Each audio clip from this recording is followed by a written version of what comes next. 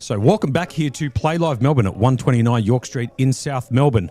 This is day 2 of the Highroller, the 5K Highroller, which got a pretty large amount of players or entries into yesterday.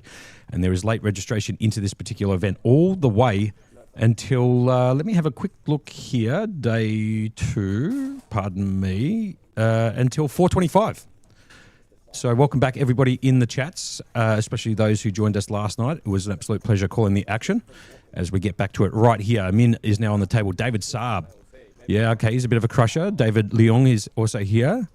Jessica and Ricky Butler. That's Ricky Butler on the screen at the moment with that, looks like a business suit on. There's obviously a Min, a serial crusher of the game. And believe it or not, we've got a special guest joining us in the commentary booth to kick off proceedings today, in that of Shannon Vandenberg, the guy from Mixed Games Academy, the Prince of Poker himself. Shannon, how are you? G'day, Mackie. I'm well, thanks, mate. Thanks for having me.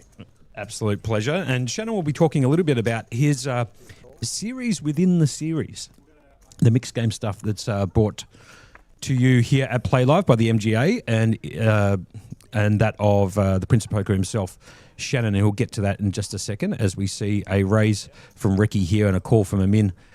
In the small blind, the flop comes down at 9-5 deuce, 2 diamonds. Amin's going to check from the small blind, and Ricky's going to have a stab at this with pocket sixes.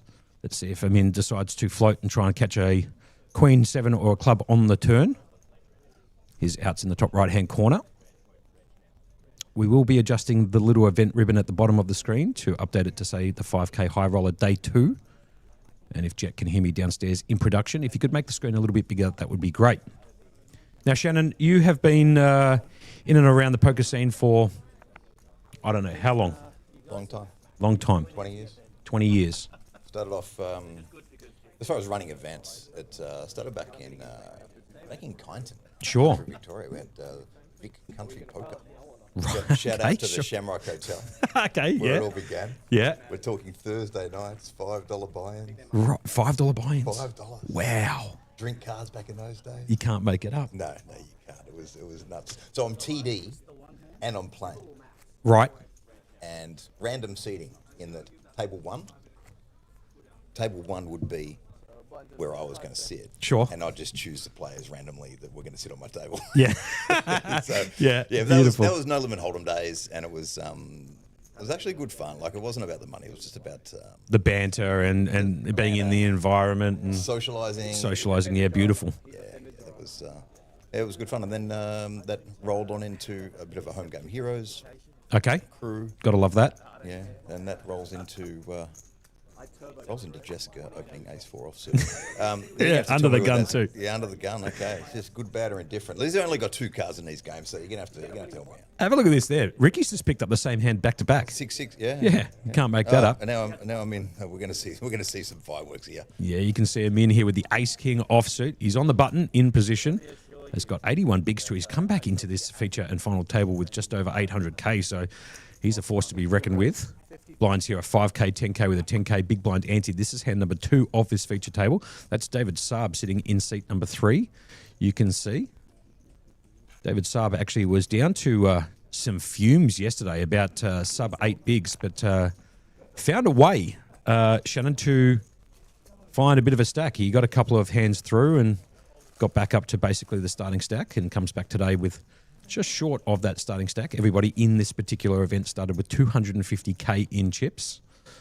That's David Leong on the screen, you can see. And there's Jessica sitting in seat number 7. And she has elected to put in a 4-bet against Amin. Now, this is a disaster for Jessica, as Amin... You don't want to be 4-betting Amin very often, to be fair. Okay. And so she's put in the 4-bet here to 150k. Repping a hand that he's already got. Or also known as 15 bigs, and Amin's going to be licking his chops here a little bit with the ace king. How's he play it here? Quick. I would like to see how many bigs has he got. Okay, so basically effective, right? So I'd like to see Amin maybe flat here and try and beat Jessica post flop. I mean, he's got his hand. His hand is so dominant. You know, it's one of those hands in poker that's the majority of the time has his opponent dominated. I want to raise. He's in position. Yeah, I mean, I don't mind that too, but I think if he does put in A 5-bet here. Jessica's got no other choice but to fold.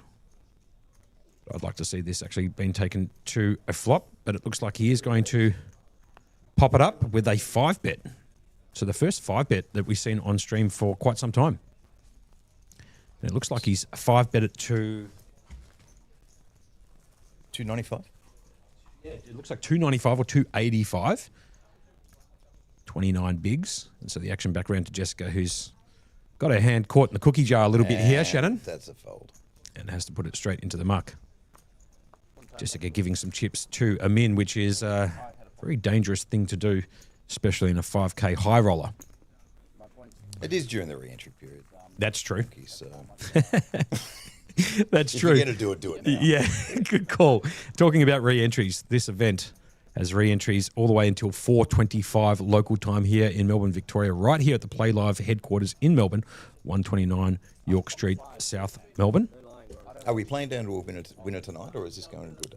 Well, look, I mean, it's just, to be announced type of situation. Yeah, it's a bit like that. I'd imagine we probably will try and get there. However, Playlive has sort of initiated, a change, or not really so much a change in the rules, but like an update to the rules in terms of giving the players the opportunity to come back for an unscheduled day 3 if unanimously all of them agree to come back at a time, which I kind of like, to be honest. A lot of these players don't like playing, especially from today when they started at 10 past or 2:15, playing all the way through until 4 o'clock in the morning. Yeah, of course.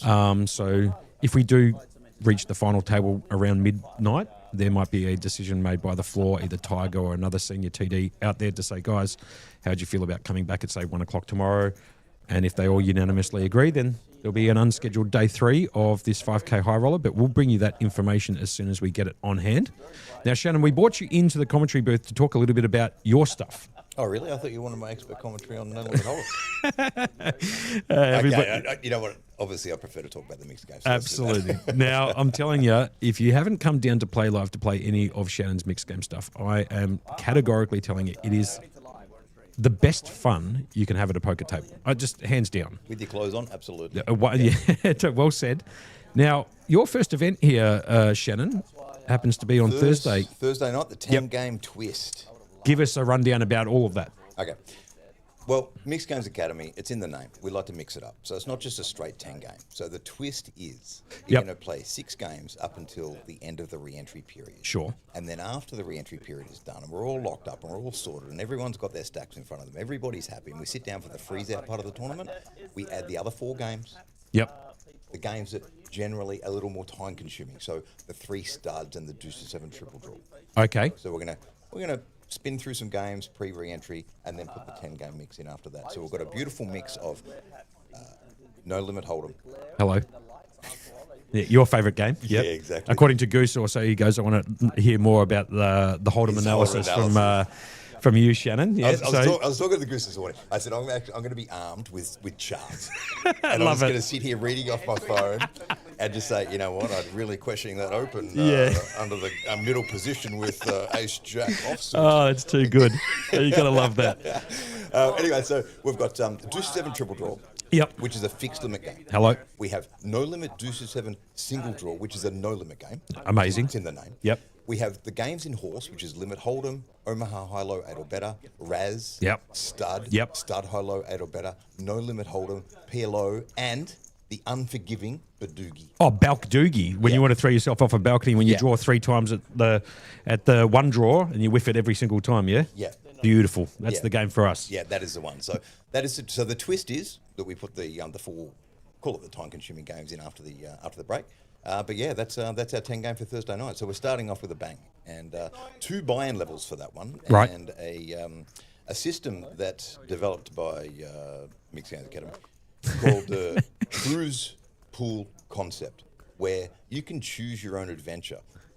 How much money do you want to put into it? Right. Do you want to buy in for $500? Sure. Do you want to buy in for $1,000? Got to love that. The upper and lower decks, right? The not lower. Main deck. Main deck. Okay, sorry, pardon me. Main deck and upper deck. Yeah, main deck and upper deck. So that people, and the reason we brought it in was there's a few reasons. One, there's mixed game players that want to play for more. Yep. So we've got the option for the extra $500. And there's players that are like still learning, cutting their teeth, and have a different bankroll and like, you know what, I still want to play. So Sure. everybody's in the same game, same stack, same everything, same hospitality fee. Absolutely everything is the same. There's no different to it. Everybody's just splattered throughout the tables. You could have main deck, upper deck people on your table or not. Sure. Let's go to a flop. Yeah, no doubts Let's about see this. We've got flush draws, straight to there. We've got backdoor spades. You got to love this commentary from Shannon Vandenberg, the Prince of Poker. Doesn't play Hold'em all that much. There was a raise from him in the cutoff with the ace-8, the natural 9. The natural for those back row players at home got called from the big blind and in defence by Jessica with the ace-5 off. It's going to go check on the flop. The flop was 10, 8, 6, 2 hearts. The 4 of diamonds on the turn. No help to Jessica. Amin still out in front with a pair of 8s, the second best pair on this board with the nut kicker. Jessica needs to find a 7 ball at the river to make it straight. She's only got 3 outs. You can see top right-hand corner of your screen. I'd like to see Amin make a bet here. And I think any heart is here it almost goes. any heart is almost an out. You represent a flush. You probably could. Probably couldn't do it against Amin, but yeah, fair enough. Against everybody else, definitely against me, you could get it through. As Amin decides to make a bet of 35k or 3.5 bigs, you can see the blind levels, bottom right-hand corner of your screen and top left-hand corner. Blinds are 5k, 10k with a 10k big blind ante. This is hand number 3 of this feature table. And so the action back around to Jessica, who looks like she's going to flick in the call and see if she can spike that 7 at the river. So off to the river we go. Pot here is 125k or 13 bigs. River card, queen, heart. Now this might be on cue for you a little bit, Shannon, because the heart has come in. So can Jessica try and rep this? Check raise. Yeah, and go for a check raise. Min's not going to bet here. Surely he's just going to. It doesn't. It goes check. On cue. Beautiful, Shannon. 1 from 1 for Shannon. Calling the action beautifully. Too good. So it does go check there, and Amin's going to see the good news that his pair of 8s is going to hold on that particular board. Now, in terms of the 10-game twist, that was on Thursday, the 11th of June at 6:15. It's a $500 buy-in, $400 plus $100 towards that hospitality package, or the upper deck, which is 900 plus 100. Thank you very much. We then roll into. So that's our 10-game twist. We roll into Friday's game, which is called a split mix. Yep. This one, as opposed to what Goose is talking about in the comments where he invented the cruise pool, he did not. I've been doing this with 3 separate pools since Jesus wore sandals. Yeah, that's it, exactly. Fair enough, yeah. 2012. Anyway, Goose did come up with this one, and it's called the split mix, where pre-re-entry we only play no limit and pot limit games. Okay. And it started off, let's look at a 9-game and say, well, whatever games are in the 9-game, let's just play some of them as a no limit, pot limit pre, and then after that, put in the whole, just make it all fixed limit after the Love it. After re-entry. Love it. I've changed it a little bit because as the pushback, players just want to peel different cards. Yep. Me especially. Yeah, exactly. So I'm going to go more on that in a second, but we've got an ace-jack offsuit here from Stephen G. In the cutoff, he's got 45 bigs in his stack, or 450k. He's going to pop it up and make it 2 bigs to go. So just raising the structure here in the cutoff. Jessica finds the natural, the Queen 8 of diamonds, for those people who like to peel up some baccarat, talking about peeling cards. She's in the small blind here and has elected to put that one into the muck. Round to Ricky Butler, who's actually found a better natural, the 10-9 of clubs, the 4-side in the club fashion. And he is going to flick in the call and defend from the big blind here, Shannon. It's good to have you in the commentary booth alongside myself for the time being. Berkey will be in a bit later on. The flop does come down. King, Queen 5, couple of hearts, so gut shot for both of these players here, actually. Jack required for Ricky Butler and a 10 required for Stephen Chi to make that straight. At the moment, Stephen is out in front with ace high. And so Ricky's going to check from the big blind. Action goes back round to Stephen. He's the gentleman right there with the white cap on, and it looks like a Georgia Tech black hoodie on. That'll work. You're going to call here with a back. You got a backdoor flush draw. You got a gut shot. And you got a natural. Got a pure one. Oh, man, you got the natural. So bet of 14k or 1.4 bigs. I'd like to see Ricky make the call, but he elects to put it into the muck. Anyways, right. So split mix. Continue. Okay, so split mix. No limit and pot limit games pre. So the players want to peel more. So I've expanded it that there's a bunch of draw games that you can play no limit or pot limit. Right. There's draw games, there's flop games, There's no stud games in no limit pot limit.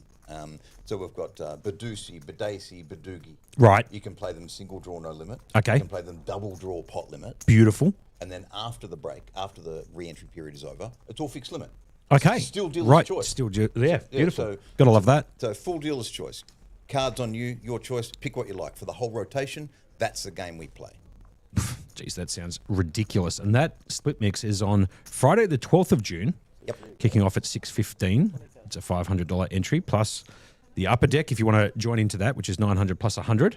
50K starting stack, 60-minute levels until registration closes, then 30-minute levels thereafter. Late registration all the way through until 8:15 p.m. 20-minute levels, not 30. Oh, 20 minutes.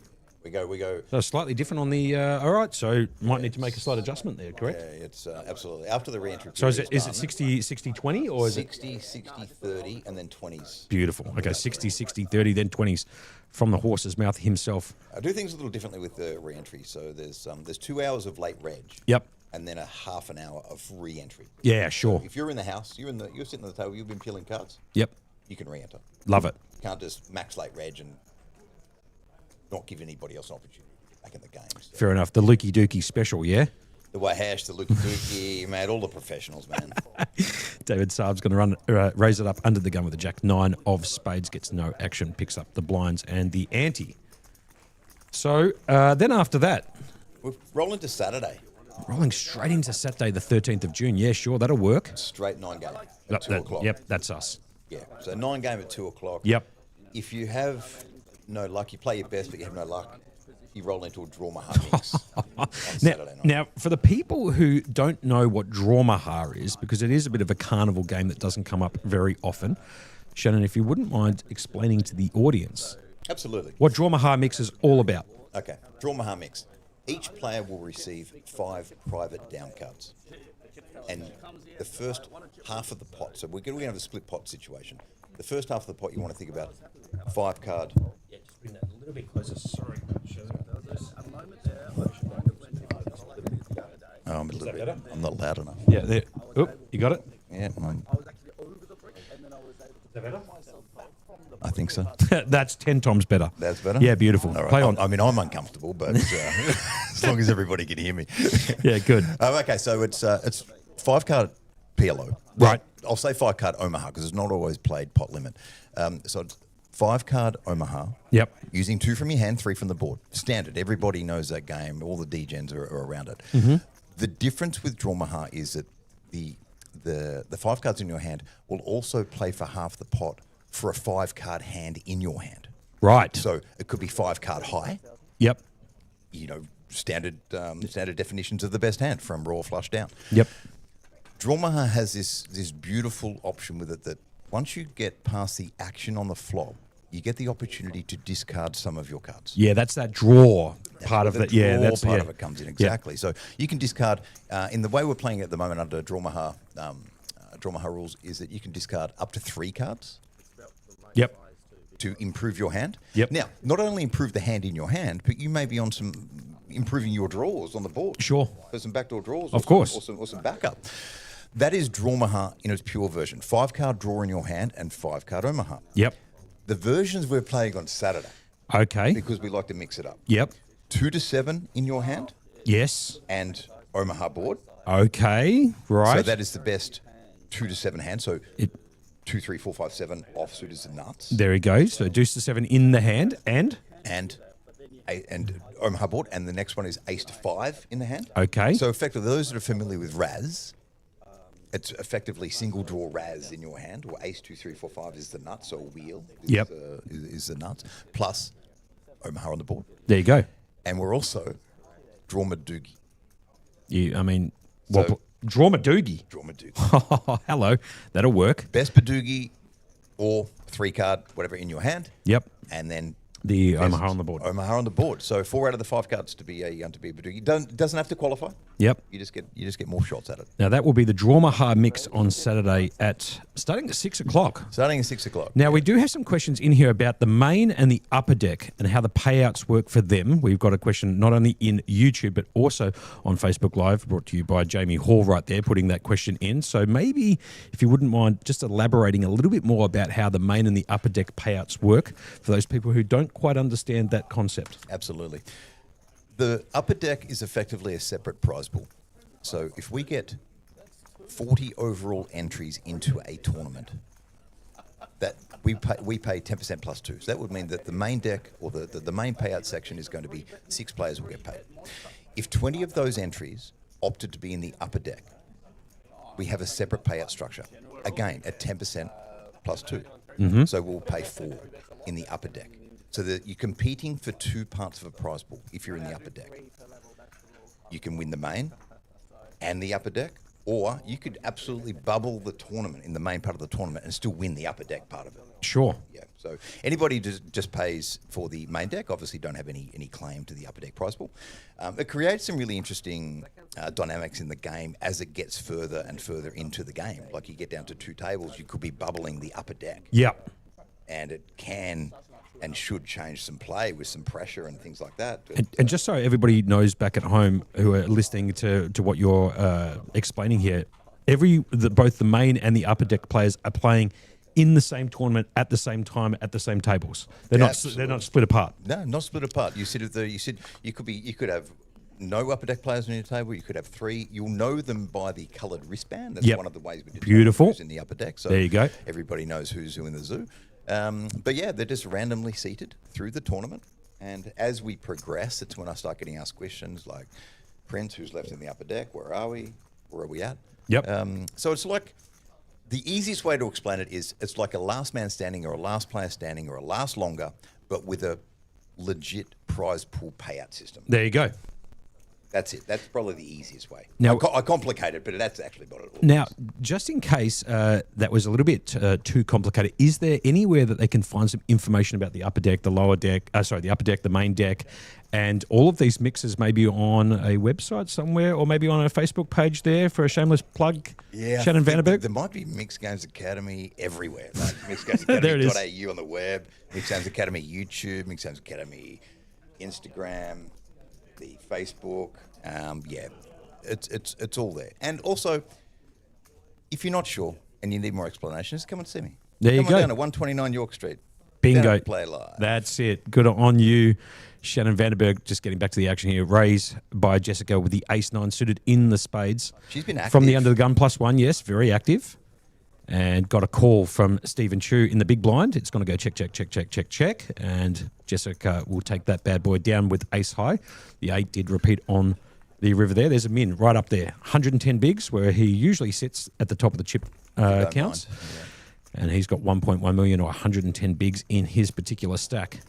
As we do have late registration in this particular event, going for another, hour and 25 minutes, give or take. Yep.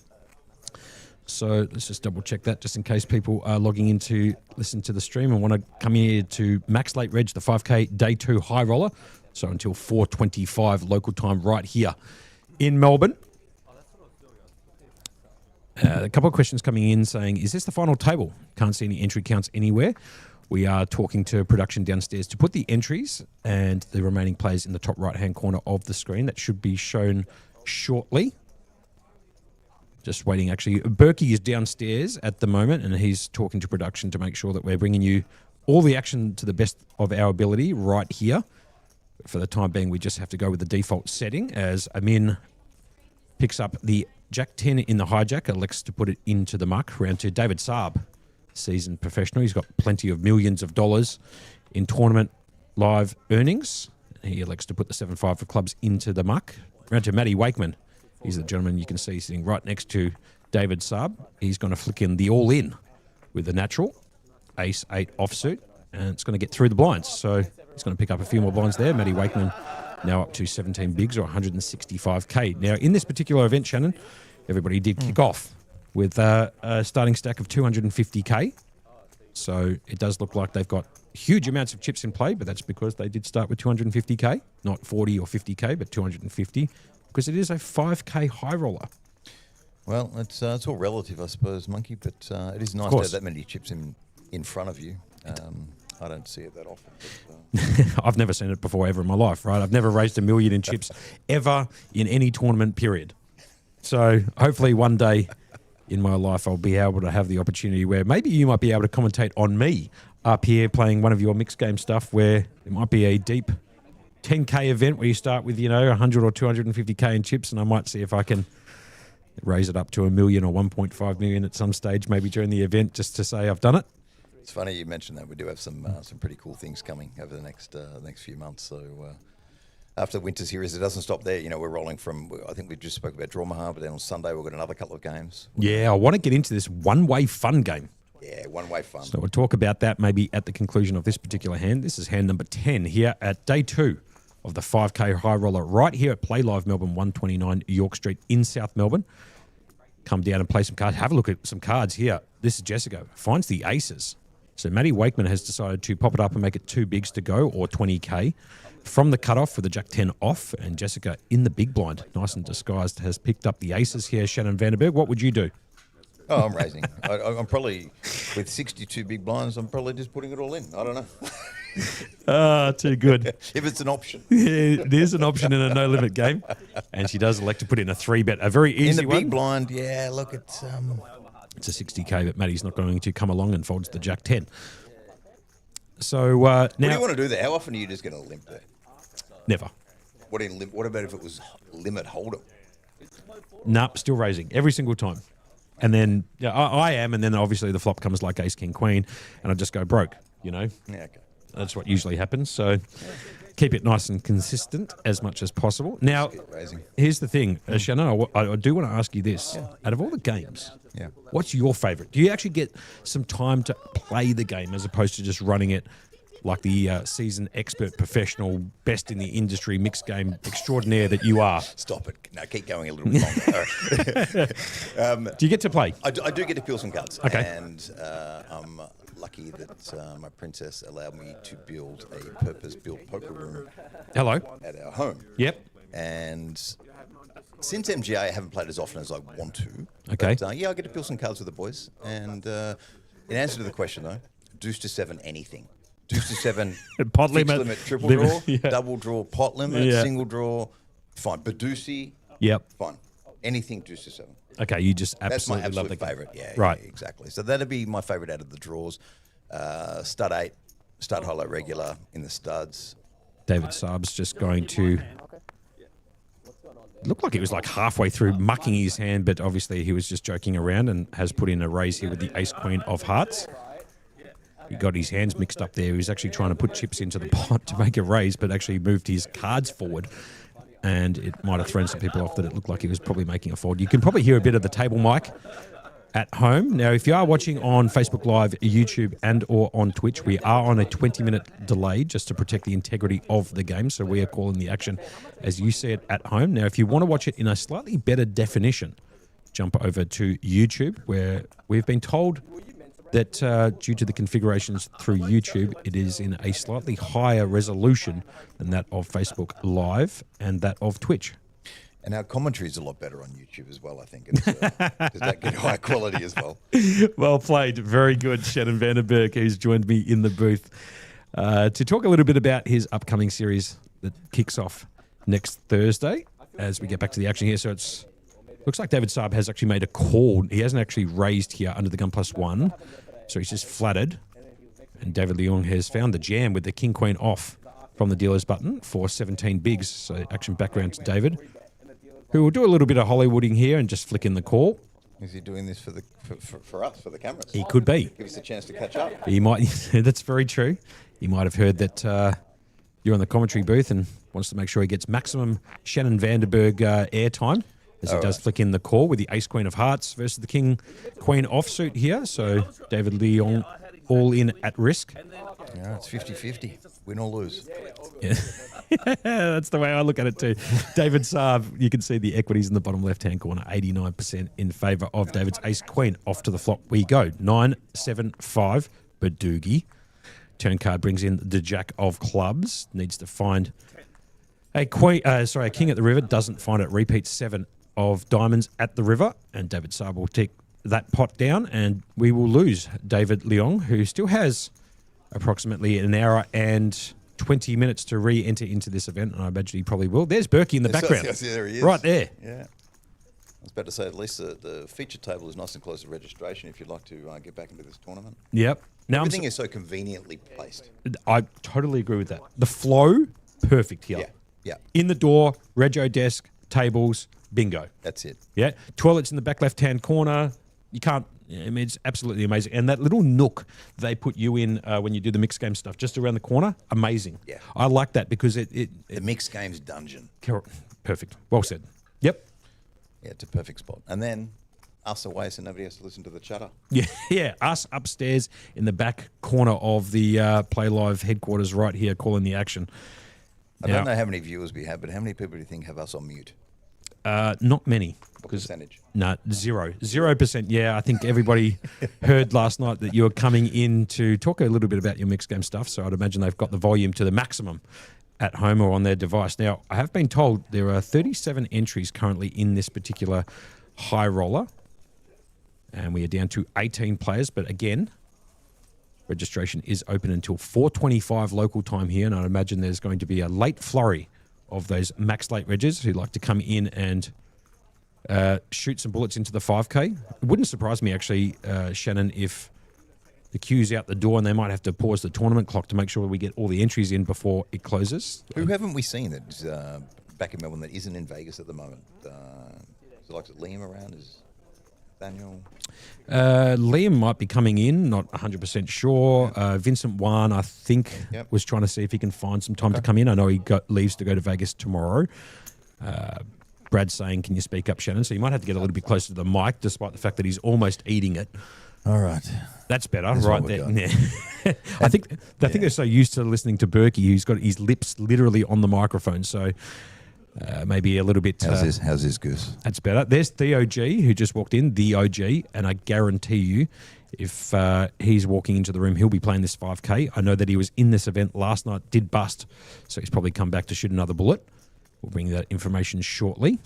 I see we've got Liam in the chat over here with a emoji of some description. And Bob9085, did I answer that question about the main deck and upper deck satisfactorily for you? If you need to know anything, pop us up a comment.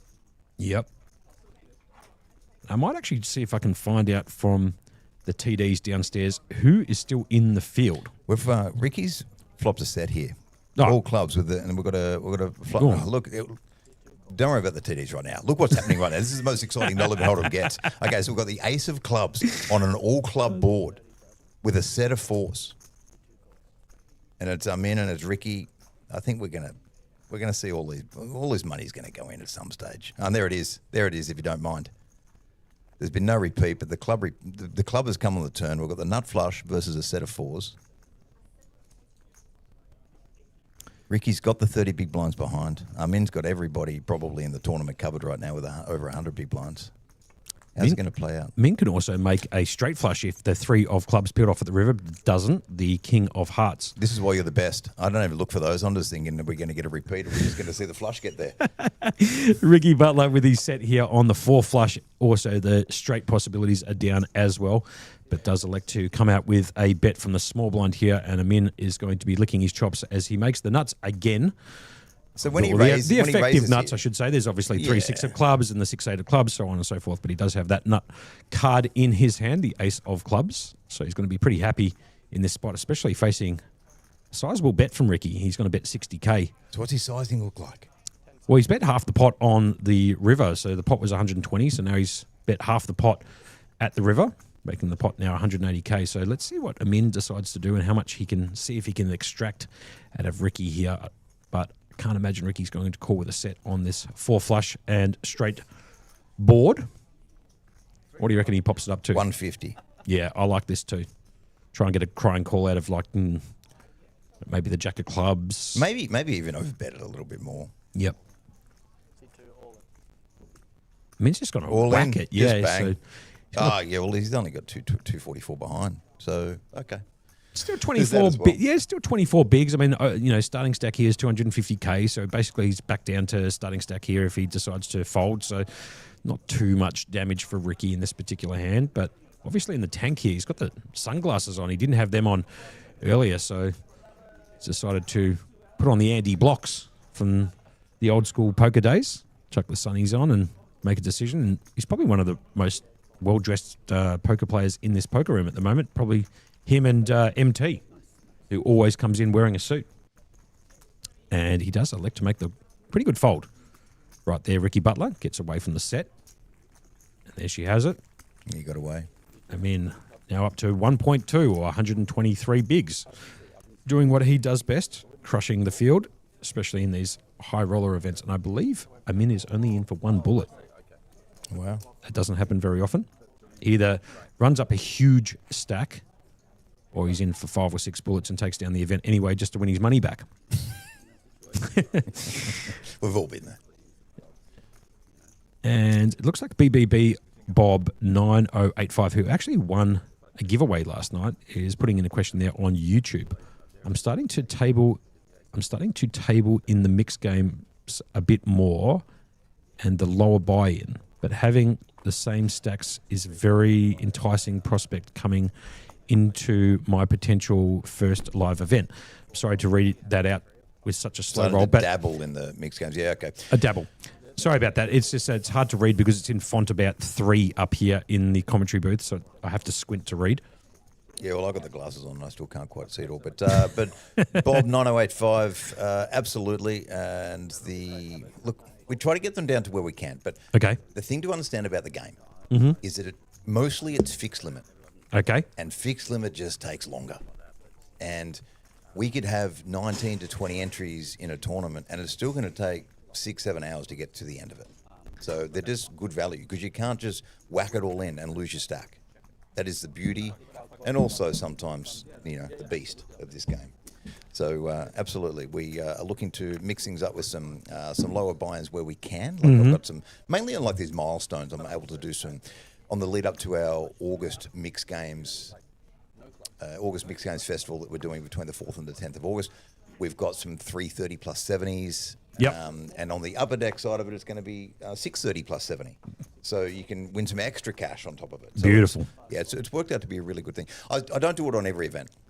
On our main events, like we're running a 5K 9 game in that series. Like there's no upper deck. That is the upper deck. Beautiful. We'll run some milestones to get in there, etc.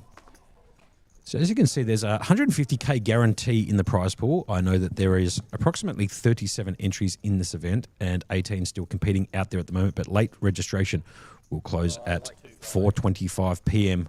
on the dot. So if you want to jump down and you've got some deep pockets to jump into this 5k high roller, I suggest you get in the car probably about now and come straight down here. Find a car park right out the front, jump into the 5k and give yourself a chance of shooting at a pretty sizable prize pool, I'd imagine. I'd like to see this event to get somewhere between 65 and 80 runners. I think it could probably get there, depending on how many of those max late reg specialists come and play as we get back to the action here. I'm in the small blind, going to apply a bit of pressure with his 6-4 offsuit. One more down. You needed to go there. Preview scaling. Yeah. Open preview projector. So I'm just talking to the people downstairs. Monkey's absolutely able to do everything. He's commentating cards. He's communicating with our live stream guys downstairs, who are fantastic, by the way. We don't get to see them often enough, but you don't get to hear them and get to see them. They're the nameless, faceless people that run the production. There you go. So it looks like a pre-flop, it was a limp in from Amin. David Saab decided to make the raise, and Amin decided to defend from the small blind with the 6-4 off. The flop came down King 10-6, I believe. It went check on the flop, and I believe a repeat 10 hit on the turn. I can't quite see it at the moment, as there are some people downstairs in production trying to fix what we can see upstairs here. Open preview projector, boys, downstairs. King 10-6. One more down. And a repeat a 4 of diamonds peels off at the river. Do apologise for the commentary on this particular hand, but we're seeing a whole bunch of clicks on the screen and not really being able to see what's going on in particular, but it looks like a check mark next to a Min's name, who's now made 6s and 10s using the king on the board as the kicker. Don't apologise for the commentary, otherwise I feel like I have to do it for every hand that I'm talking about. Yeah, fair enough. So it looks like David Saab's going to make a bet at the river here. The flush did come in. 75k. The Min's actually made 2 pair at the river, but obviously it's been counterfeited with the repeat 10 on the turn. So he's got a decision to make here for 7.8 bigs or 75k.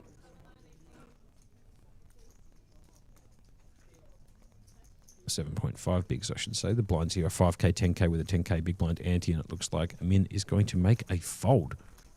So David Saab getting away from that particular one. Now we're playing poker. How long are the blinds in this game, Monkey? How long are the blinds? Is that what you asked me? Yeah. The blinds, let me just have a quick look. You put me right on the spot whilst I'm talking to production down there. The blinds are 60-minute levels. Wow, nice deep. Very super deep. As it looks like the people downstairs are doing a pretty good job to make the screen up here a little bit bigger so we can actually see the cards and read all the comments and questions coming in both on Facebook, YouTube, and on Twitch. As Rob Dog in Twitch saying Liam is here. I was dealing to him the other night with the opening event, so maybe Liam Juhu will be jumping into this 5K. Not sure. Goose is telling us he can dust a stack very quickly, and I can attest to that. I've seen it. Fair enough. This is hand number 15 of this feature table in the 5K high roller right here at Playlive. 129 York Street, South Melbourne. 3205. We did do a postcode giveaway last night where the first person to put in the correct address, inclusive of the postcode, won I believe it was a sweater, a fleece sweater, and a beanie giveaway. Okay. Straight out of Berkey and myself's back pockets. So happy to support the people who support us and listen to us right here do the commentary. Not much for guys like you, is it? Sure, not too much for me, yeah. We've got Ricky with the, with my princess like to call this one the Shmooey. The Shmooey, okay. And is he going to get any customers? What's he raise it up to? Just a min raise to 20k. Yeah. And the Doyle comes along. Yeah, Matty Wakeman calling from the big blind, just defending it for one big. He's going to flick it in. And the board comes down a couple of 9s and a queen. Ricky Butler out there with the Ash Guptas, the three side, dot. The pocket 8s, and he's going to come out with a bet. And I can't imagine Matty is going to float this flop. Not much going on. I'm expecting him to make a pretty quick fold, and he does. 2 from 2. Ghosty coming in saying, will play be concluded today? That's the intention. We want to try and see if we can polish off this 5K high roller event here at Play Live tonight.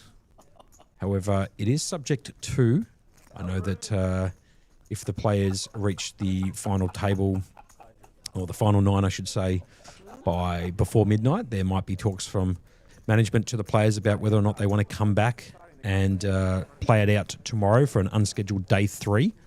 But we won't know that information until we're closer to that final and feature table. Some of these players don't like playing for 14, 15, 16 hours in a row, and it's a bit torturous also on the dealers and the staff here. So those options may become available to the players. They all have to unanimously agree on a time to come back. So if one player says no, then they'll kick on until we find a winner and crown a champion in this 5K high roller. You're listening to myself, Josh Monk, a.k.a. Monkey, alongside the Prince of Poker himself, Shannon Vandenberg from the Mixed Games Academy, who, in my opinion, is the best in the industry, period, for all of the mixed game stuff. Now, this is an unpaid presentation. Thank you, Monkey. Well, I think we got to Saturday night. Sunday. We got to the one-way fun. Yeah, I want to get to that in a second because that sounds like an amazing event, and I don't know anything about it. So I'm looking forward to you explaining what that is all about. We've got some hands. Tamir here in the hijack has popped it up with the King Queen offsuit. Just made it 2.2 bigs to go, or 22k. It was, pardon me, Ricky Butler, under the gun +1, has decided to raise it up to 22k with his pocket tens, got caught in the hijack by the king queen off, and Stephen Chu in the big blinds decided to defend with the 5-4 of clubs. Flop. And the flop just comes ace, a couple of kings. So Tamir out with a huge equity lead in this particular hand. 90% chance of winning this hand. Stephen's going to check from the big blind. Ricky's going to continue his narrative with his pocket tens and bet into this flop, 1.2 bigs or 12k. Tamir makes the easiest call in poker you'll probably ever see. Yeah. Stephen's going to get out of the way from the big blind. So off to the turn we go. Can Ricky find a 10 ball?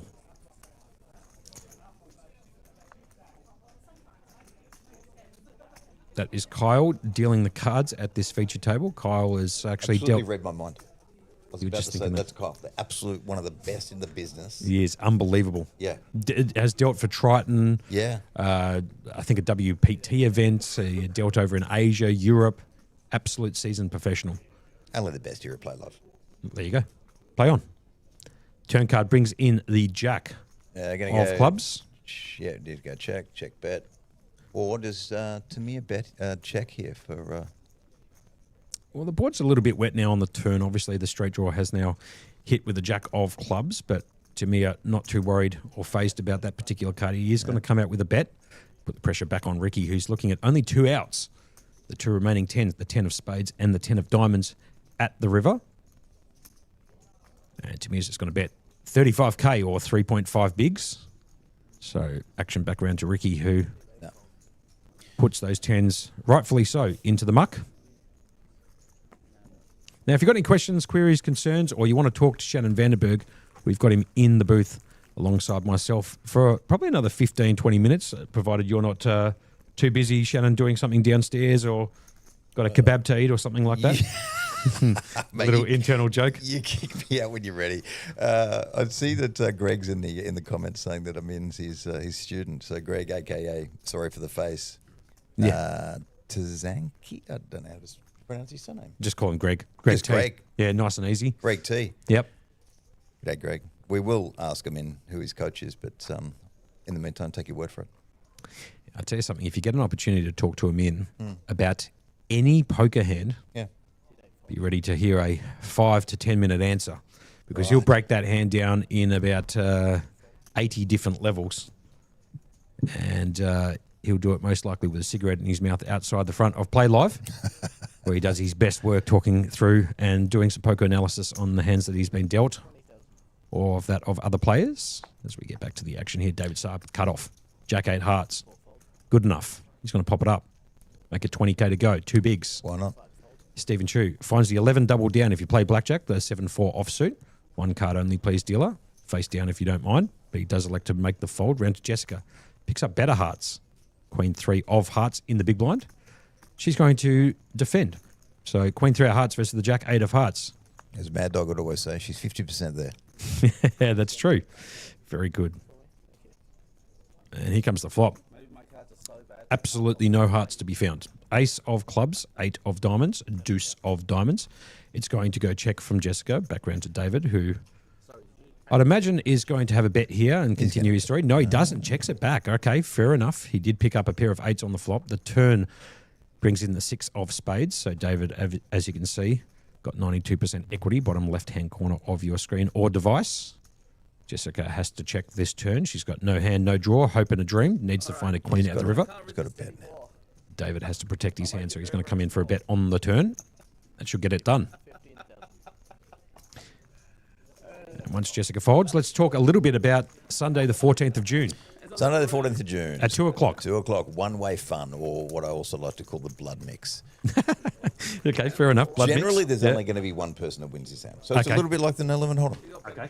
So everything's fixed limit. Okay. And everything technically has like only one best hand. So there's no chop pots, basically. So one-way fun means exactly that. We are going for one side of the pot. The best side of the pot. There's no chop. There's no 8 or better for the low. There's no backup. None of that. The only way you're going to get a chop is if you happen to have the same hand. Yeah, obviously. Yeah, you both make the straight or whatever and chop it up. So we're going to play some deuce to 7 triple draw, a bit of ace to 5. Okay. Badoogie, Raz, stud, limit hold'em, and one that doesn't get played very often here in Australia, and I played this when I was over in Umea. Courchevel. Courchevel. High only Courchevel. Right. For those at home that haven't ever played Courchevel or wondering what I'm talking about, 5-card Omaha. Okay. But you get a spit card. So all 5 cards are dealt to every player, and then the first card of the flop is immediately exposed. There you go.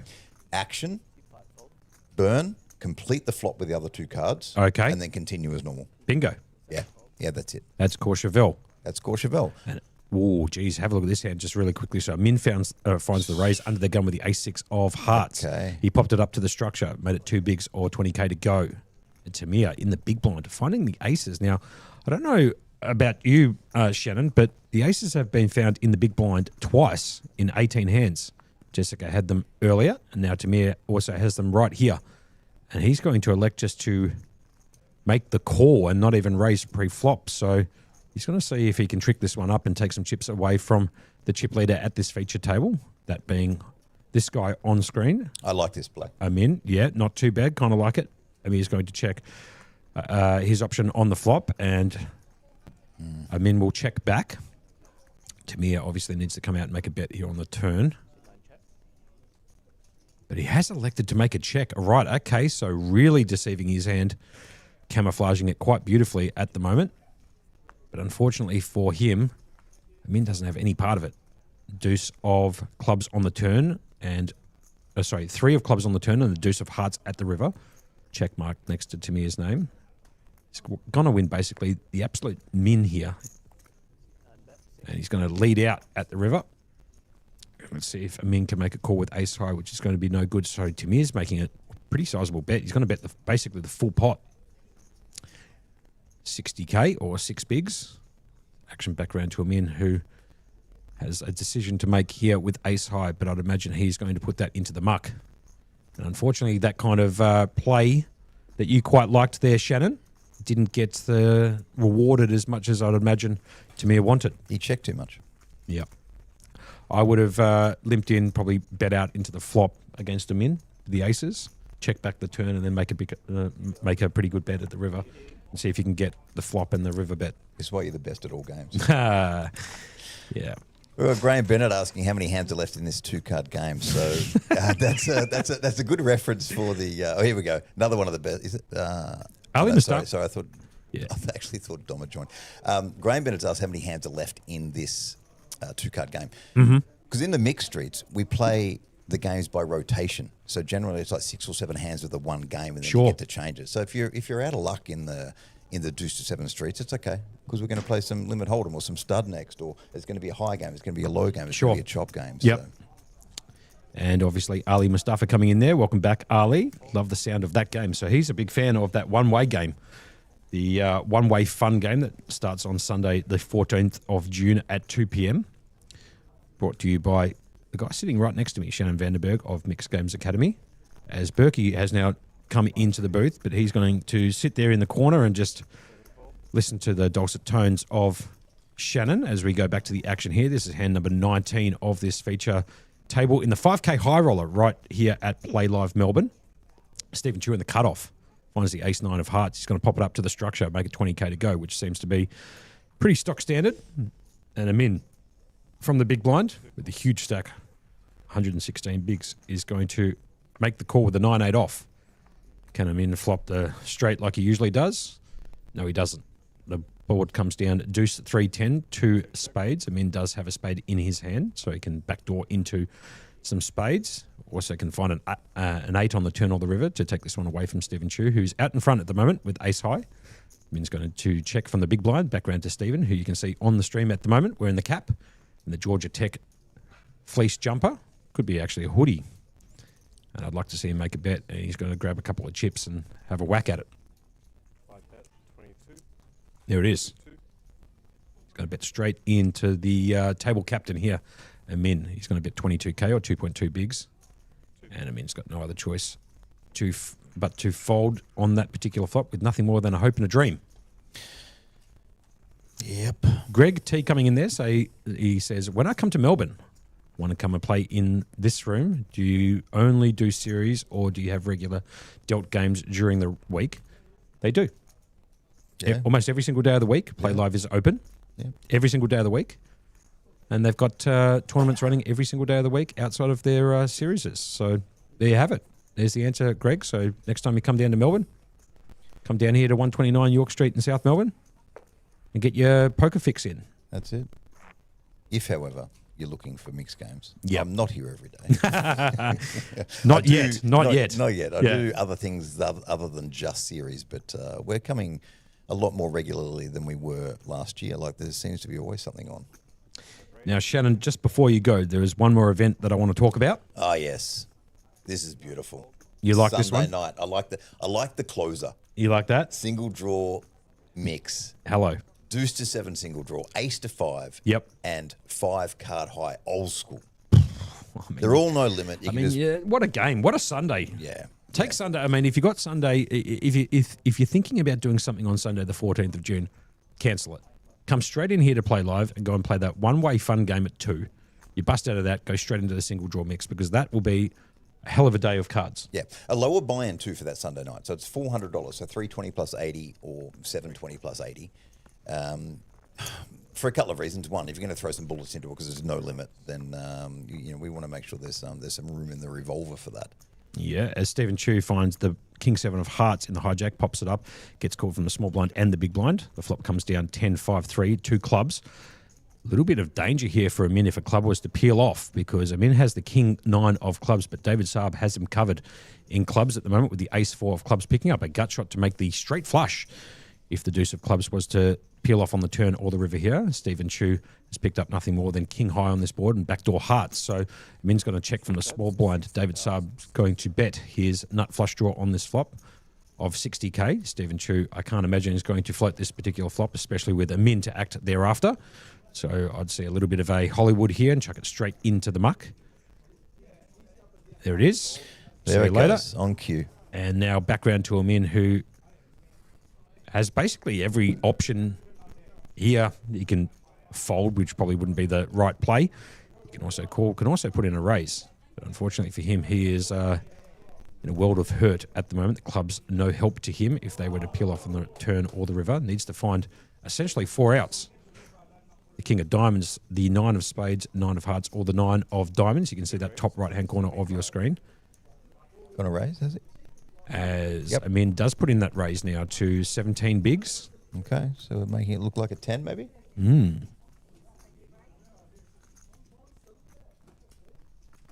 going to raise it up and make it 175k. Back round to David Saab. He's got 39 bigs to his stack, and he's going to just whack it in. straight into Amin's face. that'll be- And Amin's going to call and see Oh. the bad news, right?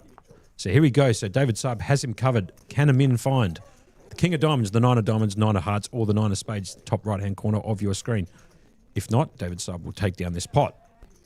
Here we go to the turn. And there's the straight two for David Saab. So GG's. That's it. Cannot lose. And an ace for good measure too. So makes a straight on the turn, whiffs all the clubs, also hits an ace at the river. But the wheel coming in there, Shannon? Yes. We have many wheels in the mixed games. Yep. Now, Shannon, I will say this. It's been an absolute pleasure. I've loved being here with you, Monkey. Is there anything else we need to discuss about your series within the series? No, we've pretty much covered it all off. Now, where can they find all the information about Shannon, mixed games, your personal life, all of that? Where can they find all of that information? Reddit. Yeah. No, you're looking for mixedgamesacademy.au. You're looking, that's for us on the web. And we've just actually upgraded a new archive system for, if you've ever played with Really us. good too, by the way. You can search for yourself, find out what you've won in the mixed game street. So it's the MGA Mob. Beautiful. There happens to be a bigger one in the world called Hendon Mob. So Forget about Hendon Mob. Yeah, forget about it. It's in the mixed game streets. You can get us on Instagram, Beautiful. YouTube, Yep. Facebook. We're everywhere. So we're here for 4 days, 6 events. They're all trophied events. Come in, give it a try at the main deck. If you're feeling good and you prefer to look at percentages and you like the percentages to look differently, then go the upper deck. Sure. There you go. She's there. Now, just before you go, Yeah. Rob Dogg's coming in there on the Twitch chat saying, will there be MGA merch available during the series? Any chance? Rob Dog, thank you. We actually announced the MGA drop and we're bringing it all in on Thursday. We've got Hello. zipper hoodies, pullover Beautiful. hoodies. Yeah, keep going. We've got caps. Yeah, beautiful. We've got backpacks. Beautiful. All branded MGA. pink caps, which I wasn't sure how they go. Wow. Okay. So Sure. we didn't get many. Yeah. But we've got pre-sales already, so it's. Now, for people who don't know what you look like, Shannon, which there's probably about 3 people in the entire world, Yeah. will you be doing the suspender look like you usually do? Oh, mate, that's standard. If I'm going to get into character, like there's this process. I need like an intro to any of my videos where it's a process of selecting the suspenders, selecting the fedora, and then getting into character, and then making my way in. So absolutely. Sure. And then standard end of the game. 546 Flinders Street at CBD Kebabs. Kebabs, yeah.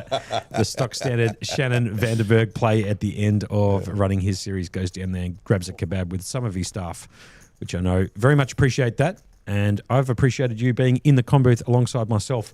Shannon, thank you very much for all your time, and look forward to your events. You'll see me down there playing. Beautiful. Good on you, buddy. Thanks for having us. Absolute pleasure. Thank you very much, Shannon.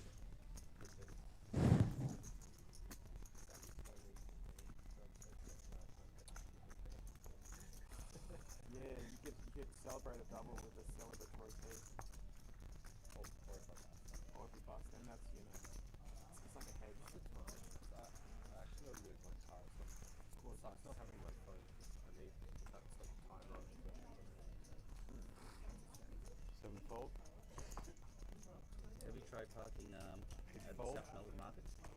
No. Today I think it's closed, the South Melbourne market, so there might be extra parking there for free. I don't know. Twofold.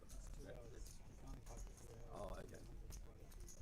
I just need to move my car. I'm doing 2 hours and moving it. Okay. And of course, you've got Coles and Woolies also have, parking available. 23 Breeze, 20,020.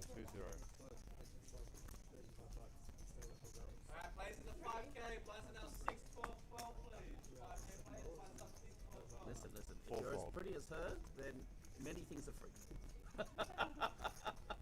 5-fold.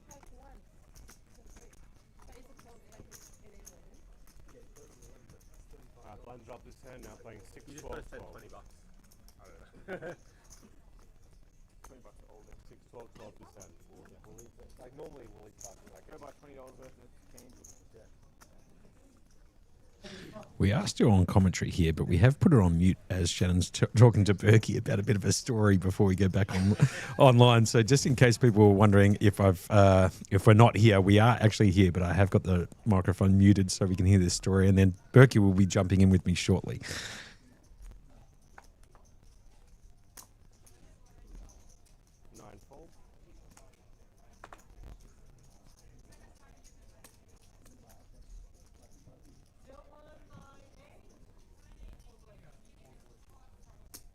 Raise 24. 3-fold. 4-fold.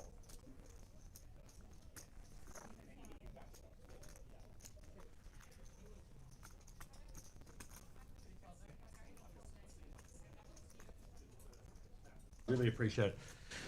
That was Shannon Vanderberg. Talk about Shannon Vanderberg. He's the mixed game specialist, the Prince of Poker himself, and I very much appreciate him joining me in the comm booth. Berkey was running a little bit late, and so Shannon filled that gap absolutely perfectly, as we see Amin in the hijack making a raise here with the ace-10. He's going to pop it up and make it 24K to go. The blinds have gone up to 6K, 12K, 12K big blind ante, so just popping it up to the structure. Stephen Chu in the small blind has found the 3-bet with the pocket kings, as I welcome my co-pilot on the You Can't Make It Up podcast, Mr. Adam Burke. Berkey, how are you, sir? Monkey, good. Just running a bit late today. Apologies to everyone, but it was perfect timing to have Shannon in because we planned on having him in today either way to talk about the mixed game stuff, which was very informative from what I hear. It was absolutely outstanding. Got a whole bunch of questions in the chat. So, yeah, it was very informative, like you said, and here's series kicking off on Thursday the 11th in a few days' time. As we get back to the action here, Stephen Chu putting in the 3-bet to 7 bigs, 84K. Action back around to him in. The ace-10 offsuit. And I mean, have a look at his stack. And the guy's just outrageous. Yeah, but he took a big hit before, I was noticing, to David Saab. So David Saab building it and amassing a stack as well now here with 83 bigs. So is that a 4? He's just 4-bet him. Yeah. Okay, to 155. Now Stephen Chu absolutely licking his chops at this one. Yeah, no doubts. This is just a jam all in with the pocket kings, and Amin might be able to find the fold, but he does run absolutely beautifully. Greg's saying, hello, Berkey. Oh, hello, Greg. How we doing? How's everyone doing in the chat? Just did a bit of a post. I took a photo of you and Shannon. There you go. Posted on the Berkey and Monkey commentary site and let everyone know what is going on. And we are here for the 5K. And we've got 37 runners so far. And the Rego is still open for another, 45 minutes, I'd say? Yeah, 25 minutes past 4 is late registration into this 5K high roller. Now, we do have some information about the outer feature tables and who is playing on those particular... Stephen Chu did jam and Amin did end up folding that. So Amin's taken a few hits over the last few hands, but definitely not out of it. Amin with still 500,000 in chips in his stack, 42 bigs. That's plenty for him. As you were saying yesterday, for any of those who were listening, if you're going to take a person with 10 big blinds up against 30 or 40, he's definitely one of them. Yeah, David Saab, like I said before, we're commentating on this last night, actually. David Saab was down to like sub 10 bigs. Now all of a sudden up to 83 bigs with a bit of help from Amin in the hand, a few hands before with the King 9 of clubs versus the Ace 4 of clubs in a jam call situation. Amin had the King 9 of clubs on a clubs board, and actually David Saab locked it up on the turn after making a gut shot to make the straight and had the clubs covered. So he took a few chips away from Amin, who was the chip leader when he first arrived here at the feature table. But look, now he David doesn't even Saab, look phased. Yeah, doesn't but even yeah, look doesn't phased look phased at but, all. But now David Saab has taken that chip lead away. Now, in terms of the outer tables, Yep. What do we got? let's have a look here. As of, let me just have a double check. As of, half an hour ago, we had on the outer tables, Azuki is out there. Luca, Mr. Playlive himself. Tell you what, Izuki's a hell of a story itself. Yeah. Have you heard about all he's done? Yeah, we might talk a little bit about that in a little bit. Yeah, so Luca's out there, Mr. Playlive. Dukes is out there, Maduka, Piera. We've got MT. Michael Tomini is out there. Aaron Chong and Josh Wick, also known as Josh Chen, is also out on table number 12, which is one of the outer feature tables. We also have Travis Endlesby out there on table number 14, which is another outer feature table to this 5K. We've got Daniel Klinger, Yi Fan Yo, Dale Marsland, who's actually from WA, Ricky Butler, who got moved off this feature table to make up the numbers on the other tables, and Jinxie, Braden Jinx. Jinxie's still going. Good on him. Who, by the way, had a little bit of a conversation about his hand with the Kings. Oh, yeah. What did you end up getting with there? Well, I don't want to give away all the trade secrets, so maybe during the break, Berkey, I might talk to you about what Braden spoke to me about. Fair enough. Just don't want to let everybody at home know what he told me about that particular hand, because there was some contention in the chat last night about what to do with those particular Kings. But whether it's a jam or whether it's a flat. Yep. And he navigated through that with me downstairs before the start of play today. This is in the chat. CK coming in. After hearing someone with so much knowledge and wisdom talk for the last hour, Berkey is a refreshing change. Well played. Oh, dear. It started early, hasn't it? Already getting the rips in early, which is good. I can take it. Let's keep going. Now, Berkey, I'll tell you something. In that bag right there. Oh, you brought it? We brought him in. So maybe on the break here, Monkey, because you haven't let know what it is yet, have you? Nope. Okay, so we are, as everyone's hearing, we have a huge prize giveaway. Maybe we take a photo of it, we post it on our site, let everyone see what it is. Yep. And then, well, I mean, it automatically goes to the people who are liked and subscribed and following. Well, they'll know exactly what it is. Yeah, there's a duffel bag up here in commentary, so it was brought in via duffel bag. So it can be anything the size of a duffel bag. So if you're thinking it's going to be a statue of Berkey, definitely not. A gold statue? Yeah, the gold statue. I'm in here Tamir in the small blind finds the queens. Okay. He's elected just to limp in. Now, he did this just before with aces against Amin. And so he's elected to trick it up a little bit, limping in here with the pocket queens. Amin has found a raise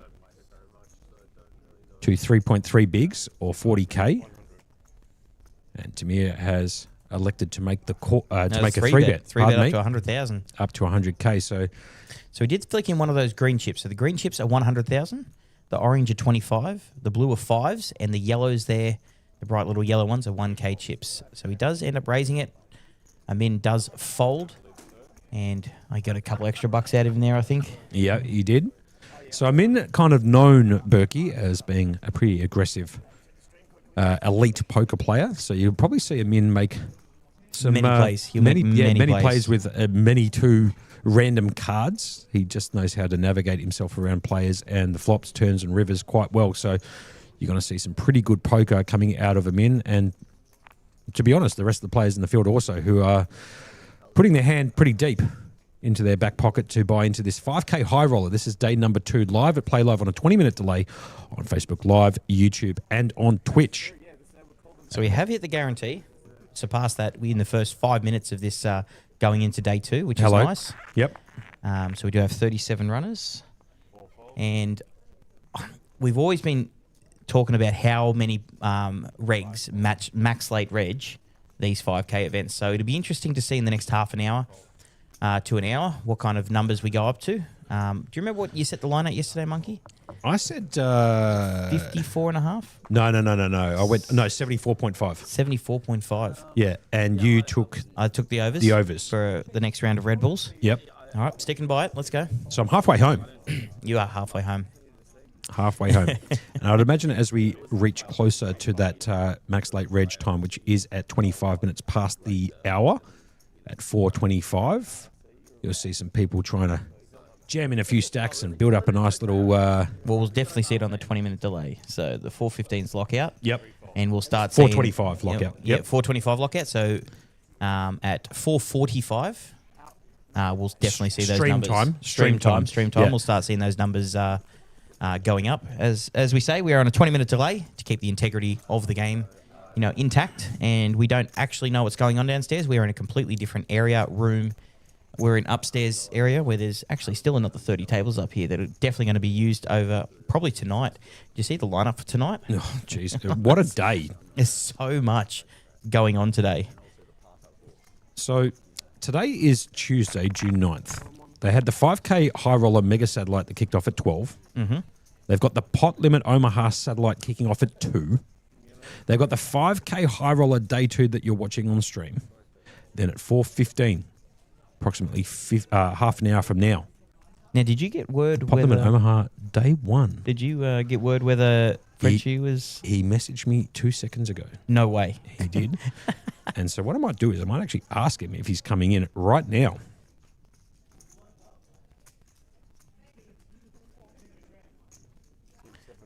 We're going to go back to the action here really quick. We've got Jessica waking up in the hijack with Ace King, the big slick, non-suited. Raises to 24,000.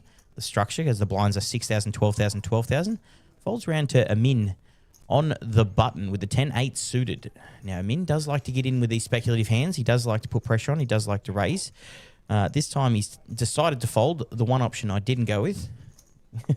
Yeah. Started early, Monkey. Good on us. Yeah, perfect. And David Saab ends up folding that 10-8. And Matty Wakeman here with the short stack has woken up with King Jack suited. Pretty simple which decision. I dare say this is going to be going in. It's going to get snap called. Yeah, and there it is. All in. All in, snap call. Jessica way out in front here equity-wise. But the King Jack suited Matty Wakeman trying to save his tournament here against Jessica's Ace King offsuit. It's an interesting one here. It's an absolute just jam there with the 6.6 big blinds total. Let's see if he can get out of it and keep his tournament alive. We are going to go see a flop. Wow.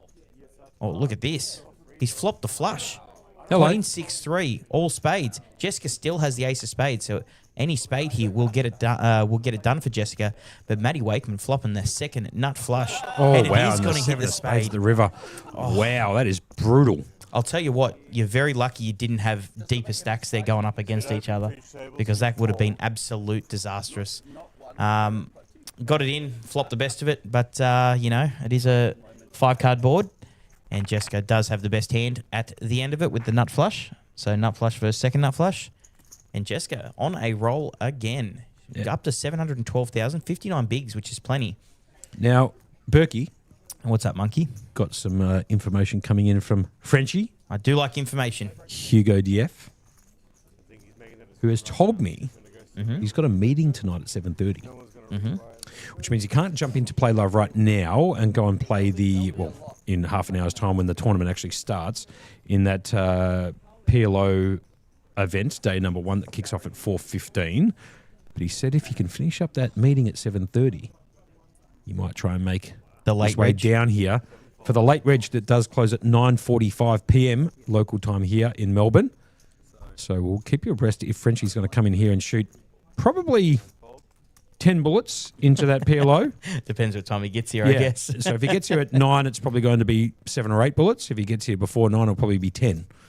Unless, of course, he runs up a huge stack on his first bullet, and then that will be all she wrote. But I'm telling you right now, if there's anyone that can, if there's anyone after one bullet that can be 10x their stack right like in the first 10 minutes, it's Frenchie. No, there's no doubts There's about it. no doubts about it. He's So- a dangerous man with chips. So for the Frenchie lovers out there, he might be coming in a bit later on tonight, but I'll keep you abreast of that information for the guys who enjoy seeing Frenchie out there in the tables, or on the tables, I should say, as we see a raise from the cutoff from a min.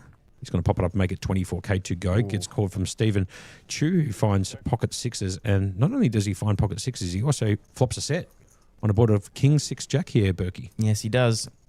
I'll tell you what, I've only been watching the stream for, 15 minutes, and Amin's copped a few rough end of the sticks beats. Well, he is opening up pretty wide, It which can he happen usually when does. you open wide. It definitely can. He is going to bet into this one. 18,000. Stephen Chu, I imagine, will just flat this. Yep. Like to see him flat and see if he can find a favourable card on the turn. Then again, Stephen Chu is the You could- pro out there. I mean, you could raise. Yeah, I mean, you could You could, target certain hands and Yeah. try and protect your hand against, an unfavourable turn card like an ace of spades, 10 of spades, queen, for example, anything that can complete either a flush or a straight.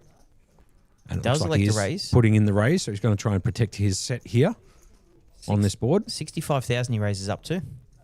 And Min, I can't imagine playing back at Stephen, No. but I've seen him make Oh, plays. I've seen him make plays that'll just blow your mind. That's true. So it's easy for us sitting up here going, he should fold, isn't it? Yeah, that's Because true. we can see the cards up here.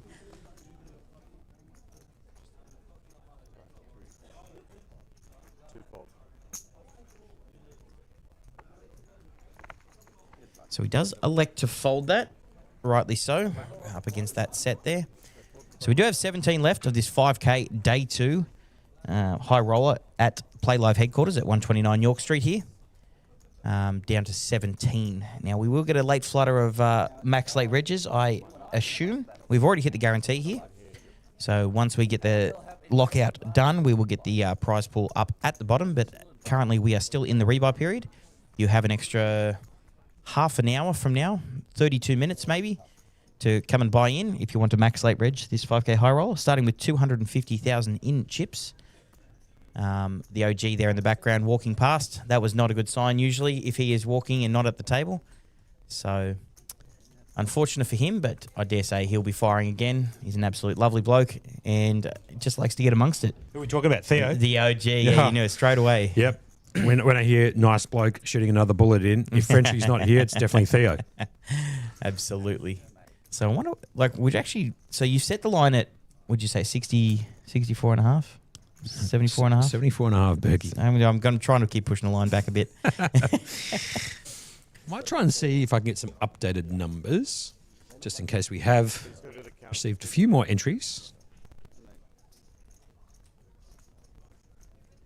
As Berkey's alluding to, maybe that's not the case for the time being. Don Parker. Now, sitting you'll down find in you'll find with the last half an hour, people aren't going to buy in with half an hour to go left in the rebuy period. They want to come in for that max late reg. Yep. So I dare say we won't see probably any buy-ins for the next half an hour, and then there'll be an absolute stack right at the end. Mm-hmm. Because, those regs that come in, they have it absolutely timed to a perfection of what time they get in here, max late reg, and get into the tournament. Good call. Yeah, Don Parker sitting there. Now, I believe, I'm going to have a look at this. Players have jumped up from the table. I am assuming here that we may have lost a couple of players and they're just balancing at the moment. That would be my guess of what is going on. Could be the case, as you see Daniel Klinger taking an entire rack of chips and coming straight into the one spot. So good call from you, Berkey. Is that Mario? No, it's not. No. Can't be. No, that's not Mario. Oh, geez, it looked like Is it it? from the. No, it's Oh, no, not. it's But I was like- it did look like it from a side profile. Monkey, look. you know as well as I do. If it was Mario, you know it was Mario. Yep. He comes in with a presence, doesn't he? You got a tough player on your left, though. He's deep in the tank there, Monkey, aren't you? I am. I'm just talking to production downstairs about making the screen a little bit bigger up here for us. Okay, yep, And excellent. condensing down the chats. So that We can are a little actually- bit blind sitting back here, aren't we? We are. Do need to get our eyes checked a bit. Look at Brian. Look at the little dapper suit that Brian's wearing today. That navy blue. He's looking pretty smick there, isn't he? He is. He bought a few extra suits because he's done a few of the overseas ones, the APT, the Asian Poker Tour. He'll be, I think, head TD over there, head TD at the end of the year at the Taipei series. Yep. So traveling around the world, doing some big things, Brian. He has a very, very large following of dealers and staff, and he does actually love coming here to Playlive Melbourne. It's great. He's been here since most of the big series. Correct. So As we've just been hand delivered some food, Berkey. oh, absolutely. I'll tell you what, they're getting fed really well around here at the moment for that hospo package. Yeah, agreed. Part of that hospitality that you have to, we don't have to, you can mandatorily opt out of taking part in the hospitality package. But however, the food and the drinks and everything that you get in the hospitality package, definitely worth it. As we get back to the action right now, Stephen Chu, small blind. It's been folded around to him. He's got 53 bigs or 633K in his particular stack. Finds the ace-3 offsuit. So he's got an option to limp in here or make a raise. And he is going to raise straight into Yifan, who's the gentleman who's just taken a seat here in seat number 6. Yifan just joining the table. Just having a look at some of the new arrivals. We've got Danny Klinger, 450K, 38 bigs. Amin's still sitting there with 36 bigs. Saab was there. Travis is in.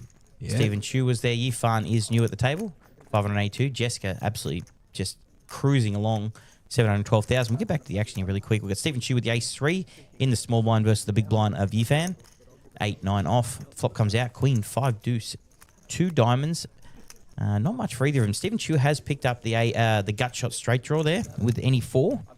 He is, however, out ahead with the ace high. Yifan having 8-9 of diamonds. Backdoor diamonds alone, or the 8 or the 9 will get it done. We'll see how this hand plays out. It is very interesting. Always, as I talk about, blind versus blind, because the ranges are so wide. You can have any of it, and so you find more people betting and bluffing in these spots because it's very hard for the other person to have something. Good point. So right on cue, was it Stephen Chu decided to bet 23,000 with his ace high? Yifan sitting there with 9 high. Probably should get it done here, Monkey. Yeah, I mean, he's got backdoor diamonds working for him. I can't imagine he's going to float this flop and doesn't. Puts it straight in the bin as we see Oliver coming in on Facebook chat saying, let's go Trav. So a little bit of support here for Travis, who I believe is from WA too. I believe that Dale and Travis might be from the WA portion of Australia, Western Australia, coming over here to play the Playlive Winter Series, Winter Championship Series, I should call it. And we're going to be doing a few giveaways too for all those people who like the old Monkey and Berkey giveaways. Now, we have said this ad nauseum. We'll say it one more time. In order for you to be eligible to receive any of the giveaways, which can be merch, it can sometimes be a hospitality package, it can be a bit of everything. But today's one is the big one. Today's one, we've got a little bit of a special giveaway. Something that's been tucked away in my closet for probably 2 or 3 years. And I thought, you know what? Why not give it away to the people who support us in the chats? But we need to come up with a really, really, really clever question. So we're going to think on that for a little bit. Yeah. Have you got any ideas? Yeah, I'll have a think about it maybe at the break, Berkey, as Amin picks up the three side, the pocket eights. But As Berkey, that was one of the questions. yeah, but Berkey, just really quickly, if you wouldn't mind informing the audience at home how you can become eligible for any of the giveaways. It's very important, this part of the giveaway portion. What do they need to do? They need to like and follow Berkey and Monkey Commentary. So you need to be on the page. We will be posting on the page, but I'll get back to the action. I'll talk about that really quick in a second. But we do have Amin, who has raised in the +2 with pocket 8s, and Saab waking up in the hijack with the pocket aces. monster hand. He's going to 3-bet it here to 60,000. Yifan's going to fold the King Jack. Jessica's going to fold the Jack 3. It's going to get round to a min. 36,000 to call, or 3 big blinds there, and it's just, how do you play this, Stevie? I mean, you've had a few battles here with Sabi already, so there's a bit of history here on this table already with these two. Good call, and I think Amin wants to probably try and get some of those chips that he donated to David Saab earlier back. So is it? Am I sniffing a 4-bet, or we just no, going to see I a think he flop just here? needs a flat here, which he does. I mean, a big fan of 4-betting though, so Yeah, that's always within the range. Yeah, no doubts about it. He made a 5-bet earlier. Anyway, back to the flop, and the flop comes down 9, 5, 6. So Amin picking up a little bit more equity than just his pocket 8s, flopping the gut shot outs in the top right-hand corner of your screen. We are down to 16 remaining in this field, but don't worry about that. There is still 25 minutes of registration open for this particular event. I mentioned there's going to be a few Max Late Reg experts coming in right on D-Day. Well, you remember the Melbourne Millions? We were commentating that one, and that was actually funny. I was talking with Brian with it last night. He had 3 tables open going into Max Late Reg. Mm-hmm. He had to open 3 whole new tables. At Max Late Reg. Yes. So there's a possibility. So there's a possibility. that I'm not leaving it out there. Don't get me wrong. The money's good already. They've already hit the guarantee. Mm-hmm. So it'd be like this next 20 to 25 minutes is actually going to be quite interesting downstairs. Now, we won't know about it much until it hits the 20-minute delay on stream. We'll call that action as we see it. So Amin here is going to check the flop. David's going to come out with a bet of 45k. Amin's going to make a pretty easy call. The turn card brings in a repeat 9. Might slow things down slightly for David, as the top pair is now repeated on the turn. However, Min has not improved on his hand for the time being. He's going to check again. Let's see if David Saab can fire one more barrel on the turn with the best hand. Pocket aces, 84% equity at the moment. Amin needs to find an 8 or a 7 at the river if he wants to continue in this particular hand. And let's see what David Saab decides to bet. So he's going to shuffle around a couple of those orange chips in his hand. We will talk about the chip denominations in a second, which is the greens being 100k, 25k for the orange, 5k for the blues, and 1k for those yellow chips. You can see right there on screen in front of David. David's going to bet out, another 75k on the turn, or 6.3 bigs. And action back round to Amin, facing that bet of 75k, and it looks like he might come along. So Amin's going to see if he can find. Is pot inflating really quick here? Yeah, the 7 or the 8 at the river. Here comes the river. It brings in the 3 of diamonds. No help whatsoever to Amin. Completely whiffs his straight draw. But it does bring in the diamonds. That's true. So that's a very interesting card there. So I'm not quite sure how to play it here, because Amin thinks of the game much further than we do here, Monkey. So I don't know what he was thinking on the turn when he was going, I think David's just going to check back. He's going to whack it all in. David's up here. He's going to whack this river and move it all in and put max pressure back on Amin, who has got the pocket 8s. The 3 of diamonds, like you said, peels off at the river, and he's asking for a count to Amin. So Amin not believing for a second that David Saab has a hand here, but fortunately for David, he does have the best hand at the moment with the pocket aces, but Amin has asked for a full count. There's Don Parker, the dealer at this feature table, counting down the stack, as you can see, making sure that every single chip from David Saab's stack is being accounted for. And we can see it at home that the bet will be 780k, but obviously Amin's got less than that, only 257k. So essentially putting Amin all in at risk here if he does decide to make a call. But fortunately for Amin, he's still got an extra 22 minutes worth of late registration time. If he does call and lose, he can jump straight into the rego desk and buy straight back in. I agree with John here. Good jam. It does look like an ace-king, ace-queen, definitely. I think Amin's trying to figure that out too. How often is he jamming here and turning a hand like ace-king, ace-queen into a bluff? And how often does he actually have it on this particular board that's only 9 high? It's, this is one of those hands that I'm going to leave, not make any predictions. I'm going to leave straight to the professionals out there playing. Yep. So this is a very tough one. He does make the call. And David Saab's going to show him the aces sitting right next to him. And that's all she wrote for him in for the time being.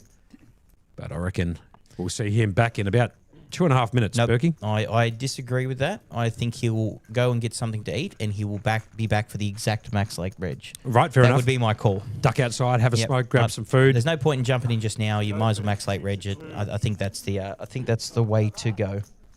I think what I meant by that is that he will be Oh, shooting he'll be another back. bullet. He is shooting another bullet. But when you said 2 or 3 minutes, I'm like, still got a little bit of time left. Yeah, I know what you mean by that now. Oh, look at this. Ali coming in. No way. It's not a signed MJ jersey. I can confirm it is not a signed Michael Jordan jersey. It is not. I'll tell you what, Ali, you would have... I would You have never to be peel given... it. You have to peel it from Monkey's cold dead hands. Yep. Anything signed MJ. Yeah, unfortunately, I won't be giving away any signed Michael Jordan anything. He is my goat of all goats. And so, yeah, unfortunately, that's not up for... And just not up on as an offer, but not bad a guess. not a bad guess though. Ali. Look at this, David Saab now up to 1.4 A little bit of a mil. clue there. Up to 1.4 mil, 119 Mate, bigs. he was down He was to 10, down and out of this thing. sub so 10 bigs last night. incredible comeback for them. That's just wild. Ooh, and he's going to make a raise here to 2.1 bigs or 25k. Travis Endersby, I should say, has found the ace king in the hijack and has elected just to flat. Kind of like this with the ace king. Not putting in the 3-bet. And Jessica in the small blinds found the jack 5 of diamonds. CK coming to the chat. But you would definitely give away a LeBron jersey. Guaranteed I would. Signed or not. Yep. Oh, man. And just one, I'd give them all away. I'll tell you what, he knows how to sit there and do a needle, doesn't he, old CK in the He chat? doesn't mind it. So Jess is going to get out of the way with the Jack 5 of diamonds background to Tamir. He's the gentleman you can see on screen at the moment. Pretty well manicured beard. Was that a flat there from Travis with the ace king? Yeah, he just flattered.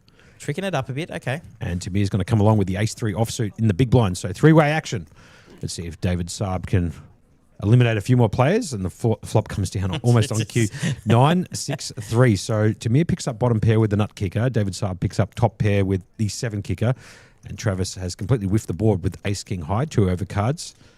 And no backdoors essentially working for him on this particular board. Tamir is going to check from the big blind back round to David Saab, who almost certainly will be betting this flop.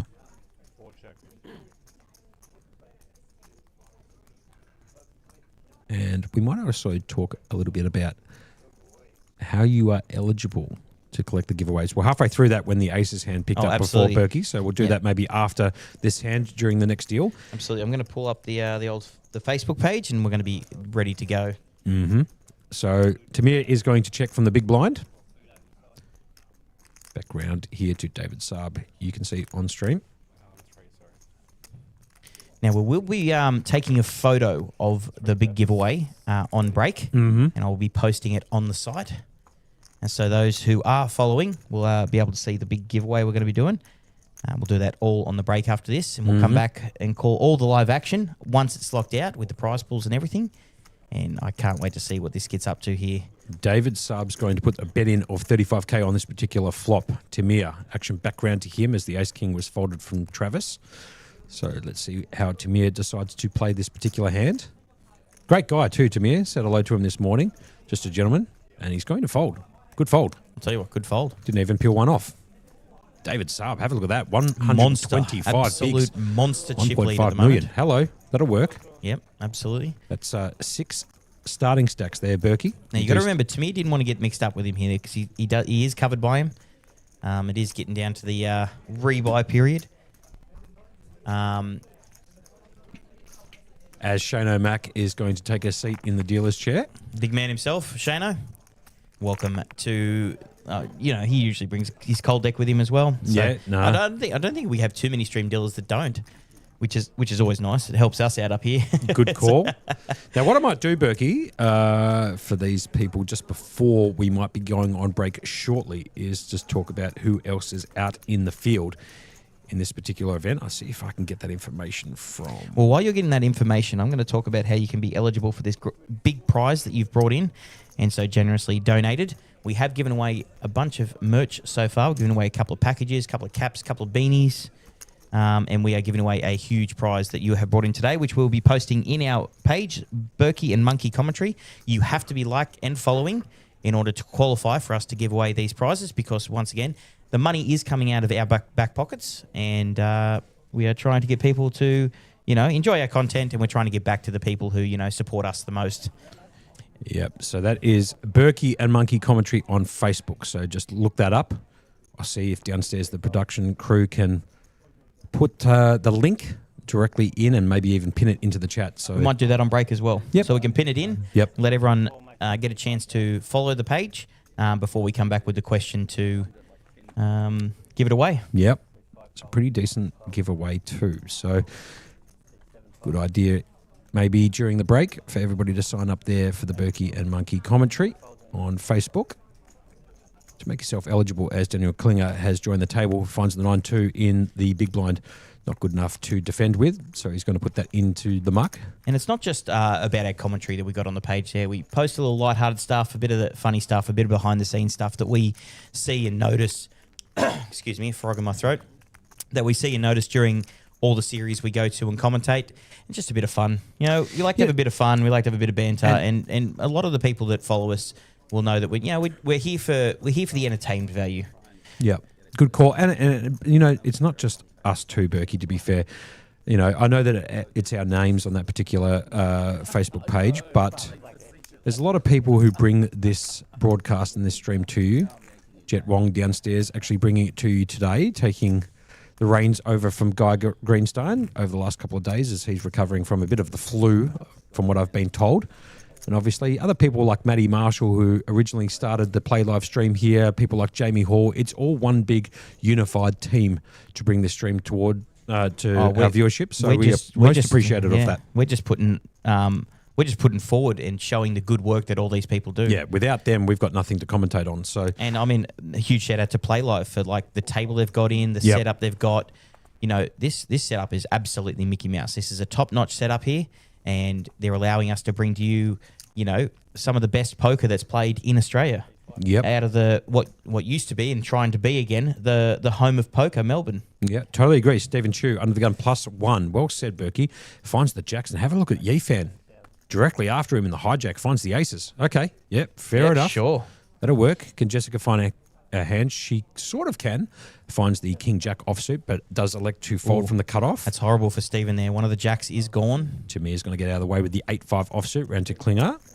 Daniel, for that matter, with the king-10 off, that's going to go into the muck. David Saab's going to fold the natural, the 5-3 offsuit, back round to Stephen. He's now facing a 3-bet to 70k from Yifan.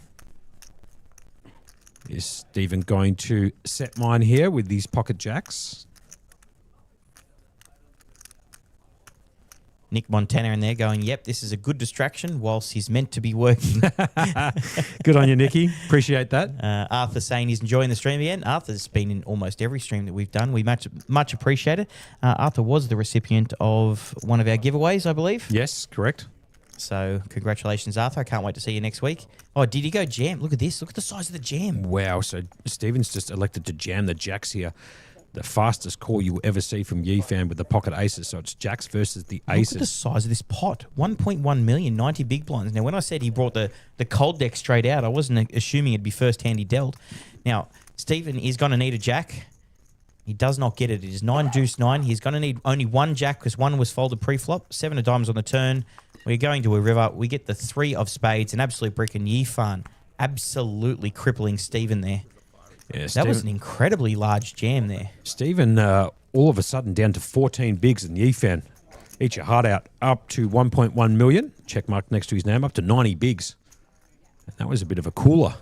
And I'll tell you what, like you said, on cue, Shano back bringing in the cooler, basically the second hand he dealt at this feature table. So well played from Shano, just doing the job absolutely beautifully, finding the jacks into the aces. And that was the action right there. Yifan picking up a monster 1.1 million chip pot, taking it directly from his opponent to his right. Stephen Chu. There you have it. Man, what a just quick turn of events that was.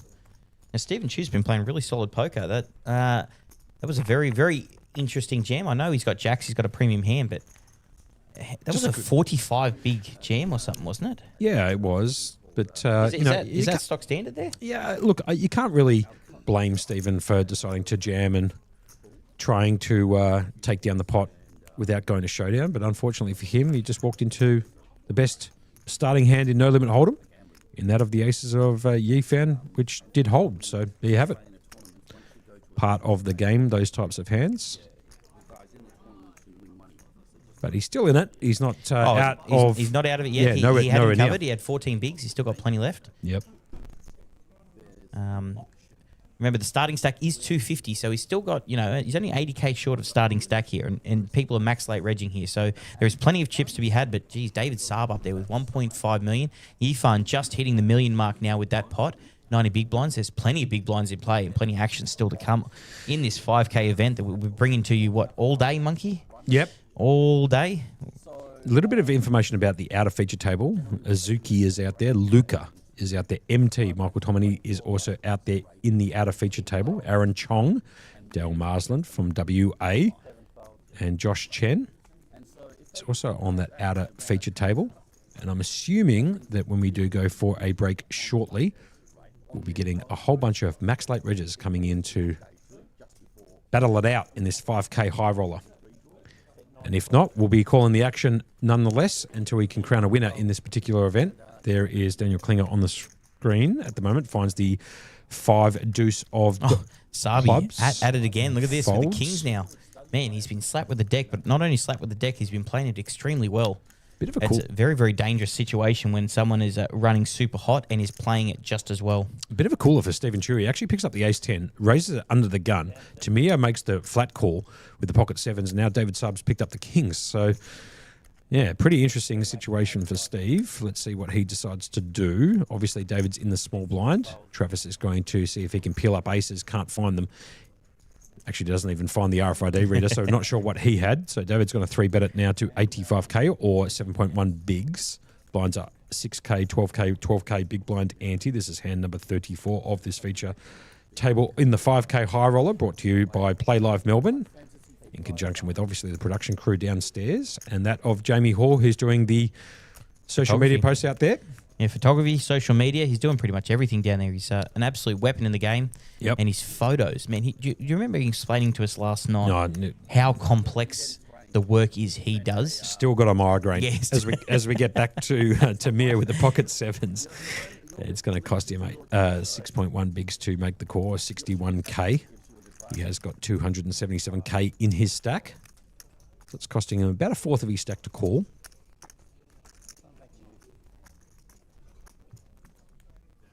A little bit more than a fourth of his stack to call, I should say. He's got 23 bigs left. Is this an option to jam from here? I mean, we know David Saab has the best of it, but does this qualify for an over jam? I think he's going to play it safe and just get rid of it. Man, he's made some big folds so far to me. He's saved his stack several times. So D King also coming in on Facebook, on YouTube, I should say, saying, looks like David has been running over the table since the 7 deuce yesterday. Oh, yeah. He had 7 deuce did, of hearts, yeah. and the 7 deuce game is definitely not on in this 5K that was, tournament. That was against Harley Gents, that one. So he jammed 7 deuce and Harley called with the king high and the open-ended straight draw. Correct, and didn't get there at the river. And Absolutely bricked it. David Saab got a full double up through Harley, and now all of a sudden up to 1.5 million, 129 bigs. As we're approaching 7 minutes off the max late reg time for this particular event in real time. Obviously, we're 20 minutes behind. So we will be not bringing that information up. We will be watching it live on screen with you guys. And if you do look on the website and do see it, please, no spoilers towards this way. We like to call the action blind. As you guys see it on your screen, we are calling it on your screen. We're on the 20-minute delay here at Playlive headquarters. Jessica's going to fold the king 4 of spades round to Tamir in the hijack, 8-5. See you later. Round to Klinger, cut off. Queen 3, diamonds, no good. Bin. David Saab, second worst hand in the game of No Limit Hold'em. 8-3 is going to go into the muck. Round to Travis, small blind. Picks up the crabs, the 3-3, the pocket threes. He's a gentleman there with the Benetton shirt on. Multicoloured and a Playlive. Looks like, is it a Playlive cap? Could be. Might need to double check that. Has elected to chuck the raise in and put Stephen Chu all in from the big blind with the ace 4. So I wouldn't call it a classic race, but it is a race. it is technically a race. Pocket pair versus 2 overs. Off to the flop we go. Stephen Chu all in at risk, but finds the ace on the flop. Can Travis find the 3 on the river? The 9 of diamonds. Peels off on the turn, and the river brings in another 9. So how's that for a run out? So Absolutely. ace 9, 8, 9, 9. So now he can actually tell the story that he ended up getting a full house and losing still anyway. Very good. Yeah, what happened in that hand? I had a full house. And he just had a bigger one. Yeah, that is very true. Well said, Berkey. We always look for those distinctions when we're telling the bad beat stories walking out, aren't we? Oh, you'll never guess what happened. Yeah. Man, I got a full house, but he had a bigger one. Now it was just a bad beat. Not selling it was in pre-flop and it was an absolute flip. Yeah.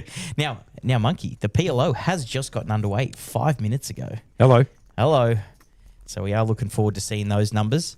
I might actually have a look. You know what? I'm going to do that right now, Berkey. I've already got it up here, believe it or not, Monkey. Well played, sir. And now it has just started, so they have got their first 5. So the tournament is underway. PLO is one of those tournaments as well where people do like to max late reg. But for those like to fire multiple bullets, I'd be getting in early trying to build a stack, especially against some of these guys in that four card beast that you love so much, Monkey. Yeah, very much so. And then at 6 o'clock, what do we got, Monkey? The battle stacks, no limit. Battle Hold stacks. That is still such an interesting concept to me. Look, I'm very honest with people when it comes to things. I'm not quite sure how to think of that tournament yet. Yep. But apparently, from what they're trying to say, it's for those who like to max late reg everything, which is a lot of the population of people. It just keeps the average stack between 20 and like 33 big blinds. So the whole tournament you're playing for average stack, which, you know, when they call battle stacks, is you're always battling for your stack because you've always got a 20 to 33 big blind average. Yeah. So if it dips under 20 at any point in time, the blind levels do not go up. So that's a very interesting concept, that one. So you're not starting the tournament like every other tournament where you have, you know, 100, 150 bigs. A plethora of big blinds. It's just always constantly sitting between that 20 to 33 big blind mark, which is, you know, very, very interesting concept. It's a 100K starting stack, 40-minute blind levels until the rebuy period ends, then it goes to 20-minute blind levels. So, but you got to remember the blind levels don't go up if it dips under 20 big blind average. So quite interesting concept. There's 25K guarantee on that one. And Rego is all the way till 8:15 tonight. Now, for those people who might be wanting to jump into that pot limit Omaha today that did start approximately 7 minutes ago, and you might happen to be at work, you can jump into that event all the way through until 9:45 p.m. tonight. So finish up work, maybe go down to your local, get a feed, and come straight down here to Play Live at 129 York Street in South Melbourne and jump into that PLO. That's the 4-card game. Played with a community board, and 4 cards are dealt to you, and you've got to use 2 in your hand and match it up with the board to make the best 5-card Omaha hand you can, or poker hand you can. And that is an $1,150 buy-in, 1,000 plus 150, 50K starting stack, 30-minute levels, 50K guarantee. Jamie, before you leave, And I need to trophy ask event. you a favour. Keep going with that. Sorry, I just need to ask him a favour. Yep, no problems. Go ahead. Sorry, we'll be back in 2 seconds. Yep.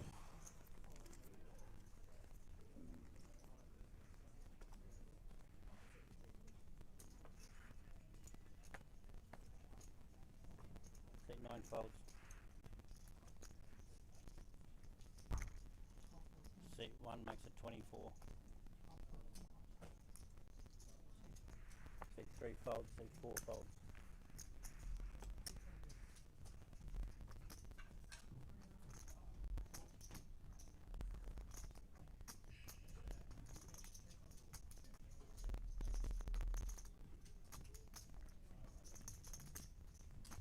That was Jamie Hall Coming into the clutch. com booth. Absolute clutch, as he always does. I found out his official government name, but he told me if I ever let that go, we're no longer friends. So I'm going to quit putting that onto the stream as we get back to the action Yeah, here. look at this. Under the gun, +1, Daniel Klinger finds the Queen Jack of clubs. He's going to pop it up, make it 24K to go, 2 bigs. Come around to Stephen Chu, finds the Ace Jack, got him dominated. He says, you know what, let's flick in a call from the button. And now Jessica in the big blind finds the pocket 9s. The 2 cards that, in my opinion, or the pocket pair that, in my opinion, Berkey, flops the most amount of sets. And I'll tell you what, we had an exuberant amount of pocket 9s yesterday, and a fair bit of them actually hit sets. So Jessica knocked out the OG against Aces yesterday with that as well. There you go. Not to rub salt in the wound, but That is what happened. Have a look at this action Oh flop my here just quietly. God. The flop comes down. King 10-5, 2 clubs. So Daniel Klinger flopping the world here. He's got the up and down and the clubs draw. Stephen Chu has a gut shot to make the nut straight. Jessica's got pocket nines that needs to find a 9. However, Now, look, he's if she does find the 9, sorry, Berkey, just Oh, really yeah. quickly, it would give Daniel Klinger the straight. So the 9 on the turn would be an absolute cooler card for Jessica, but let's see how Daniel decides to navigate his monster wrap. He's got the up and down plus the flush draw. And he's going to bet out 35k or 2.9 bigs straight into that of Stephen Chu, who's now on the button. He's the gentleman you can see in the Georgia Tech hoodie, black hoodie with a white cap on to the left of your screen. Jessica in the top right-hand part of your screen there. She's the one with the pocket nines. Looks like Stephen is going to make the call. Jessica would most likely put this into the bin. She does. So off to the turn we go, Burke. Absolutely. Big turn here. Oh, you absolutely called it I mean, too. honestly, have a look at that turn card. And it's the flush as well. So it brings in the 9, which gives... No, but have a look at Stephen Chu's Yeah, hand I as know. well. I know. Like, you can't He's even got call the this nut action. flush draw. He's got the gut shot straight draw with Klinger's gear with the second nut flush draw. And he What a card on the turn. good job on Jessica getting away from that one there. Oh my God, what a and card not on the peeling one turn. off. That is just unreal. So Stephen Chu has actually got the ace-high flush draw, gut shot straight, which we know is absolutely no good at this point. So we're sitting there with 6 outs in the corner.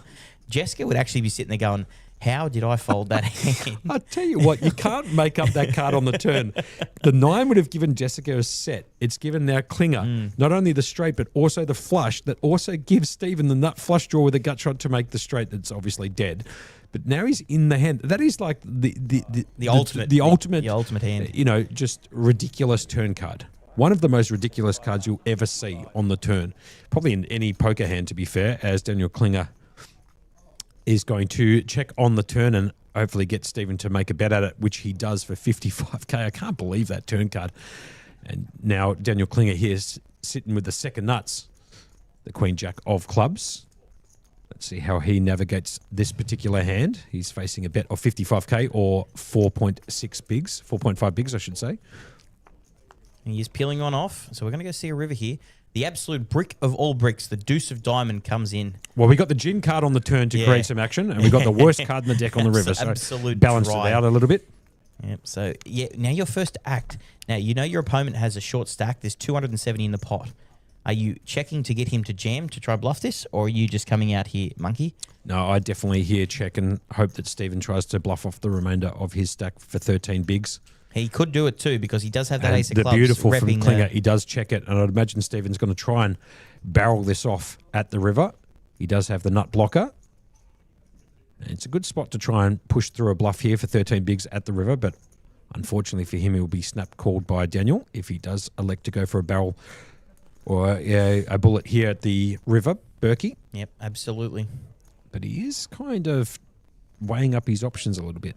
So I kind of don't mind this from Steve. I mean, you got your time banks. This is Yeah, your tournament beautiful. at risk. So Yep. go through all the outcomes that you can. I like it when these guys, think it through.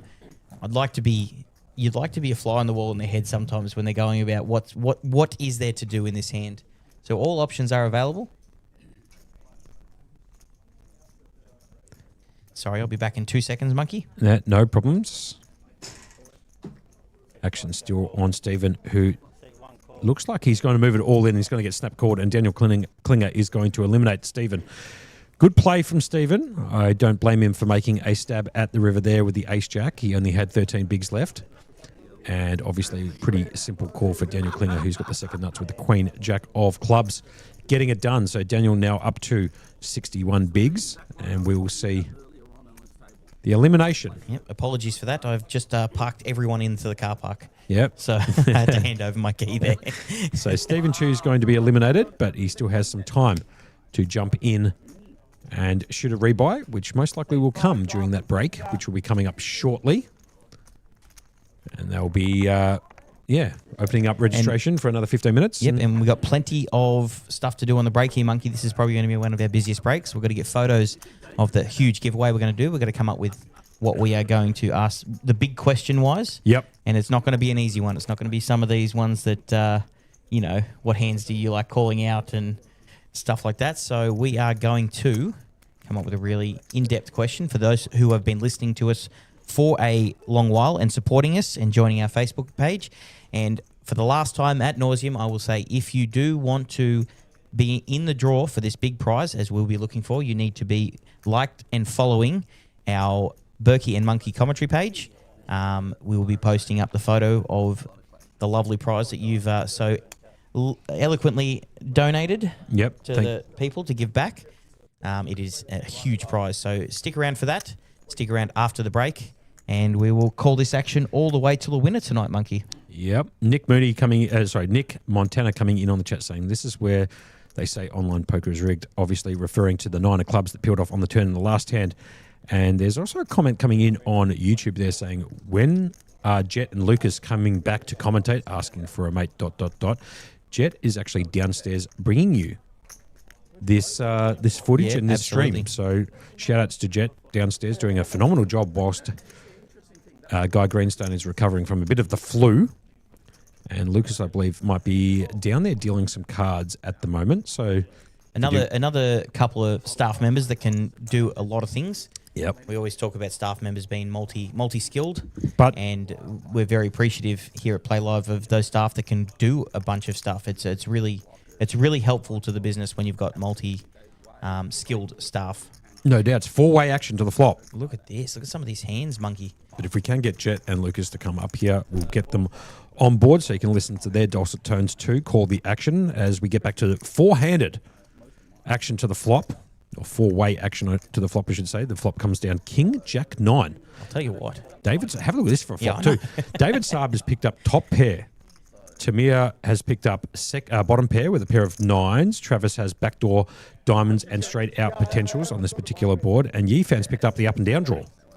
Hello. Well, there's plenty to go for everyone here, and a few of them are quite deep stacked here. Yeah, check from Tamir, check from David, check from Travis. You got Yifan and David Saab, who are both the chip leaders at this table in the hand, getting a little piece of it each as well. David Saab with top pair, Yifan with the open ender. Fair bit of action going on here. Gonna go check all the way around. Wow, that's Free card on the turn. Ooh. Oh my God! Just on cue, Monkey. Look how sick that is. To me, getting You can't make up these turns. The turn card brings in the 9 of diamonds, giving Tamir now 3 of a kind. David Saab still out there with kings and 9s. Travis now picking up the nut flush draw, and Yifan obviously still with the up and down Now, draw on the turn. I'm going to say this now. The disastrous river would be a 7 because it would go boat for Tamir. Yifan would get the straight. Yep. Like, it's just... Now, Saab wouldn't have the higher 2 pair. He still would be playing the kings and 9s with the jack. But it also brings in the diamonds for Travis. All right. So Yifan actually going to get out of the way. Yeah, I know. So Yifan's going to get out of the way with the up and down draw. There was a bet from David Saab, a pretty easy call for Travis, who's now backdoored into a draw, the nut flush draw, as the 9 of diamonds does peel off. And back around to Tamir, who's absolutely hit gin on the turn, making 3 of a kind 9s. And he's going to whack the remainder of his stack, which is 241k or 20 bigs, give or take. David Saab is going to ask for a little bit of a count, get a bit of a, how much have you got there, sir? David's going to fold the king 7, back around to Travis, who's got nothing more than the nut flush draw, so that's going to go into the bin. And Tamir's going to pick up a pretty healthy pot there. I'll tell you what, if there's ever a time I've ever wanted to rabbit in a tournament, I think that's the one. I kind of wanted to see what's coming out in the river there. Me too. Absolute carnage could have been. But Tamir picking up a decent-sized pot. He's up to 415,000 now. He was down to quite short stack. Now he's up to 35 big, so well played. He played very patient. Folded a few hands against some bigger ones. And a couple of good comments also coming in on YouTube here just quietly. In 7901, staff at Play Live are the nuts. Can't make it up. See you lads in 30 minutes. We'll see you in 30 minutes, whoever that person may be. Looking forward to having you join us down here at Play Live. And I would totally agree. The staff at Play Live are the nuts. There's also a comment from Arthur coming in there saying the RNG, the random number generator, is rigged after the 9 peeled off on the turn and the 9 of clubs the hand before. And D King, 1975, who's a bit of a seasoned vet in the YouTube chat and across the other platforms, also coming in saying should be raising in this position. And he did, assuming, of course, you're talking about Tamir raising the 3 9s on the turn. Jamie coming into the chat. saying any flips for the battle stacks. Now, I'm not quite sure what flips they do because they randomly bring them up, but they are constantly doing flips downstairs. Yeah. You can actually, I believe, online on the Facebook page, see what flips are coming up. Hello. And you can register from without being here. Right. Okay. Didn't know about that, Berkey. and they end up filming them and putting them on there, so you can actually see your flips from the comfort of your couch, whether you're coming in or not for a tournament. Beautiful. Your So- fan's going to raise up the ace queen of clubs in the cutoff, gets no action, picks up the blinds and the ante. And we'll be going on a break relatively soon. And during that particular break, the players will be able to max late reg straight into this 5K high roller. This is day number 2 right here at Playlive, 129 York Street in South Melbourne. 3205 is the postcode down here. That was one of the giveaways for last night. Berkey? Now, I believe this tournament took a little bit longer to start off, so the break will be pushed back a bit and the max late reg will be pushed back a little bit. So, Right. so day 2 did start a little bit late, so we will be bringing you the action until they tell us that the break is on. Yeah, I think it was like 5 minutes late. Yep, So, so there you go. that would make sense. We are going break soon then. Anurag has come in on YouTube saying there are flips going on right now. So Anurag, if you don't mind letting us know what flips that are currently going on, that would be probably a bit helpful to answer the question that came in on Facebook from Jamie saying any flips for battle stacks. So maybe you can help us out by giving a little bit of information there on YouTube as to which flips are available. I'll tell you what, we are going on break. I'll go downstairs and I'm going to get Tram to let me know what flips are coming up. And when we get back from break, I'll bring you the information of what flips are coming up, where you can sign up from, where you can pay for them, and all that information to go along with it. Bingo. Well done, Berkey. Well said. Right. Okay, so there is actual battle stacks flips in and the mini main, according to Anurag, and the PLO, right? So they're flipping crazily And the main event Right, as okay, well. well, listen, if you want to flip, just come straight down here. They've got flips going on for everything. As we see a raise under the gun with the Queen Jack of Hearts. David Saab deciding to defend with the King 5 offsuit from the big blind. The flop came down Queen 6-5, so a lot of help for Travis, who does pick up top pair. The turn card brings in the 7 of clubs. The flop went check, check. David Saab also picked up bottom pair on the flop, but he is miles behind to that of the Queen Jack of Travis. David going to bet the turn. He's going to bet 40k, also known as 3.3 bigs. The blinds in this particular game at the moment are 6k, 12k with a 12k big blind ante. Travis is going to make a pretty easy call. 3 of diamonds at the turn. Is David going to shoot another bullet at, or barrel I should say, at the river? Or is he going to just check and give up? He does check. Travis is going to check behind. David's actually going to just show the hand straight to Travis, and that's not going to be good enough, as Travis is going to take that bad boy down with the Queen Jack flopping top pair. So once again, we are at Playlive Melbourne for the $5,000 high roller event here. Yep. We are getting close to a break, which is going to be max late regging ending here. So we'll get the numbers to you right after we get back from break on what numbers we are sitting at. I believe we'll play another hand or two here. So plenty of action tonight. The PLO has got underway. It got underway about 20 minutes ago. That's the 1150 PLO and the Battle Stacks, the new tournament, the new style of tournament. For those who like to max late reg, you can do a max late reg during the entire tournament and get the same chip stack. Hello, that'll work. So I'm looking forward to see how that one pans out. So we've got the Battle Stacks tonight, the No Limit Holder one. And just quietly, tomorrow we have another Battle Stacks, which is a PLO version. Hello, that'll work. So that one, I think, if you're gonna bring a few rebuys to an event, having 20 big blinds, 25 big blinds constantly through an event in a PLO, it's going to be an all-in absolute Jam fest. fest. Yep. Absolute fest. So if you're planning on getting into an absolute flip fest and you like the gamble, tomorrow night's PLO Battle Stacks is just for you, which actually might be up your alley there, Monkey. Could be, yeah, absolutely. As I have confirmed that we do have a full table, essentially, in PLO out there at the moment. That was the 1150 that kicked off approximately 20 minutes ago. So there's 8 players playing in the PLO for the time being, and those numbers will skyrocket, I'd imagine, after people have finished up work today, Tuesday the 9th of June, right here at Playlive Melbourne. There, the chip counts on the screen. David Saab, 117 bigs. Yeah, okay, that'll work. 1.4 million. Yifan, after picking up the aces and busting that of the jacks of Stephen Chu just before, who was left with basically some crumbs, and then unfortunately for him, got busted a few hands a bit later on. Is now up to what is it there? 91 bigs, 1.1 mil. So look at the flips. They've come in the chat with helping us out here. They've got the battle stacks flips going on. So that's $100 1 in 5. They've got the PLO 115, 1 in 10. I'm assuming. Yeah. The main event, which would be 150, and the mini main, which is a 75 1 in 10. So, flips galore going on downstairs here. Appreciate that from the chat too. The punters are in the building. They're ready to go. I might even sneak down there during the break and put my hand in for a couple of flips to see if I can. You know what? I might do that too. Yeah, see if I can nab a ticket or two. Yeah. Round to Daniel Klinger, and the cutoff here picks up the ace queen offsuit. It's going to pop it up to the structure, make it 2 bigs to go. Travis from WA, right here on the screen, Benetton shirt on, says no thank you with the ace 5 offsuit and the small blind. Yifan picked up the suited connector. 9 8 of hearts. He's got a flick in a call. Definitely worth flicking in a call there. 100%. So we're going to go see a flop here. Flop comes Queen Jack 7. Top for Klinger. Top for Klinger. Gut shot for Yifan with the backdoor flush draw as well.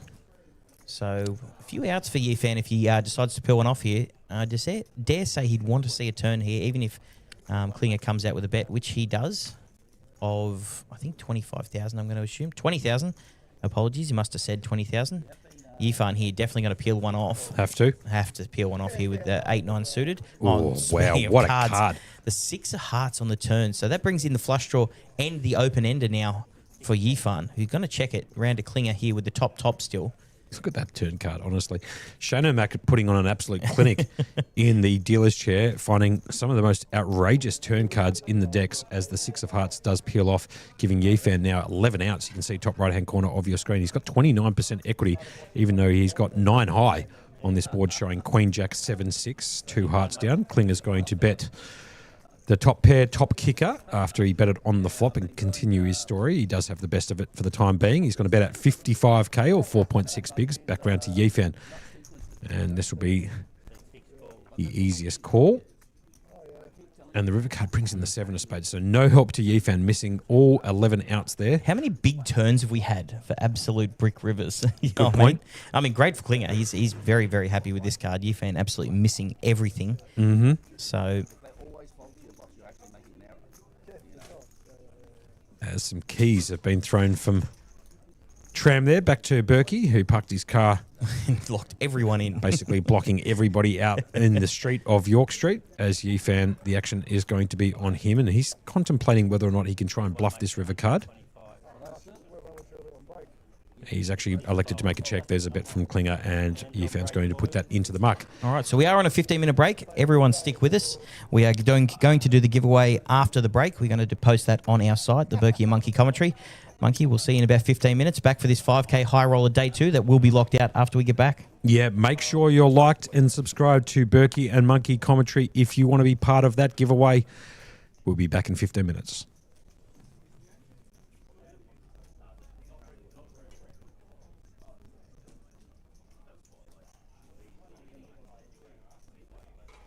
Stop guessing and start studying like a professional. Welcome to The Vault at Octopi Poker. The Vault offers powerful study tools and data drawn from real tournaments. We've catalogued the action from the highest stakes arenas including Triton, the WSOP, and Playlive. This isn't just a library of random solves. It's a curated archive of the most pivotal hands played at the world's most prestigious final tables. These are the hands that define careers. For these hands, we've provided comprehensive pre-flop and post-flop simulations. You can see exactly how the world's best navigated these high-pressure spots. Compare the actual play against the theoretical GTO baseline. Analyze the frequencies, the sizing, and the EV of every action taken under the brightest lights. Studying the Vault allows you to move beyond abstract theory and see how poker is actually won at the highest level. Boost your edge by studying reality, not just theory. Sign up today at octopipoker.ai. I'll see you inside.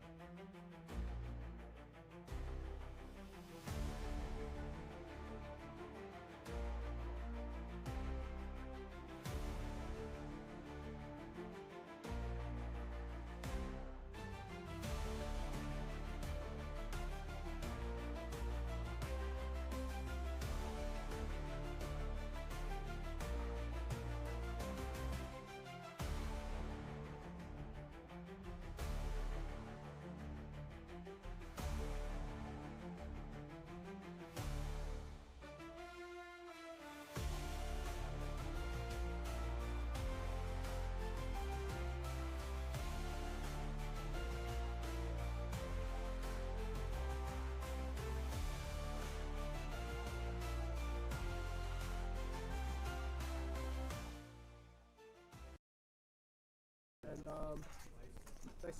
halftime entertainment was Mini Kiss, and it was just like it was. What the hell is Mini Kiss? Yeah.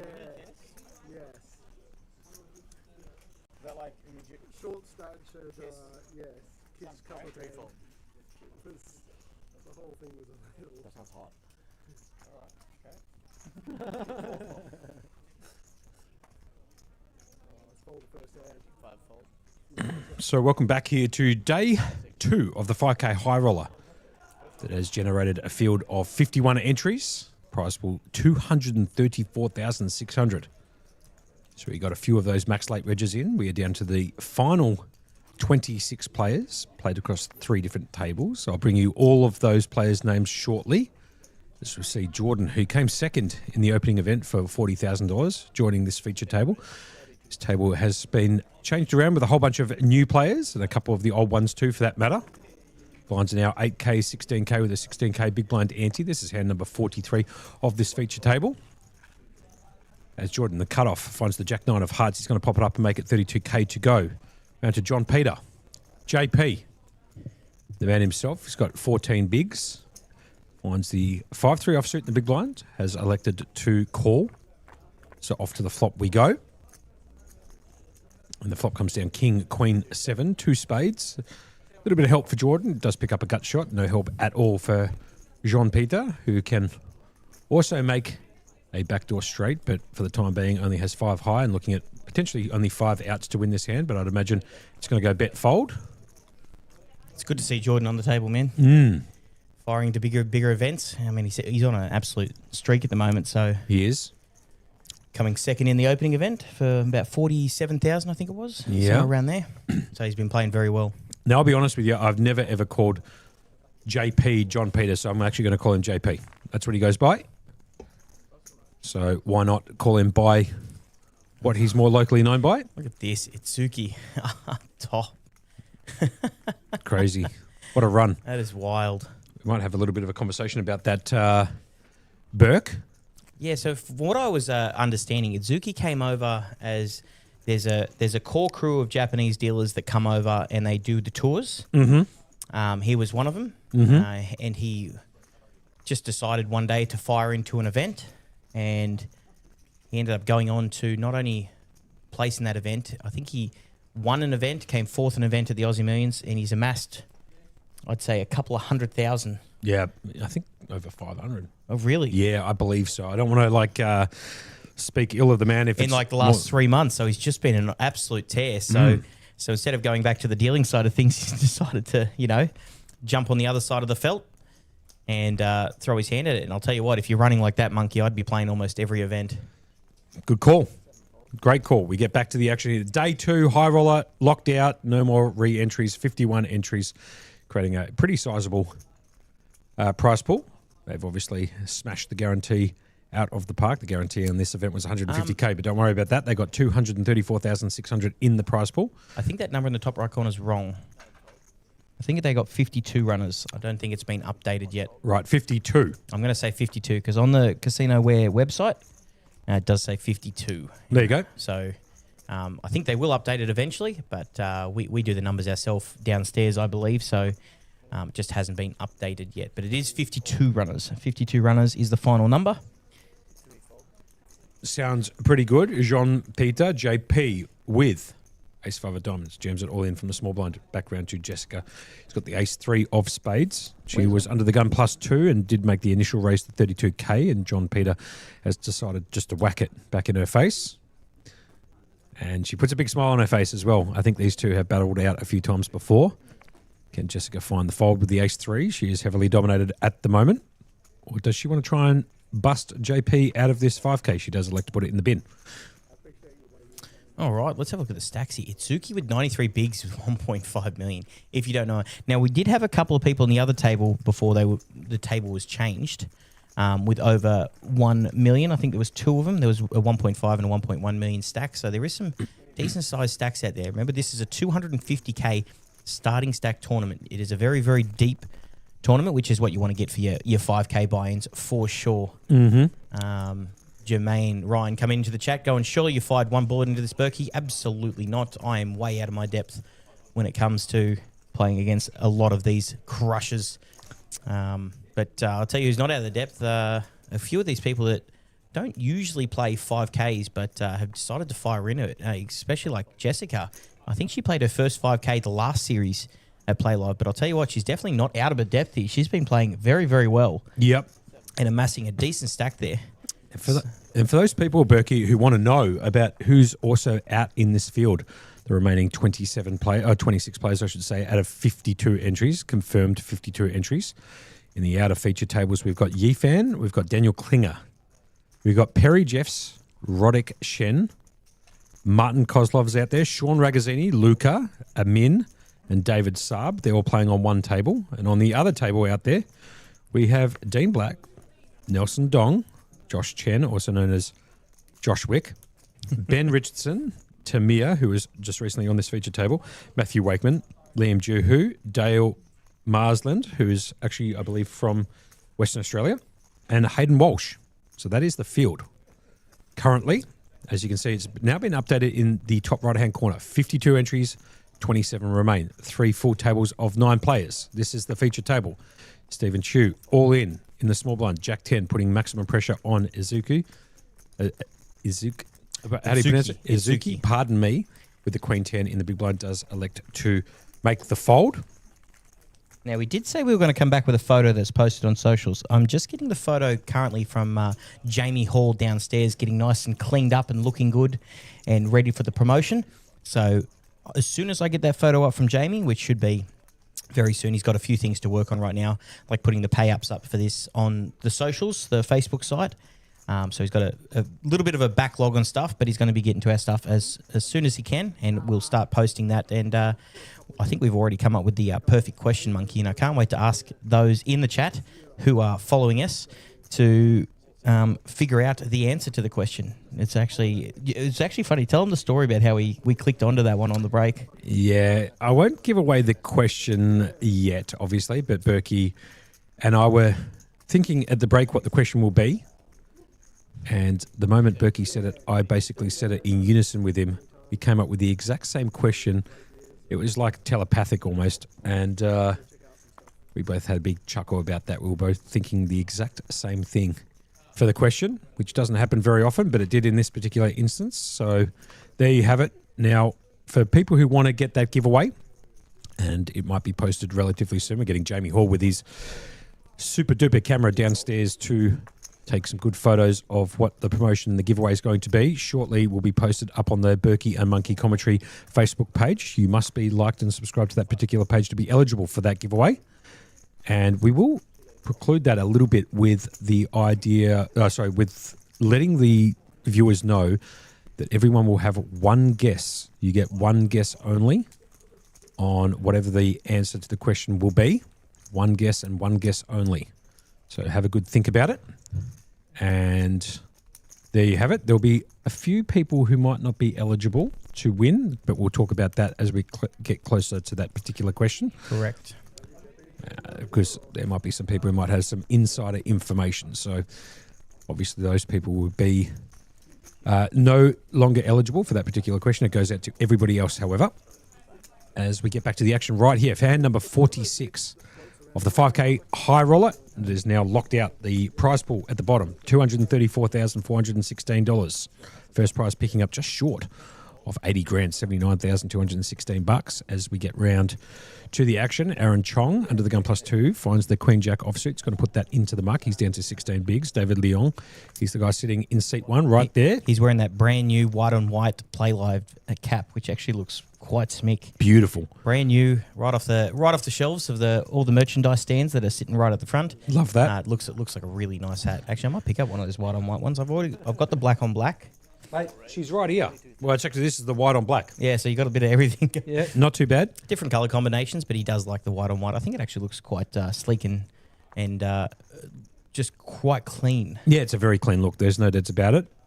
Suzuki here on the dealer's button is going to pop up the King 7 offsuit, just raising it to the structure. The blinds are 8K, 16K with a 16K big blind ante, so popping it up and making it 32K to go. Jessica in the big blind is contemplating whether or not to defend with the 9-3 of spades.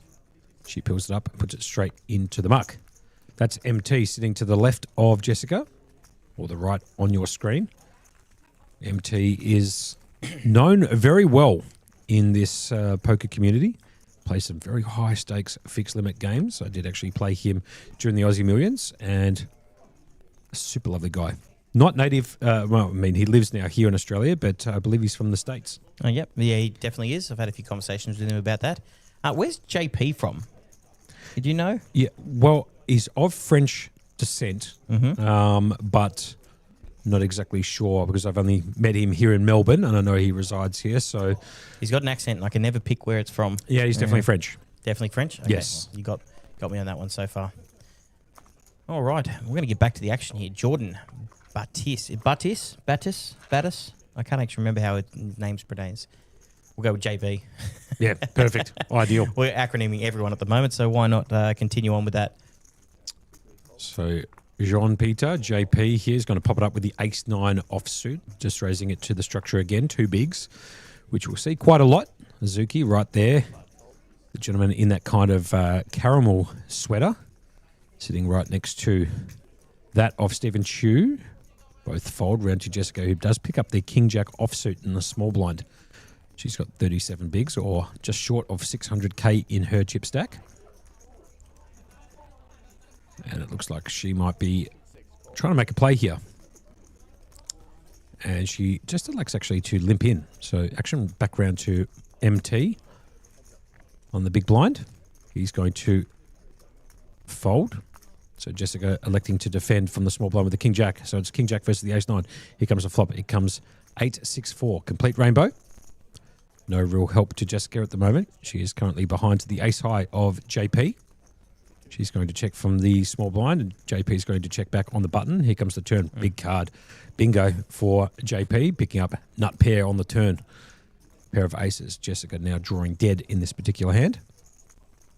Dean Heyman coming in on Facebook Live saying, Happy Tuesday, legends. Appreciate that. Yep, happy Tuesday to you, Dean. And we've got a big Tuesday here at Playlive today. So many events going on simultaneously. We've got the 5K, we've got the PLO, 11:50, and we've got the battle stacks happening at 6 o'clock, which is happening in about 45 minutes. Looking forward to that one. Yeah, I always love to see how new events transpire. They're always, new concepts are always being done. And it seems like Playlive here are at the forefront a lot of the new tournament styles that are coming out. So very exciting to see where it goes and how it goes. We've got the battle stacks tonight and the battle stacks PLO tomorrow night. So I'll be keeping a very, very close eye on those, Monkey. Yeah, 100% Berkey. I'm kind of looking forward to seeing the numbers in the battle stack. It's a brand new concept, and I think those players that like to play short stack poker will be in there battling their stacks off in that particular event that kicks off shortly. We do have the numbers in the PLO. The PLO numbers are slowly creeping up. They are at 20 at the moment. There you go. So those will just get bigger and bigger as we go. Oh, did she just jam on him? Wow, Jessica, as the Queen of Spades peels off, so the backdoor Spades gets in. Obviously, there's a straight possibility down 2 with a 7-5. Jessica is going to make a play with the nut blocker, the King of Spades. She's going to whack it all in against JP at this river. Wow, max pressure on from Jessica again. Yeah, I like this play from Jessica. So it was actually a check bet jam. Huge. Well played. Wow. Okay, I mean, geez. What a play. I don't even know what else to say to that. That is incredible. JP is going to flick in one of those time plugs. So he hasn't snap folded yet. He might be contemplating making a call. And I've seen JP make calls even more speculative than this one. So wouldn't surprise me if he does actually end up calling here with a pair of aces 9 kicker, which is the best hand. But John coming in saying he's got a fold, and he did this as a bet fold. So, I mean, we've got a few guesses in the chat going on so far. Yeah. But this is a very interesting spot for JP. Can Jessica do the check raise and get him to fold top pair? Another time pluck being thrown in there. So JP deep into the tank at the moment, really contemplating whether or not he has got the best hand. I'll tell you what, I've played quite a lot of cards with this guy, JP. He knows what's up for sure. He's going to have one more look at his cards and does elect to put them into the muck. Taps the table out of respect. Well played by Jessica, taking that one away from JP with a nothing more than a stone cold bluff. I meant the other one.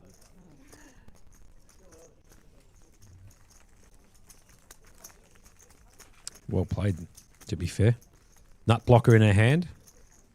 Decided to make play at it and got it done. Taking some chips from a pretty dangerous player in that of JP. Now down to 8.2 bigs, Berkey. 131k in his particular stack. Yep, absolutely. We've got a few big stacks. We've got a few short stacks here. JP down to 8.2 bigs. Stephen Chu's got 16 bigs. Jordan's got 17 bigs. He did a max late reg. Jordan did, and Aaron's got 16 bigs. So it's going to be interesting to see how these short stacks look for their positions to double up. But we have some like monstrous stacks here. Zuki out with 1.5 million. Now, I know on the other table there is plenty of big stacks. So Itsuki hasn't played many hands yet, I've seen, but definitely massive chip leader waiting for his time and biding his time for big hands. Yeah, good call. JP finds a hand. Ace Queen has to go with it. Here comes the whack. He's going to leave a few chips behind just in case. So this play done by a lot of the elite poker players out there. So he's going to basically put his entire stack in with the exclusion of 31k or 1.9 bigs. Azuki just here picking up the pocket sevens in the hijack. He's the gentleman there wearing the caramel sweater.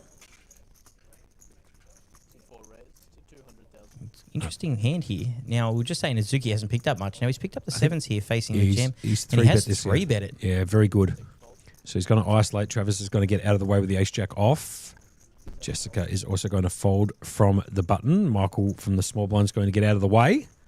Jordan's also going to fold from the big blind. And JP needs to flick in the remainder of his chips. So it's pocket sevens versus the ace-queen.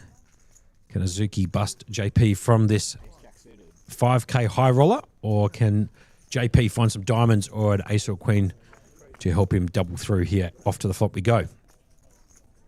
The flop comes 3 jack 5, no help at the moment to JP. Needs to find an ace or queen or running diamonds. Turn card brings in the 4, so now he can pick up the gut shot to make the wheel. Yep. River card brings in the 8 of clubs, no help. We'll lose JP there. GG's in the chat for JP. Azuki getting it done with pocket sevens there, Berkey. Few extra chips into the chip leader stack. He's out to 1.7 million. Jessica sitting in second with 773,000. So he's got a million chip lead over second place at this table. So that's an incredible chip lead he's got there, and he's playing very well, Itsuki. Yep, totally agree with that, Berkey. So the field now all of a sudden down to 26 as we lose JP. So half the field now has been eliminated. 26 players do remain.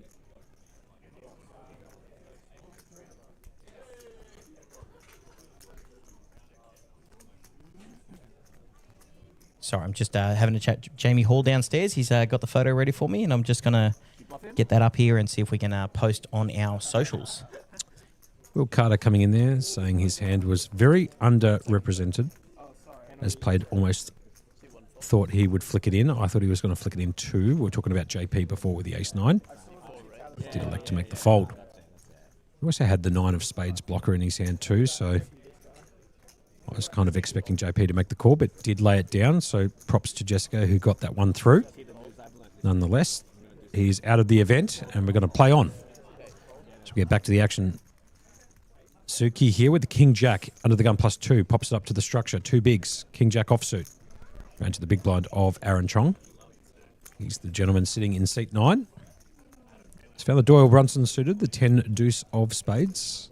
He's got 14 bigs or 218k to his particular chip stack. Suited hand, we're going to see a defend. We do end up seeing a defend. Calls 16,000, so we're going to go to a flop here. Zuki in +2 raises up with king-jack offsuit versus the 10 deuce.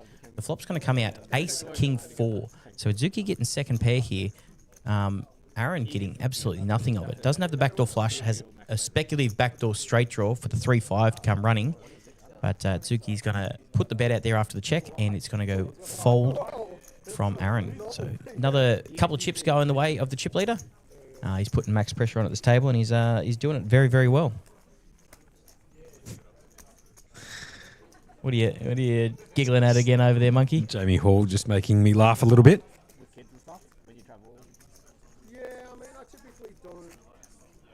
Oh, wow. Look at the photo. Just quietly. All right, Monkey, I'm going to jump off stream for about 5 minutes. I hope you can take over because I'm just going to do a quick post on the socials to let everyone know what they are competing for here today. Do you want to maybe go down to Jamie and have a little chat with him too? Yep, I might go do that. So can you take over for a few minutes? And see maybe if they can put the links Yes. into the chats, if possible. Yep, no worries. If you don't mind. No, I can do that. I'll be back soon. Good man. Berkey going to duck out and do some gardening, I guess you could call it. Some admin work. Appreciate that as Travis picks up the aces under the gun +2. Berkey absolutely tripping over the headphones on the way out and moved the table that everything is connected to by probably a good metre away from me. Nonetheless, Travis has picked up the aces. Here we go. Black aces. Pop it up to the structure. 2 bigs. Under the gun +2. Jordan's going to get out of the way with the king-8 of clubs. See you later on the button. Round to Aaron Chong. He can't find a hand. 6-5 offsuit. Round to David Leong. He's in the big blind with the queen-4 offsuit. And has 18 bigs to his particular name. And is he going to flick in 1 big to make the call? It doesn't. Travis gets the walk. With the aces just picking up the blinds there. The blinds are 8K, 16K with a 16K big blind ante. Zuki up the top there. 107 bigs, 1.7 million in his chip stack. Jessica a little bit behind at the moment, but she's, to be honest with you, she's played great poker. And I'm sure that everybody will attest to that in the chat. She did make a very good bluff just before against JP at the river. Betting basically the nut blocker, turning a hand into a bluff and got it through. Catalan's coming in saying, let's go Zuki. So a bit of support for the Japanese dealer turned poker professional. He's up to 107 bigs or 1.7 million in chips. Zuki's going to fold under the gun, the ace deuce off. Round to Travis, 10-7. Daniel Negreanu's favourite hand into the muck, under the gun +1. Jessica now finds the four side. Pair of 10s. Black 10s for that matter. Pops it up to the structure. 2 bigs, pretty standard. Michael's just going to fold the pocket 6s. Jordan's going to fold in the cutoff. Aaron gets rid of his hand from the button. Round to David Leong in the small blind with the jack deuce of diamonds. No good. And Stephen Chu can't contend either with the jack deuce offsuit. So Jessica is going to take that pot down uncontested. So before we do this giveaway, I will say that it's eligible to people who are liked and subscribed to Berkey and Monkey Commentary Facebook page. Must be liked and subscribed to that particular page to be eligible. And it will be the first correct answer. And everybody in the chats, either on Facebook Live, YouTube, or on Twitch, get 1 answer only. You can't just flood the chat with multiple numbers or multiple whatevers. You get 1 guess and 1 guess only. And the first person to guess it correctly, bingo, you'll pick up the prize, which should be shown on the Berkey and Monkey commentary page shortly. Berkey went downstairs just a second ago to talk to Jamie Hall. He's taken a high-definition photo of what we are giving away up here, straight out of my private collection. As we get back to the action, Aaron Chong in the cutoff finds the Jack 8 offsuit. Is that going to be good enough to gem the stack? No, it's not. Round to David Leong. Finds the internet hand on the button, not good enough. Queen 7 into the muck. Stephen Chu here picks up the unsuited connector, the 9-8 offsuit. And let's see if he decides to put some pressure on the chip leader at this feature table at the moment, of that of Azuki. Azuki, I should say. And he does. He's going to whack it with the 9-8. Azuki is going to fold the queen deuce off, and Stephen's going to get that one through. People guessing what the card might be, a MJ23 rookie card. No, it's not. Anything to do with Michael Jordan specifically, either signed or whatever, is not one of my giveaways, but there's a little clue there. Won't say too much more. You'll see it shortly.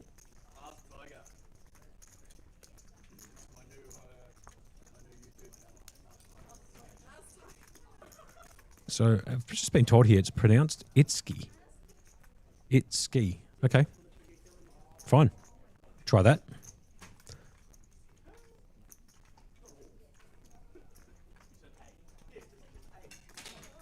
So if you've got any questions, comments, queries, or feedback, whatever it might be, we are here to answer all of those questions for you, or comments. We appreciate everybody joining us for the concluding stages of this 5K high roller right here at Playlive Melbourne, 129 York Street in South Melbourne. If you want to come down here and play some cards, we're going to have tournaments going non-stop all the way until the 23rd of June. You'll be able to see all the details pertaining to this particular schedule of the Winter Championships online at playlive.melbourne. You can also follow them on Facebook. The Playlive Facebook page there will have all of those amazing photos that Jamie Hall is bringing to you and the socials. Also some updates of some notable stacks out in the field. And also we'll have pinned on their Facebook page the actual Winter Championship schedule and structures. So check that out. As we get back to the action here, under the gun, Jessica finds the suited connector, the 6-7 of diamonds. Going to raise it up to the structure. Travis says enough's enough. Finds the ace-king in the big blind. I'm going to whack the remainder of his stack in there for 26 bigs. Jessica asking for a count, but I can't imagine she's going to make a call with 7 high, despite the hand looking quite appealing when you peel it up. And she does elect to put 7-6 into the muck. Can I borrow you 2 seconds, Mike? Yep. A queen on a club. Hold on. Not all in. Nah, 17 bigs. Still 2-8, though.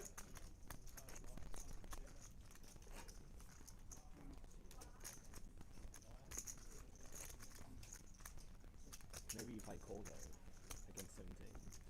Then I call fold. Unlikely.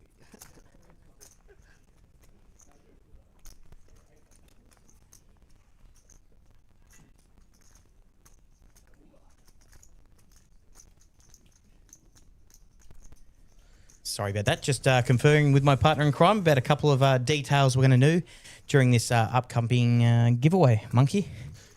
Mr. Jamie Hall himself is actually going to be posting on the Playlive site soon and sharing it with me, and we'll be putting it on our page. Yeah, there's going to be a little bit of a twist in that giveaway, something that we haven't done before, courtesy of Jamie Hall, who came up with a pretty good idea, and I backed it all the way in alongside you, Berkey, as we get back to the action here. MT picking up under the gun the ace-king, and he's going to raise it and get no action. Just picking up the blinds. There's the Winter Showdown stats. They're still guessing what it is. Is it an MJ23 rookie card? Yeah, how much that would be worth? I don't think you'd be giving that one away, Monkey. Not in this life, not in this lifetime or the next, for that matter. But I appreciate that. That's funny. Online only though. Scott, Corbett. Cleveland gives you. So I'm just working on the social stuff on the side. I'm going to wait for Jamie to finish up his post and let us know. And I'll be sharing that to our page, which the photo itself, Monkey. Ooh, just had a look at it. He can make anything look good. And even though this prize here doesn't need help looking good, Jamie manages to find a way. Now we've got under the gun here with Jordan. He's got the ace-queen. He's going to raise to 32,000, raise to the structure. The blinds are 8, 16, 16. Aaron Chong in the +1 is going to fold his ace 3 suited. David in the +2 with the king-jack off. He's going to fold that as well in the nice new little white-on-white Playlive cap. He's folding around to Stephen, who once in a while just cannot find that reader, Monkey. But it's folded all around to Travis. Not much going on in this hand. Unless Jessica can wake up with something. Speaking of 3 deuce, there it shows up. And Michael with the worst hand in poker in the big blind is going to put that straight in the bin. Now, I have been told that it is on the Facebook site. So I'm going to take 2 minutes here, Monkey. On ours or? No, it's on the Facebook page for Playlive. Okay. And I'm just going to share it to our site so everyone can see it. And we'll get to that giveaway momentarily. Sounds good. Looking forward to it. And a little bit of a interesting thing to note also, as Berkey's working through on his phone at the same time, and I'm kind of looking over the photo. Looks absolutely Mickey Mouse, just quietly. Wowee. Great stuff from Jamie Hall down there. Wow. You'll be able to see it now on the Playlive Facebook page, what that giveaway is going to be, and Berkey's about to share it on our particular page. And it is there now, ready to go. Now, so in about 5 minutes, I'd say, we're going to actually pose the question. Now, we're going to do it very, very differently. I'll get back to the action here really quick. Yeah, Itski, by the way, is how you pronounce it. It's Itski, is it? Yeah, I didn't know that, but we found it in the chat on Facebook Live there. Itski is how you pronounce Zuki's name. The Ace King of Spades is going to pop it up under in the hijack, I should say, to the structure. 2 bigs, 32K. And he's going to get absolutely no action.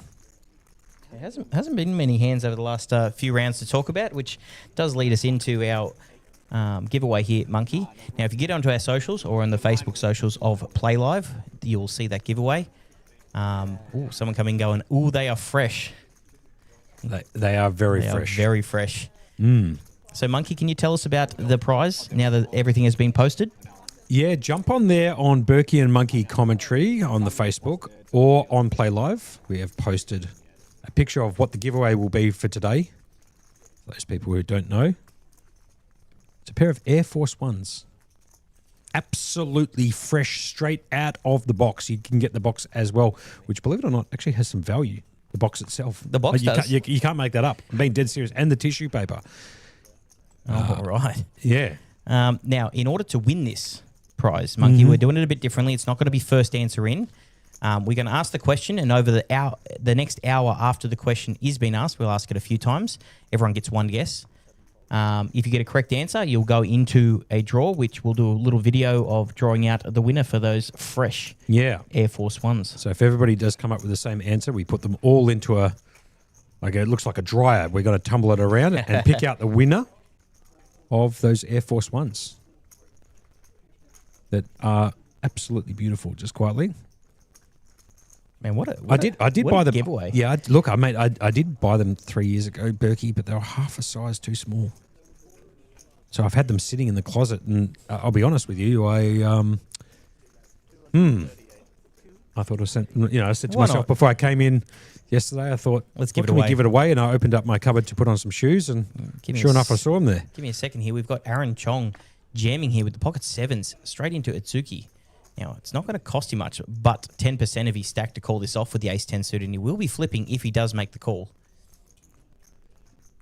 So a very interesting spot for him. Yeah, do you think you're just calling this off, Monkey? Yeah, he does.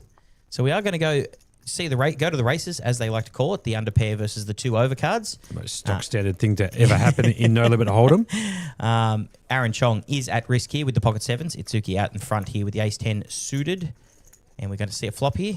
We got King 5-4, 2 diamonds. No help to Itsuki. Aaron Chong holding on here with the sevens so far. We get a jack on the turn. The ace-10 picks up the gut shot along with the ace and the queen. The river is a 9. The sevens will hold and get the double up for Aaron. And, just a pretty stock standard flip there, Monkey. Yeah, Aaron now up to 24 bigs or 380K. Now, unfortunately for anybody who is a staff member at Playlive, you're not eligible to win the Air Force Ones that we'll be giving away. So do us a favor as well. If you are a member here and you cannot win, please don't post the answer in. Yep. We like people because, this is a slightly harder question, but you're going for a much larger prize. Now, Monkey, do we want to go on and ask the question here? Or do we want to wait till, let's say, a round number like 5:40 in 4 minutes? You know what? Let's slow roll them a little bit at home. Oh, yeah, slow roll. How about we do it at 5:45, yeah? 5:45, so 9 minutes from now, we'll be posing the question. And you guys can stick with us. Post your answers in there. Remember, we are only taking everyone's first answer. Correct. You into this. can't, So take a time to think. you can't spam the chat. No spamming the chat. And we won't actually tell you what the correct answer is until 6:45. And whoever does, or whomever gets the correct answers will be put in a draw. And we'll pick it out at random and give away those beautiful white-on-white Air Force Ones. Try and say The that quickly. Jordan Air Force Ones, mate. They are looking absolutely Mickey Mouse fresh. Good call. Just like this Playlive white cap he's wearing here. Absolutely fresh. That would actually go along with that little outfit there, wouldn't it? The white on white? The white-on-white with the white cap. Yes. Should we throw that in as well, maybe? The Jeez, white that'd be cap. White cap as well. Let's do it. Yeah? Yeah, white on white cap. We'll throw that in right on top just as a juicer on top. Yeah, a little kicker. Yeah, why not? Looking fresh with the white on white Playlive cap Beautiful. and the white on white Air Jordans. Love that. Air Force Ones. Little bit of Play Live merch to go along with my giveaway.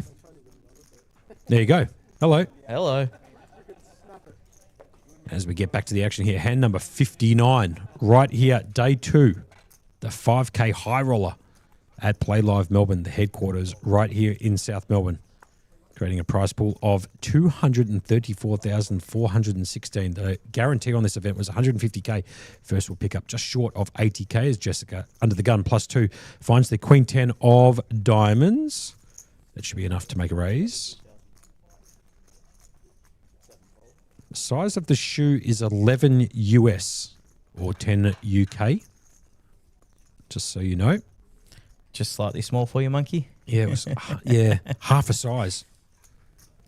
Oh, well. Unfortunately. You tried your best. Did try my best, but lost, as I usually do. Jessica is going to pop it up to the structure with the Queen 10 of diamonds, round 2, Jordan, who basically has locked up $1 billion this year in terms of tournaments in 2026, really playing the best of his career in 2026. He's going to pop it all in with the King Queen.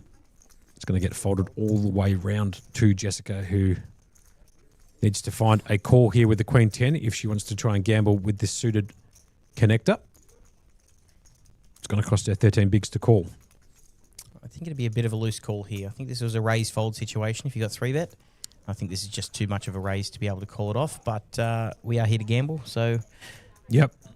who knows what's going on in Jessica's head here. Darry is also putting into the chat, what size are the shoes, boys? They are men's US 11, also known as UK 10, Also white known as Air Force Ones. half a size. Too short. Yeah. Too small for monkey. Yep, correct. Now, Bra Lengsia has come in saying they're not AF ones, not to be rude, but just Air Jordan ones.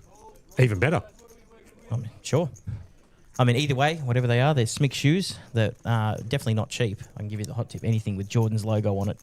Well, to be honest, I just walked in there, saw the Jordan logo on it, said, yes, sir, I'll take them.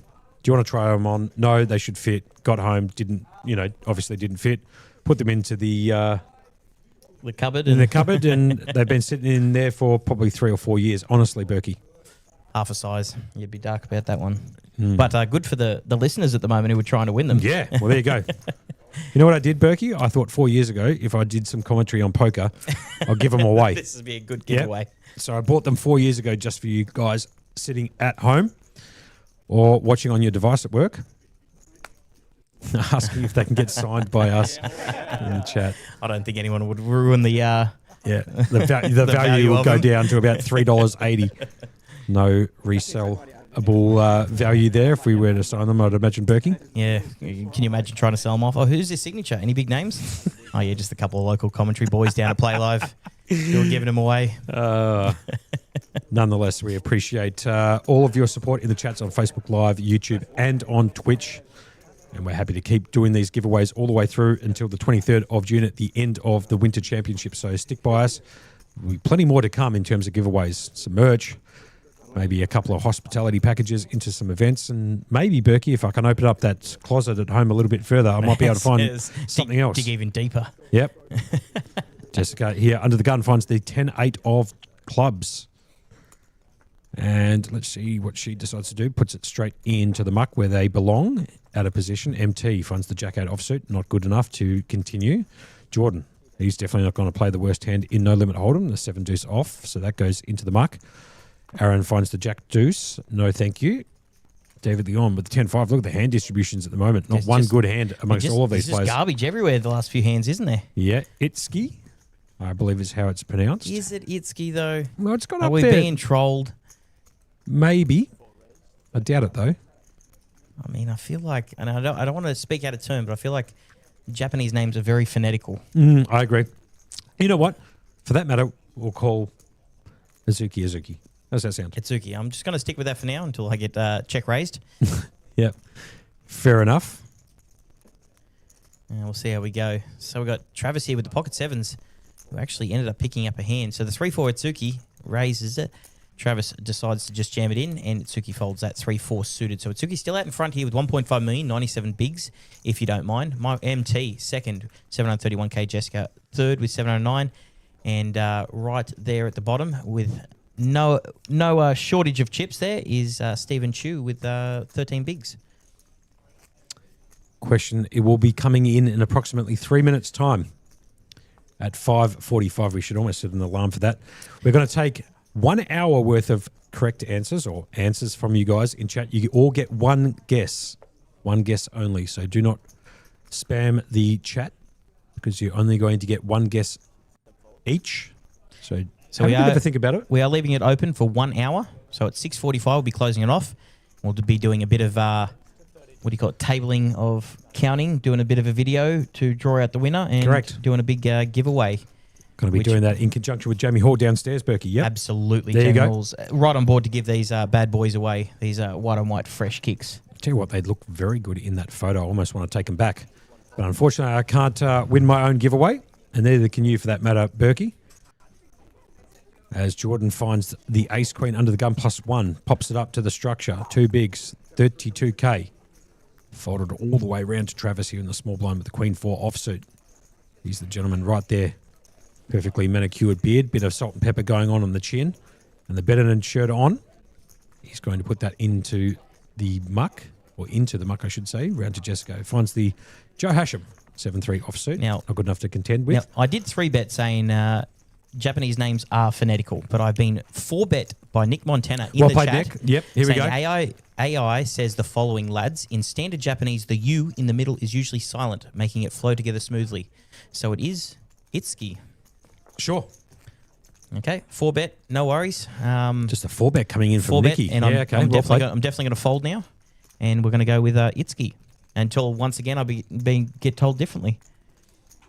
So we've got the PLO happening on the outer tables at the moment. We have 27 left in this 5K, and in about 15 minutes flat, we are going to have the battle stacks, no limit hold'em, on the outside tables as well. So plenty of action here at the headquarters at 129 York Street tonight. If you get the Tuesday night off and you want to come in and battle some stacks or play some PLO, the 4-card variants, Yep. can't, however, jump into this 5K as it is locked out. The final field of 52 up in the top corner. They are playing for a prize pool of $234,416. Now, I know that number ends in $16, and everyone always asks why. That's a weird number. We do take 2% out for the player of the series. So player of the series is going to be a huge number itself. Yeah. Because we do have a 2 million guaranteed series. But if the numbers are anything to go by, we're definitely going to be eclipsing that. Now, Stephen Chu back at the action here. Raises up to 32 in the hijack. Itsuki, right behind him in the cutoff, has the ace-jack off. Definitely looks like he's reaching some bigger chips here. So we're going to put in the raise here at 80,000, it looks like. Yeah, good call from you, and then Berkey. Travis right behind him. Wow, just finds with the aces. Hello. Seen the aces show up, I believe, 4 times in 64 hands that this stream has been running for. There's no better feeling in poker than when you get a raise before you, a 3-bet, and then you look down at the pocket rockets. Unless, of course, you're me in the opening event. Against pocket threes. Yeah, and the 3 just hits on the flop like it was meant to be. I got busted for my 9th or 10th bullet in that particular event, as Travis is going to make a pretty easy 4-bet. He's going to pop it up and make it 165k to go. Might need to go down to OPSM. My eyes are deceiving me a little bit at the moment. Stephen's got to get out of the way with the Jack 10, round to Itsuki, who is going to fold the ace-jack, and rightfully so. They are the chip counts on the screen for this particular feature table. We do have some outer tables in action as well. We can bring you some names about who is out there in the outer tables. We did lose JP at this feature table, so we are down to 26 in this particular event. That should be adjusted shortly in the top right-hand corner of your screen as we get to hand number 64 right here at Playlive Melbourne.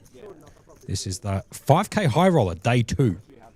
For those people just tuning in, and maybe those people who just ducked out of work or finished work, finally got back home and thought, you know what, let's kick into a Tuesday night and watch a bit of 5K Highroller action. And we've just hit the 545, 546 mark. So after this hand, I believe we'll be posing the question of how you can win those Air Jordans or Air Force Ones or Air Jordan 1s, Yep. whatever they are. whatever they are. They're a Smith pair of shoes. The Jordan shoes. The Jordans. We'll just go with the Jordans, the white on white. And just to top it off, we'll throw in a white on white Playlive cap just to finish off the look there, Monkey. Yep. We'll get to that directly after this particular hand. That competition will end at 6:45 sharp. 6:45 sharp. So make sure you get your answers in before 6:45 to be eligible. You also need to be liked and subscribed to the Berkey and Monkey Commentary Facebook page. And those people who are staff members here at Play Live, either former or current, are not eligible to win this giveaway. Unfortunately, as the question does pertain to something here at Play Live, and we don't want to have anybody with the... do you want to take this, Monkey, or do you want me to kick this proceedings off? All right. Would you want to take it up? Do you want to take the floor? Or do you want me You to know take what, the floor? Berkey? You do it, mate. All right. The question is, and for everyone listening, you've got an hour to get your answers in. Please think about it carefully because you get your first answer. How many tables at Play Live are set up upstairs and downstairs? Now, remember, we'll be taking everyone with the correct answer. And in an hour from now, we'll be doing a draw. I'll make sure to video that draw for the awesome prize of the Air Force Ones. You can check it out on the Facebook page at Play Live, or you can check it on our Berkey and Monkey Commentary page. Correct. Now, that does include this RFID table. So just keep that in mind. It's every table that is standing at Play Live, upstairs and downstairs. How many tables are up? Everybody gets ready to one use? guess. Everyone gets one guess. And for you to be eligible, you have to like and be subscribed to the Berkey and Monkey Commentary Facebook page. Okay. That competition will close at 6:45 sharp on the nose. As we get back to the action here, Jessica is going to raise the King Jack from the hijack and see if she can find some action, and she doesn't. David's going to fold from the big blind, just picking up the blinds plus the antes there for Jess. Funny question, Nick Montana. Should we go for a walk and have a look? The upstairs area is currently locked. That's exactly the reason for why we did it. That's 100% the reason why we did it. For those who want to just come in and count the tables, you do not know how many tables are upstairs because the upstairs area is not being used at the moment. So a little bit of a hack for those who think about walking down and just counting some tables to get an answer in. You will not be able to get upstairs where we are in the combox. We are locked in up here. So for those wanting to come down and have a count, you're just going to have an educated guess at home. That is how many tables are up and ready to go at Play Live to use, and you get one guess. And we will not be revealing the answer until the very end at 6:45. So lock in your guesses. We'll go through the chat and we'll get a draw going for everyone. Nick coming back in the chat. I've just 3-bet him back and he goes, well done. Everybody gets one guess and one guess only to avoid any spamming in the chats. That's not what we want to try to achieve by doing this giveaway. So have a good think about it. A few answers being locked in already. So, we'll get back to the action here real quick. Monkey, call this really quick for me. Yeah, no problem. So MT in the hijack finds the pocket tens. Popped it up, made 40k to go. Jordan now with the jacks. Beautiful spot for him to have jacks. He's going to rip it all in. David's going to get out of the way with a 6-5 offsuit from the small blind. Can Stephen find a hand in the big? No, he can't. So action background to MT. He does elect to make a very tight and good fold with the pocket tens there. Well, it's a very good fold there. You and me, Monkey, we see a hand like that, and I'm sorry, but it's either GG's in the chat or I'm sucking out on someone. Yeah, very true. A few answers coming in already. Once again, how many tables, and you only get one guess, how many tables are up and ready to use at the Playlive Melbourne headquarters here at 129 York Street, upstairs and downstairs, and the feature table here, the RFID table, is included in those numbers. Yep. So have a think about it, come back with an answer, and we are playing for those Jordans, those white-on-white Jordans, and a white-on-white Playlive cap. There you go. Good luck to everybody who wants to enter into that particular competition. And hopefully whoever does win that prize their foot can actually fit in the shoe. There's also a caveat with it. I'm just putting a caveat on this now. This is a big prize we're giving away, and we do like to do social media stuff. So if you do win the prize and you do come in to collect it, we will be getting a photo with you. 100%. 100% be getting a photo. Fighting. Stephen Chu here in the small blind. I think finds pretty the- much everyone is happy to get a photo with us. Yeah, I think if we're giving away free stuff, especially stuff of such sentimental value to myself out on this stream, I think it would be appropriate if you can take a photo with us just to help build our online profile a little bit more and show, to which we very much appreciate all the support nonetheless, as Stephen has decided to move it all in from the small blind. And Idski's going to make a very easy call with the King 10. Snaps it off, and he's miles out in front at the moment, 70% equity. You can see bottom left-hand corner. Can Stevie find cards to make a straight, or the 9 for that matter? Doesn't on this particular flop. Tell you what, but he gets the He just diamond picks draw. up a diamonds draw. Yeah, pardon me. Good call. The turn card brings in the 8 of hearts. No help. Needs to find 13 all of outs, those the outs top up the corner. top. Yeah, good on you, Berkey. And he does get the diamond here. Right. So Stephen Chu does get the double up from Hello. Itski.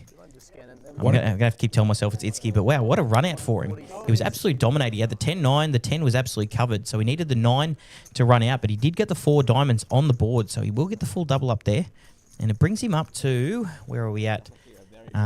19 big blinds, 308. So over starting stack again. So well played. So there is a lot of answers coming into the chat. Once again, please don't spam. We enjoy having everyone's answers in here. We enjoy talking to people. So we'll stick to the action. We'll ask the question every few times. And once again, that prize gets locked out at 6:45. And I will be doing a video with Jamie Hall, the man downstairs himself, for a chance to win those. And we'll do the draw out and we'll get the right answer and get everyone locked in.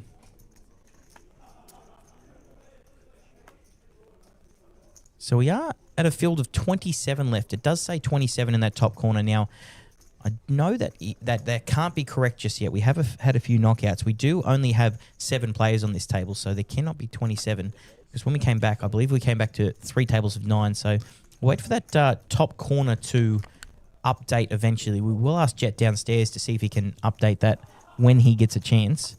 We're going to get a bit more action here. Zuki picking up hands left and right now. He's getting involved in a lot more hands now than he did at the start of the stream. Mm-hmm. He does have a big stack, so he's more than within his right to be getting involved in this. We've got Jordan Battis in the hijack with the King Jack versus the 8s of Itsuki. Itsuki holding on here with the overpair to the board, the 7-5-3. Jordan with the 2 overcards. Monkey, can you take that for a second? I just need to get a water. Yep, no problems. So Jordan here did make the raise, and there was a call from Itski pre-flop. Itski's going to check from the small blind with the overpair to this particular board. Also has some cards working to make a straight. And the action now is back on Jordan to see how he wants to play the King Jack. Pretty funny, actually, that there's a player at this feature table called Jordan, and that's exactly what we're giving away. Can't make it up. He's going to bet 52K. And Itski is going to have a little sneak peek at how many chips Jordan has behind.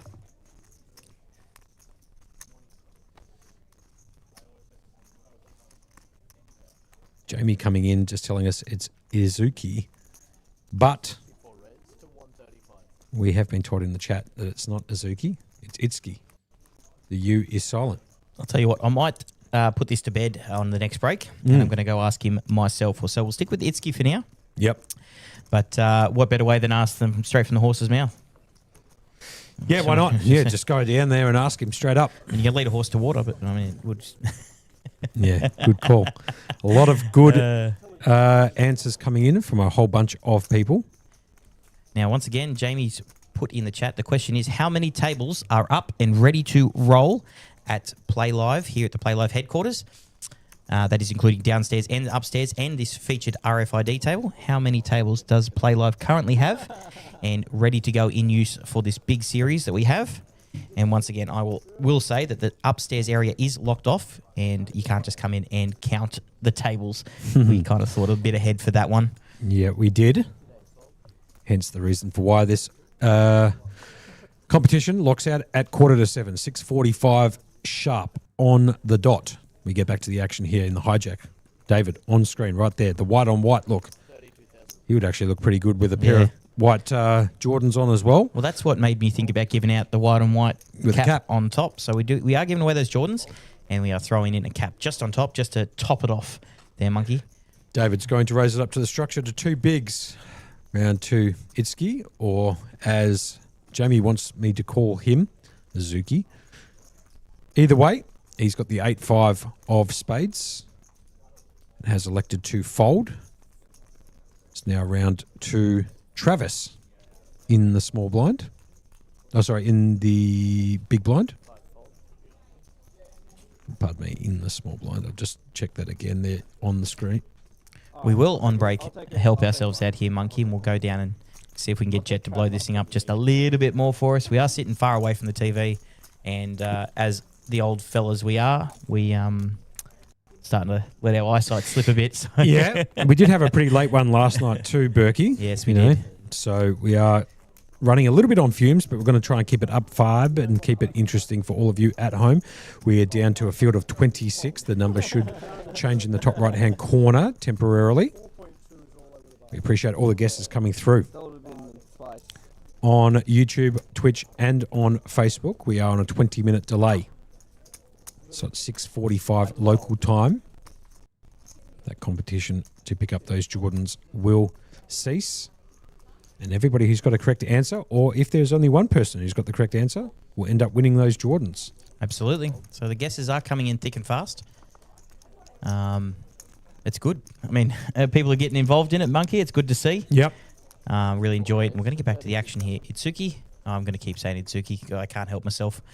Itsuki here going to raise it up in the cutoff to the structure. Blinds are 8, 16, 16 here in this 5K high roller event. He does raise it up to the structure to 32. It comes around to Jessica with the ace 7 off. Just contemplating what to do here. MSP jumping into the chat saying, "Hi boys." There she is. MSP yourself. Hello. How are we? Have you had your guess yet, MSP? Because I'd love to be able to send those Jordans up to you as well. Why not? One of our biggest followers there, MSP. So always happy to give her a shout out. She seems to be on all our streams, following all of our stuff, and it's much appreciated, the support that we get from her up there. We're going to go to a flop here. Ace Queen versus Pocket Deuces versus Ace 7. The flop comes out Queen 8 6. Surprisingly, it's interesting flop here. Itsuki with the top. Mike MT with the underpair to the board, and Jessica with absolutely nothing. Ace high out there in no man's land. Danny coming in saying, "Hi, Habibi." Hello. Look at these answers coming through. Now, It's- we're not actually going to say whether we've got a right answer or a wrong answer. Now, Zuki did bet out at that, and it did go fold, but we're not telling anyone the answer until 6:45 when we lock out the competition. And we are playing for a solid prize here. Now, we're going to get back to the action here. Now, we're going to check out some of these stacks. They have changed around a bit.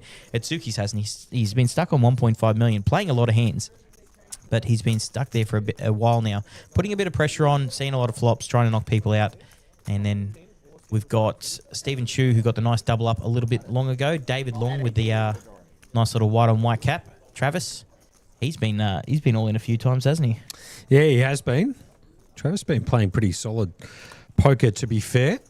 Up to 601k or 38 bigs. As we get back to the action right here at Playlive. This is the 5K high roller for those people who just got home from work who want to saddle into their couch or their bed for that matter. Maybe open a bottle of vino and get the popcorn ready for some late night poker fun right here at Playlive. This is the 5K high roller. No more late re-entries into this event. It was locked out at 4:25, I believe. Yeah, it was locked out at 4:25. So we are down to the final players in this 5K high roller of a field of 52. Now, I don't believe that number in the top corner is correct. I'm waiting for that to update because we are on the 20-minute delay. We also had Jamie downstairs just doing Jamie things. Heard us on the thing and he, on the comms, and he goes, I just asked him how to pronounce his name, and it is Itsuki. So Itsuki it is. Confirmed. There we go. Absolutely confirmed from the horse's mouth. Absolutely put it to bed. MSP coming to the chat. Must have come in just after the question. The question is, MSP, how many tables upstairs and downstairs does Playlive have ready to go for tournament poker? Yeah, erected tables. So if they had some tables locked away in the vault back rooms, they are not counted. Total erect tables. So tables that are sitting on their legs How many of those bad boys do they have here at Playlive? Up and ready to go as we go background to Stephen Chu under the gun with the pocket jacks.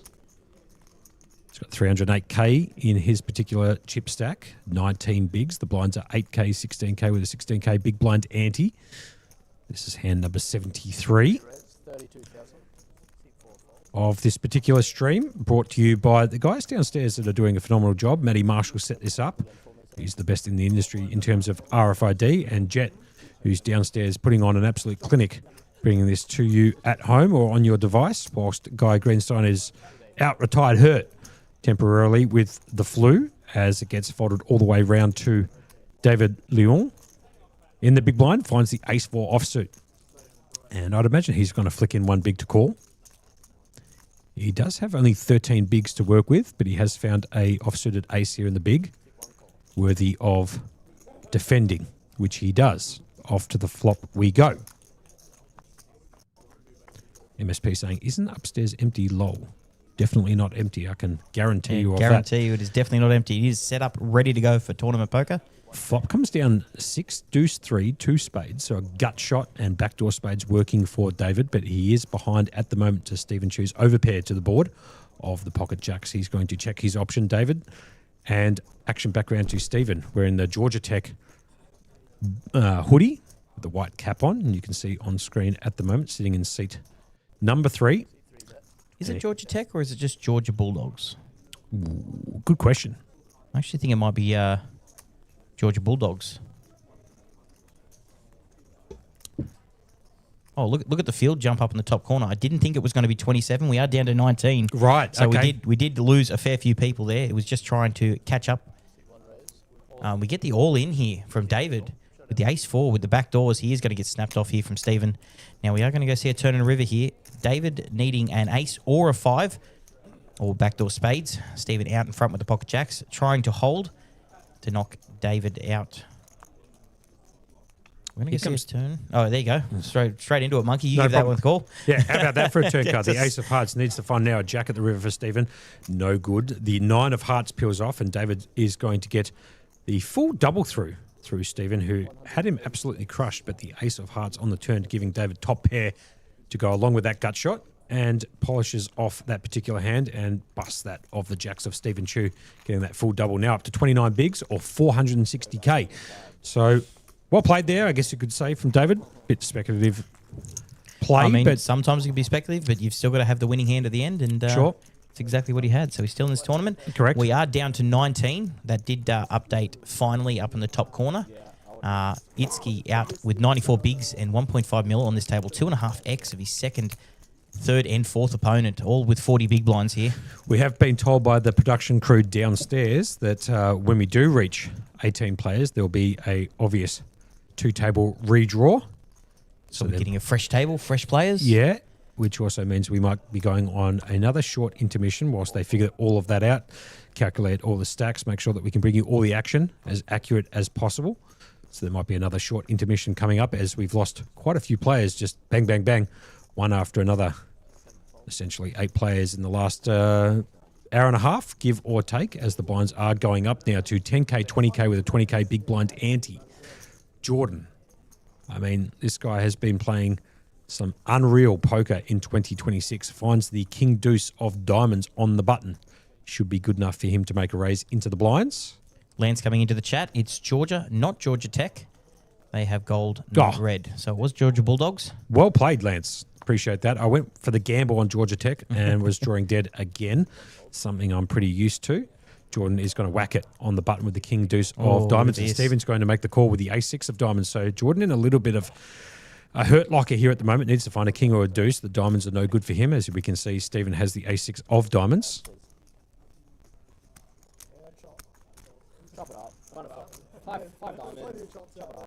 MS. Right. So we are going to go into a flop here. Both diamonds covered from Stephen, so he's going to need a little bit of help here. So we've got the jack 6-4. Stephen was out ahead, but out ahead even more with the pocket sixes. He is going to need a king and a king only here to win this.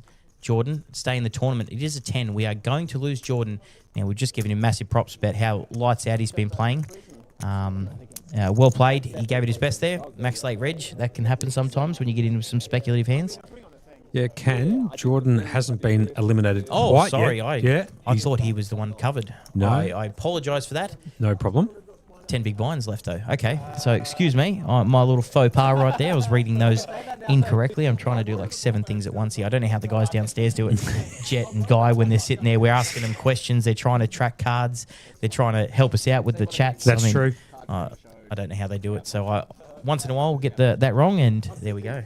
Yep. Now, MSP in the chat, she's asking if she got it right. We can't tell anyone what the answer is. We'll be locking out the competition at 6:45. Local time. Local time. You only get one guess into this, so you still have another, what is it? 38 minutes. 38 minutes to get your guess in. You only get one guess. First guess we are taking, so please don't spam the chat. And if you want to get on and see what that prize is, you can jump onto the Play Live Facebook page or our Berkey and Monkey commentary page, which you do need to be following in order to be able to win that prize. Correct weight. Obviously, people who are staff members here at Play Live, either prior staff members or current staff members, aren't eligible to win this particular giveaway. As we get back to the action, here's MT in the hijack. Hello. Finds a hand. King, Queen of clubs. Should be good enough for him to make a raise in the hijack. But it looks like he's going to flick in. Just the call instead. Jordan here in the cutoff has got the 7-4 offsuit. He just lost a large portion of his chip stack the hand before with the king deuce of diamonds walking straight into that of Yeah. Stephen Chu. Had A6 of diamonds, had him covered. A6 of diamonds, Yeah. correct weight. David Leon got out of the way there. Back round to Stephen. He's got the Queen 8. And he's contemplating what to do with his particular hand at the moment. And has elected to defend from the small blind, flicking in the call chips. It's Gigi checking that, his big blind. So we're going to go 3-way flop here. Queen 8 versus 3-4 versus the King Queen of MT. Flop comes out Queen 10-3. Wow, if you don't mind. A top pair for Stephen. A top pair, better kicker for MT. And Itsuki getting bottom pair with backdoor flush draw. Oh, no, not the backdoor flush draw. It was a rainbow board. Yeah. Sorry, I saw that wrong. So he's just got bottom pair there. So we are going to get the check bet out from MT here with the King Queen suited, having top pair, second best kicker. Now Stephen Chu here. What do you imagine he is going to do here? Is he going to put in the raise? Is he going to flat? I don't see. He's not folding this at all. Well, if Stephen's chip stack is correct here, he's got 7.5 bigs. I think he just has to whack this all in with top pair and hope that he's good. Obviously, he's miles behind to that of MT. And he does elect to put it all in, and MT will make the call. And MT's going to show him the goods with the King Queen. Stephen needing to find the one out, the 8 of spades on the turn or the river, or cards to make a straight, which actually wouldn't even help him. No, This became 'cause Jack 9. that's it. Still GG's in the chat. The ace of diamonds, no help, needs to find the 8 of spades at the river, or a ace there to be able to chop that bad boy up. All right, so it looks like we're going to go to a redraw of 18. We're going to go on a 10-minute break. We'll be back in roughly 10 minutes, and we will continue on to that giveaway at 6:45 when we lock it out. So please put your guesses in the chat. We'll keep the chats up here, and we'll see everyone in 10 minutes. So, yeah, all yours, mate, yeah.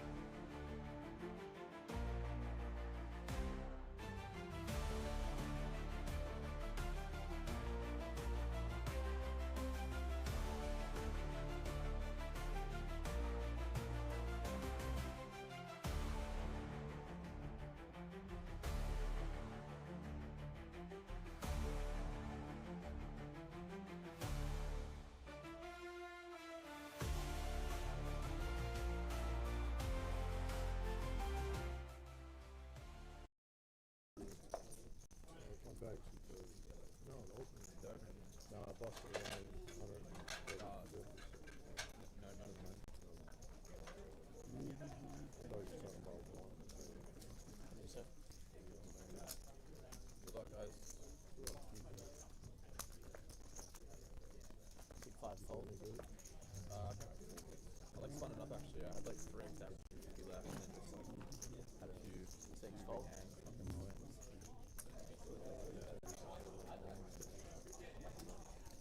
7 raise, 40,000. 8 fold. 9 fold.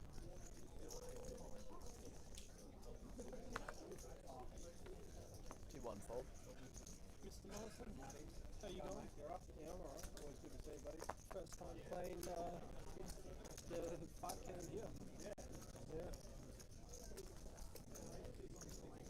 First time on this feature, Pete. First time for you. Yeah. For me, nervous. I'm shitting myself, mate. C2 call. C3 I fold. can't wait for people to critique these plays. Nothing wrong with being a bit unorthodox. It might work out.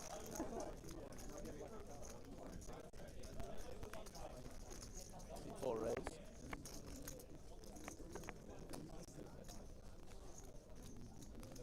$315,000. 315.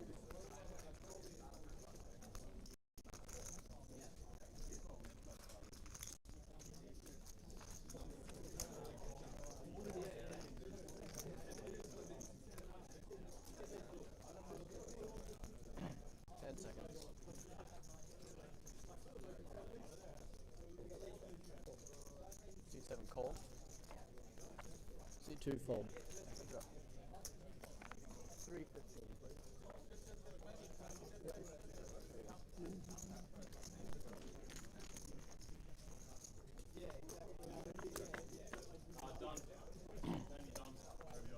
C4 checks.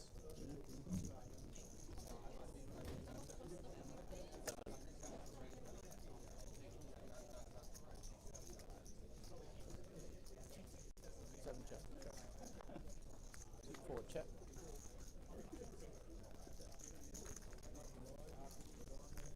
7 check.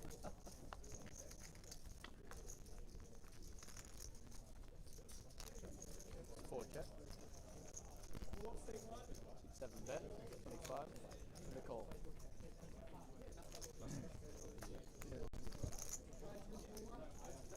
Your cold call was very scary. When he did the big squeeze and you just cold call. Of course. You might pass me. You're just trying to get an overcall from me. Thank you. Seat open. Feature table. Seat 4.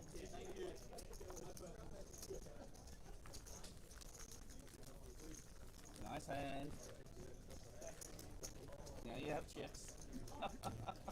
Just the big blind, please.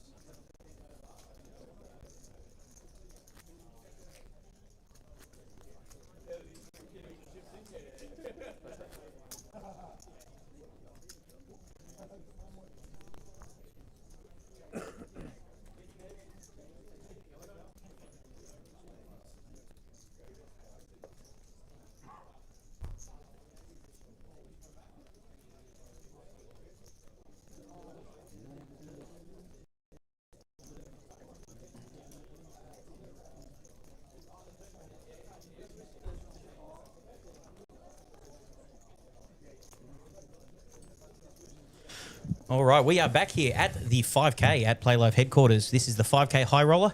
We are down to a field of 17, you can see in your top corner there. And we did have a table redraw, lost a player at the same time. And we're going to have a look at the chat here. We're going to keep up with this.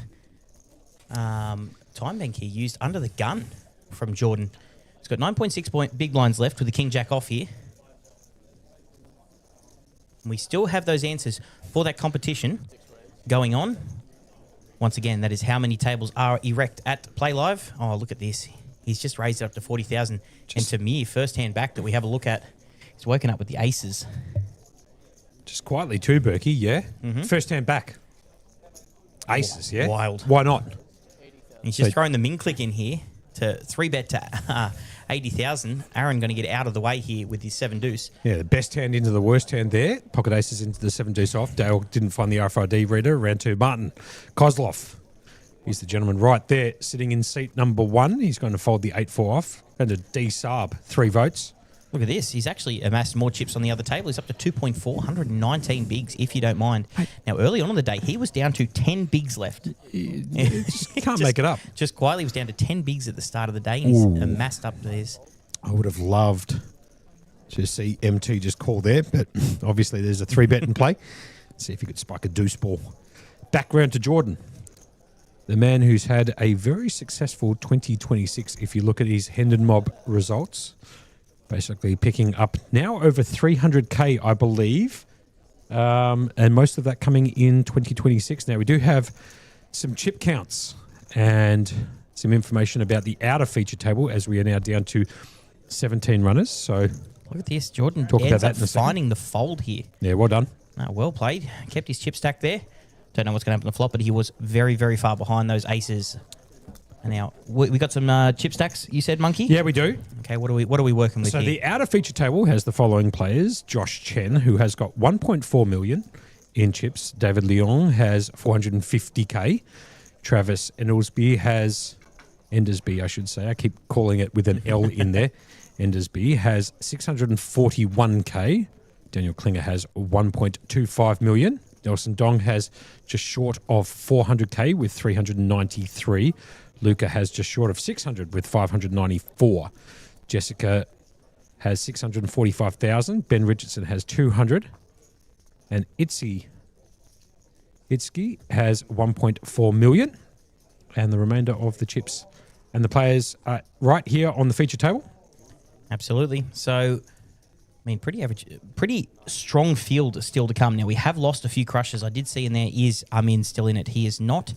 Last time I checked, he was down firing in the PLO. Yep. And I'll tell you what, I actually saw that PLO table that was downstairs, and it was absolutely packed full of crushes. Just that one table, very concentrated. We'll get to it after this hand. We'll get the +3 here from Martin. He's going to raise it up to 45,000. Just over the structure. The blinds are 10,000, 20,000, 20,000. He's raised it up to 45. David Saab in the hijack folds around to Yifan, who just jams it in with the kings. Absolutely finds it. Has 6.8 big blinds left. It's going to fold around to Jordan, who's going to get out of the way with 10-3. Now Martin here. 91K left to call. He's going to ask for the count here. It's only going to cost him 4.6 bigs, so roughly 20% of his stack to call this off.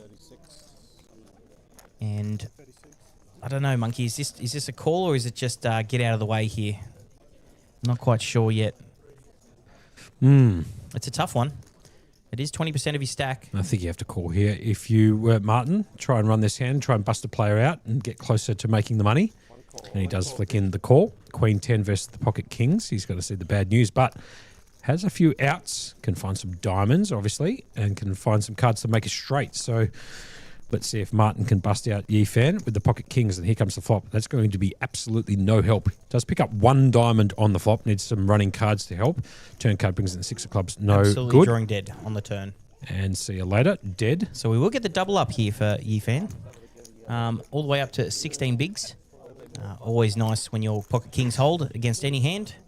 Usually when you have pocket kings, someone has an ace and an ace comes out, as we always talk about there, Monkey.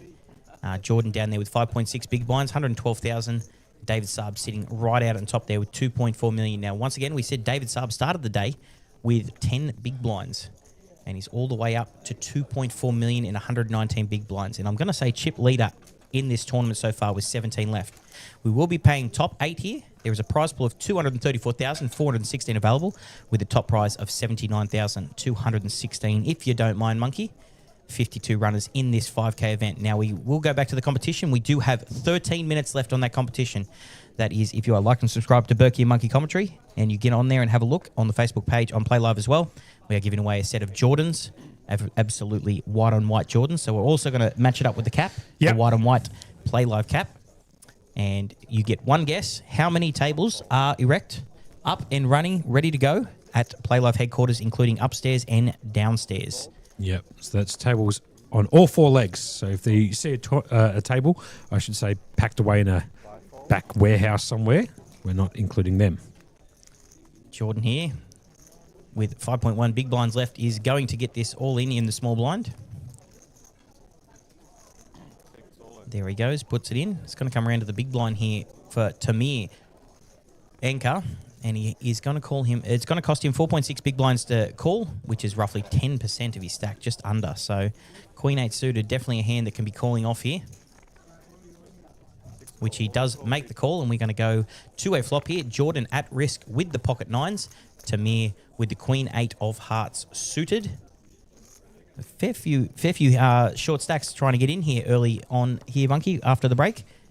And we're going to go see a flop here. We got King 7-7, pocket nines still out in front.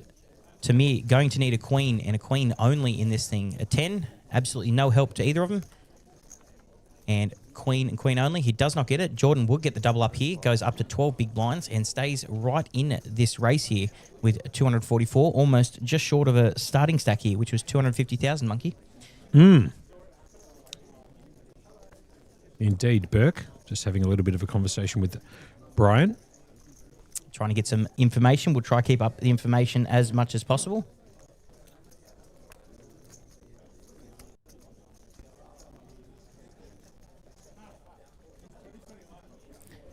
You know what, Burke, you call the action. I've got to do this real quick. Is that all right? No worries, Monkey. You go do what you need to.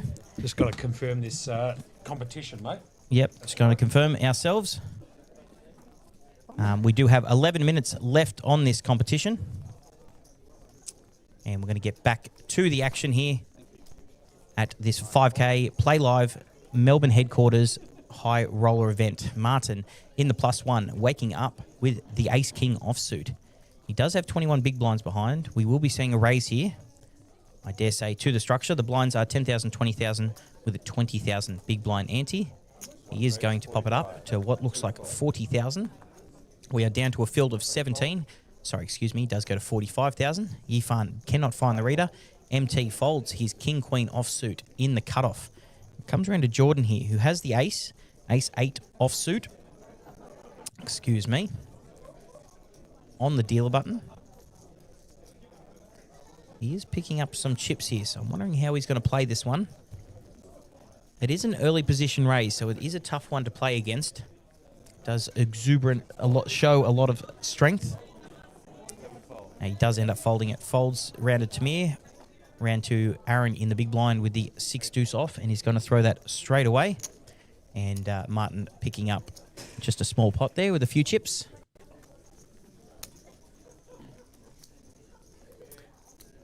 All right, Monkey just pacing back and forth, trying to get some extra information here. We do have 10 minutes left. Once again, we will be taking your first guess. Your first guess of how many tables are up for those Jordans. And at 6:45, once we lock it out, we will tell everyone the answer. And I will do a video of drawing out the winner. So 6:45, you will be getting a new commentator while I get some work done. And they'll be here with Monkey till the conclusion as I get back in later on. Now we've got David Saab in the +1 with the 9-7 off, folding that. Irfan struggling to find that reader. I'm hoping downstairs they have told him. We are on a 20-minute delay, so if we do tell him downstairs that he does need to start finding that reader, take about 20 minutes to kick in, but hopefully we can start seeing his cards because that's what this RFID is all about. Jordan is sitting there in the cutoff with 12 big blinds and the pocket fives, if you don't mind. Love this hand, my favourite hand. He's going to look at it a couple of times. I don't know how he's going to play this. He is trying to look for a premium hand, and he does end up raising, leaving a couple of chips behind. As standard these days, it feels like. Does raise it up, leaving 0.5 behind to 235. And Tamir right behind him, waking up with the pocket 8s. And Tamir has a decent-sized stack. He has 902,000, 45 big blinds. Now, I'm wondering if he's going to raise here to isolate or if he's going to flat this. Now, he's on the dealer button. Not many hands to act behind him. So I wouldn't be surprised if he does put in the raise. Or if he wants to flat and get multiple people in to try and knock people out. But I don't think that's Tamir's style. I think he is going to put the raise in here. Monkey, thoughts? He's on the button. Still got a couple of players he has to get through, the small blind and the big blind. So he needs to navigate that just as much as trying to figure out what to do facing this action from Jordan with the pocket 5s. So I'd like to see a jam over the top and try and isolate or fold, which he does. He actually makes the fold. Aaron has the 8-4 offsuit, does elect to make the fold in the small blind, and Dale in the big blind folds the 10-5. So either way there, I don't mind the jam to isolate or the fold. It's one of the two. I don't like calling ever. So he did elect to make the fold, which is fine. Happy with that. Can find a better spot for sure. We do have 7 more minutes left in that competition. Now, Berkey, we are giving away a pair of Jordans, white on white Jordans. We'll be giving that away at 6:45 sharp on the dot. No answers thereafter, the 6:45 local time right here in Melbourne. Well, there will be a lockout. I will go downstairs and do a bit of work with Jamie on getting a video ready for those who have the correct answers, which we will be telling people what the correct answer is just after 6:45, after the competition closes. And those who have the correct answer, I'll do a quick video and post on our socials to see if we can give that away, along with the white on white Playlive cap that looks absolutely Mickey Mouse. Yeah, shout outs to the guys down here at Playlive who have just updated their stock levels and all of their merchandise down here at Playlive.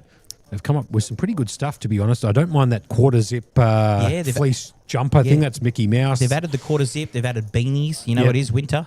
Winter series, so a beanie only makes sense there. Play on. So they've got the navy blue and the black ones. So they look great, as you can see on our site as well. We gave away a couple of those, Monkey. A couple of caps, a couple of jumpers, a couple of combos. And we're just going to continue over the next few weeks that we do commentary, giving away a few more things, Monkey, because you know what? It's just nice to give back to the community as well and show a little support to Playlive. Yeah, no doubts. And to us, for that matter, and the production team, and Jamie Hall and Matty Marshall and Jet downstairs, who's bringing you the stream this evening as we get to the action. Heads up. Race from David Saab with the ace-queen under the gun. Gets called from the big blind of Martin Kozlov. Martin has the 9-7 of diamonds, but as you can see, David Saab picking up second best pair with the nut kicker on this board of King 8 Queen. Complete rainbow. David's going to do his throw the chips in one by one type of scenario, as he's just done there, and takes down that pot. And shortly we might be actually getting Bridges. Yep. One of the owners here at Playlife to jump in the commentary, so you can handle what we need to handle downstairs, Berkey. Yep, absolutely. And just confirm everything is in order for that giveaway that will be finishing in 5 minutes. So make sure you get all your answers in by 5:45 sharp on the dot. Everybody gets one guess at it. And if there's multiple people who guess it correctly, they'll be put into a little, I guess you could call it like a dryer, a tumbler. Yeah, we'll figure something out. Yep. I'll go make sure me and Jamie take care of that, or Jamie and I. Yep. English is not my first language. So 5 minutes left. Get your answers in. We'll get back to the action. Yifan missing the reader there as well. Looks like we've got a couple of people missing the reader. Hopefully we can get that sorted out from Jet downstairs. I might actually go when I get taken off while I'm downstairs there with Jamie, making sure everyone does put their cards over the readers. This is the reason we have the RFID. See some good action here, and especially in this 5K Highroller event here at Playlive headquarters. And we are around to Aaron Chong here with the pocket fours. He does have 8.8 bigs. He's definitely a candidate here in a late position to be just jamming, which he absolutely does. Yeah, no-brainer here. With 8.8 bigs. Dale with the absolute stash of stashes, sitting there very stoically in the San Antonio Spurs jumper with the Fremantle Dockers. He is from Western Australia, so big AFL fan, I am assuming. And he's got the King 10 here. He's got a couple of people to act behind him. He's got the King 10. He does have a pretty decent stack of 34 bigs. Does elect to let it go, find a new better place to go in. Martin Kozlov here, the King 3 suited. Has 392, 20 bigs. It's pretty much just under half his stack if he's elected to call. I don't think he'll be calling here. Around to David Saar, the chip leader, who has like mass amounts of chips here. Now, if Dave does end up making this call with 9-6, it's not going to cost him much out of his stack. And he will actually see the good news that he has 2 overs to his pair. In a lot better position than he'd be assuming he's in. Good call from you, Berkey. Wildcard Poker there on YouTube, making a comment, or a question more like it. What happened to Itski? Itski is out on the outer feature table. There are still 17 players remaining in this 5K high roller right here at Playlive Melbourne, 129 York Street in South Melbourne. We joined shortly by Bridges, one of the owners down here at Playlive, who kind of looking forward to doing a little bit of a one-on-one interview with Berkey whilst you handle that competition giveaway. Well, he's the perfect person to have in the booth at the moment because we do have the battle stacks going on at the moment, and there's no one better to explain that. Like, we've tried to do our best here, but there's no one better to explain how that works than the man, the myth, the legend who wrote the tournament himself coming in. Yep. He came up with the idea, and it's actually popping off a little bit downstairs, I believe. It is, and you know what? Especially in poker these days, you gotta be innovative. It's not just black and white these days. That's why mystery bounties started taking off, and people are looking for the next fun thing to do. And if you've ever been here to Play Live and been on the floor during a busy day, the vibe is upbeat. It's ready to go. People are enjoying themselves, and a new tournament like the Battle Stacks is just the perfect thing to throw into the mix here. Couldn't agree with you more, Berkey. You got to change it up a little bit. The rinse and repeat of the same tournaments going round and round in a circle get a bit mundane. Yeah, mundane sometimes. Yep. I mean, not for the grinders. They're here to try and make some money, but you want to have some fun a lot of the time. Coming in playing serious poker, trying to make money is great, but on a Tuesday night, what better place to be here than here at the Winter Series, throwing the battle stacks in where you're actually playing for stacks constantly. Good call. Aaron Chong here in the hijack has decided to jam his 11 big blinds with ace-3 suited, and he's going to walk straight into Martin Kozlov, who's got the ace-king off here. Now, Martin Kozlov's got 20 big blinds, so I dare say he would just be coming over the top. He won't be flatting this here for half his stack. No, you have to jam all in here to isolate and put the max pressure back on the small and the big blind. He is on the button. So I'd like to see him take a little bit of time here, then whack the rest of his stack in. Just to let you know that PLO that's going on at the moment that does have late registration till 9:45 p.m. here Tuesday night has 33 runners into it, and that's the 1150 PLO. So that's popping off a little bit. Absolutely. And there's a chance that after a little meeting, Frenchie might come in a bit later on and shoot a few more bullets to the big smile of Bridges. Well, that's in no doubt of hitting the guarantee of 50K at the moment. It's got 33K in the prize pool. It's game over, basically. Over. Yep. Guarantees have all been hit so far, which is absolutely great in these tournaments, and not just hit like the opening event almost doubled the guarantee. Yeah, ridiculous. Anyway, he does put the jam in here with the ace-king off the dealer button with two people to act behind him. Just waiting for the graphics to catch up just a little bit here. And it does go fold out of the blinds with the 10-5 and the jack-7. So we are going to go with Aaron Chong at risk here with the ace-3 suited against Martin Kozlov's ace-king. And we'll be going to see a flop. It's kind of funny, actually. Martin flattered. Didn't even jam. Yeah, he didn't even jam for protection here. He just flattered the ace-king from the button. Still gets the same result. Top versus nut flush draw here. We're going to go see a turn. Two spades on the flop. We get the 2, which also gives him a 5 outer. So ace-3, still got plenty of outs to hit here. Needs a spade or a 5. Does come the 6 of clubs. So the ace-king will hold. Aaron Chong will be eliminated there in what looks like 17th place. We'll be down to 16 players left. We're playing the top 8. And Monkey, look at the time. 6:45 p.m. Now, I'm going to wait for it just so we know to click over to 6:46. Yeah, love that. So that when we give the answers, we know that any answer at 6:46 is null and void. Yep. And there it goes, just on cue. Bingo. All right, Monkey, do you want to let the crowd know what the answer is? How many tables are up, erected, and ready to go here at Play Live? The answer was 51, as confirmed. So if you have 51 as your guess, I will be going downstairs momentarily to do a little bit of a draw. I think we had at least a couple get that answer right. I believe one of them was MSP, believe it or not. MSP did get the answer correctly. Well played. There was also a correct answer super early. And I believe it was from... But I will double check with all the socials. Cadron, maybe, yep. I believe. So I will double check with all the socials. And if it's just the 2 of them, I'm going to do a draw downstairs. I might even just do, if it's just 2 of them, might do a video of like flipping a coin. A coin flip. Coin flip, an actual coin flip. I'll give one of them heads, one of them tails. We'll do the coin flip on the video, but I'll double check if there's only 2 available. Yeah, that could work. Now, I am going to hand this over myself to the man, the myth, the legend himself, one of the owners here at Play Live, and the person who wrote up this lovely schedule of $2 million guarantee here over the Winter Series that does run from the 4th of June all the way to the 23rd of June. And we are on day 2 of streaming, and there's plenty more streaming to come. So, Bridges, welcome to the chat. Monkey, absolutely appreciate it, as always. Always a pleasure, never a chore, Becky. And I'll keep you guys updated on the socials. Thanks a lot for that, Berkey. Very much appreciate everything you've done in the com booth today. I know you've got other things to attend to, and especially downstairs, that giveaway of those Jordans as Bridges, the man, the myth, the legend, in a beautifully tailored suit that I might have to talk to you a little bit about, Bridges, because I know that you went away and you've come back with, 5, 6, 7, 10 suits? I'm up to 8, so... Fair enough. There's going to be a little bit of a break here in the action temporarily, as we're going to be bringing in a player from the outer feature table to come in and sit in that seat 4. Now, Bridge, you must be pretty happy about, basically everything. I mean, you got 1,164 entries into the opening event. I mean, gee whiz, that's outrageous, yeah? Absolutely crazy. Yeah, just like insane. I can't imagine what's going to happen in the next, Melbourne Millions if that's what you're trying to get during the winter series, yeah?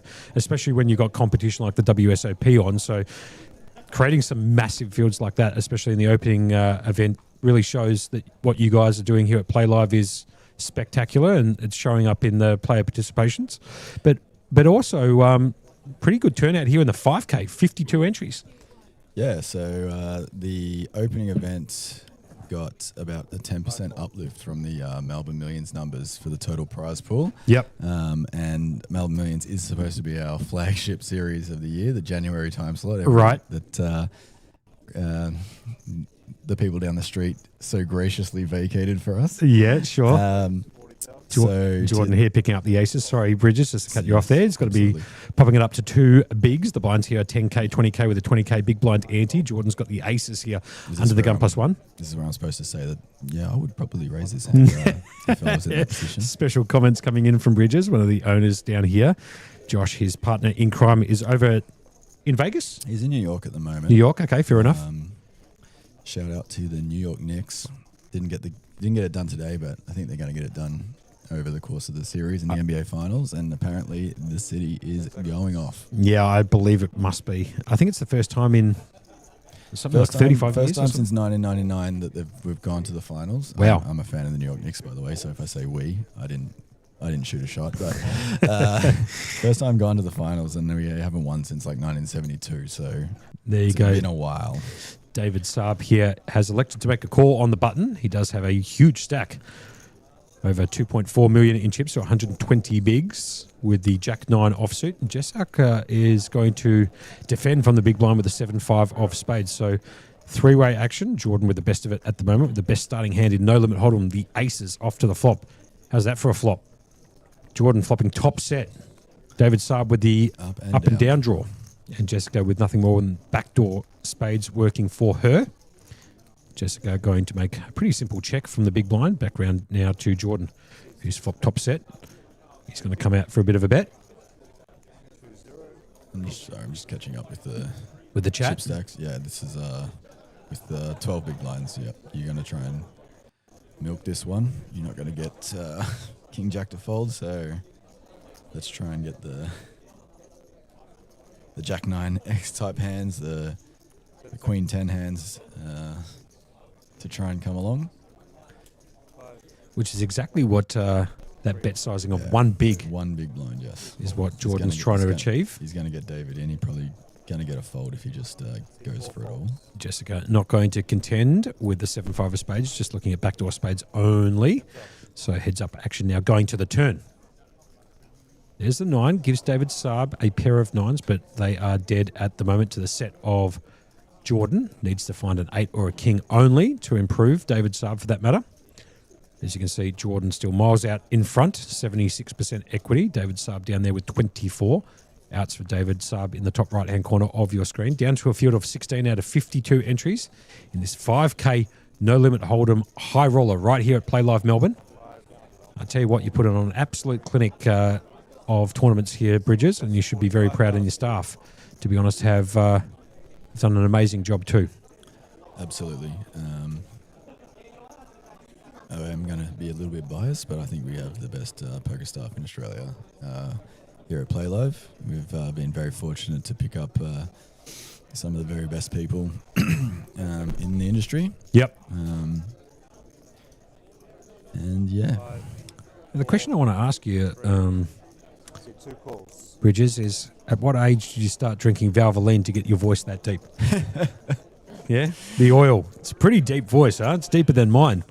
Anyway, David does make the call here after there was a bet of 2.3 bigs or 45k by Jordan, who has got the 7 of clubs, peels off at the river. No help to David, who completely whiffs. Looks like Geordie's just going to try and milk him over 3 streets for every possible chip. Mm-hmm. I would have maybe tried to mix in a check there on the turn, try and look like we've taken a stab and given up, and get David to commit some of those chips drawing dead on his own. Jordan's going to flick in a time plaque. I like what you've done with the time plaques here, but I was going to say Berkey Bridges. They can't be angle shot like usual time bank chips do, where some people flick them in and inadvertently people turn their cards over thinking it was a call. But I like the plaque that you've got there. Have a look at this for a bet from Jordan. He's bet 30k, 1.5 bigs, trying to get a crying call from David, who's whiffed everything. He has made a pair of 9s on the turn. Pair of 9s. He has to know that's no good. Yeah, has to know, but he knows he's also getting milked here. A bit of a sly grin on David Saab's face at the moment, and he might actually just... he wants to see. He does want to see. I think he might actually pay this off for 30k just because he wants to see. Honestly, he gives it up. He does fold. A couple of questions coming in on Facebook. On YouTube, I should say. There's a question there saying, is Alex Foxon a part owner? Maybe you can talk about that if you wish to. Yes, he is. When we first opened, we opened with a bunch of friends, and Josh, being the American, being in the poker scene over there, he knows a lot of people, and we decided that both for marketing reasons and for just to shore up the finances a little bit. That's about 6 months in, we decided to sell a tiny little bit more of the company off, and we managed to get a few high-profile names from America to invest a tiny little amount. Yeah, you got both the Foxons too, didn't you? Not just Alex. I think it's a package deal. Yeah, package deal. I think husband-wife combo. Yeah, so Chrissy Foxon just won the 25k at the WSOP. Really? For 1.7 million and her 6th bracelet. So, there you go. Good on her. You know, between Chrissy and me, we've got 6 bracelets between us. Well said. So yeah, that's actually because when we did that round of fundraising, we got Alex Foxon, Jeremy Osmus, Abby Poker, and what was the last one? Eric Baldwin, who actually came out to the Melbourne Millions. Lovely guy too. I love Eric. I had a lot of time speaking to him whilst he was down here in Melbourne. When Josh said, "Oh, we're getting Eric Baldwin involved," I'm like, "Basebaldy, really?" Like I've known who this person is for like 20 years, but I've never met him. Absolutely one of the best people you ever meet in any walk of life. Super lovely guy. David Saab in the cutoff. Found the natural 9. He said, you know what, let's pop it up and make it 40k to go. And Yifan Yao. With the mystery hand, he just said, this is the one. Yeah, and ripped it right into David Saab for 14 bigs or 272k. He hasn't found the RFID reader at the moment. As it looks like Dom, who's dealing the cards, may have asked him to put the cards over the reader so we can see them shortly. If not, if David Saab does make the call here, we're going to see the cards regardless. Bridges. Sorry, I'm just reading all this chat. Yeah, there's a lot going on, right? Yeah. It's not as easy as people give it up here doing the commentary. You've got 3 different chats going on. You're trying to follow that, but plus you're getting the messages in from production downstairs and the notes up on the screen, plus calling the action and trying not to make a mistake. Yeah, this is my 3rd time in the booth. First time out, I received a D- as the grading. Sure. I was the one doing the grading, so it wasn't great. Last night I was here with Mr. Guy Greenstein, who's usually running the live stream downstairs. Right. We had nobody else. So actually not last night, for the final table. Of the opening event. Yep. I got a C+ for that one. So I'm getting moving up. I'm getting better at the booth. There you go. But yeah, I am trying to track all this. I've got Amir Kanani saying that the Knicks are going to win 4-1. I can see that happening. I can see it being 4-2. I think they want to win it at Madison Square Gardens in Game 6. Now, just quickly, Corey's come in here saying, any dealer jobs? Who do they need to, if they want to try and get a dealing job here at Playlive, either at this particular series or series in the future, what do they need to do? You just want to send us an email with your resume to It's either hello or admin at playlive.melbourne. I think either one of those. It's one of the two. One of the. If you send it to either one of those, you're going to end up getting through. We do have quite a few dealers at the moment, so there's not a lot going on. But as we grow and as this continues, there will be more opportunities. Hugh coming in on the YouTube chat. I see what he's tried to do there. Bridges, how many likes for a free roll into the main? Likes on what? Exactly. Yeah, exactly. That's $1,500 of real money that I have to put into the prize pool, so probably $1 million. Yeah. David Sub's going to fold the 10-3 off. Yifan Yao in the cutoff. Ace-5 offsuit. Try and say that quickly. He's got 18 bigs, 362K in his stack. Going to chuck out a raise to 40K. Jessica's going to fold the 9-7 off. Round 2, MT. The best dressed poker player probably at a poker table always wears a suit. And I've asked him why, and he goes, you never know who you're going to meet and which businesses you might be engaged in at any time of the day. So he gets up, puts on a suit. He said the exact same thing to me today, actually. He was in here very early. I'm wearing a suit. He's wearing a suit. We had some new staff doing their orientation, some wait staff, and I was introduced as the owner of the building, of the business, and then they just assumed that MT was also one of the Part owners. of the owners. And he was like, no, I'm just standing here or whatever. It's just a coincidence. And he said to me that on a weekday, you never know when you have to get on a private jet and fly to a board meeting somewhere in the world. So he always wears a suit.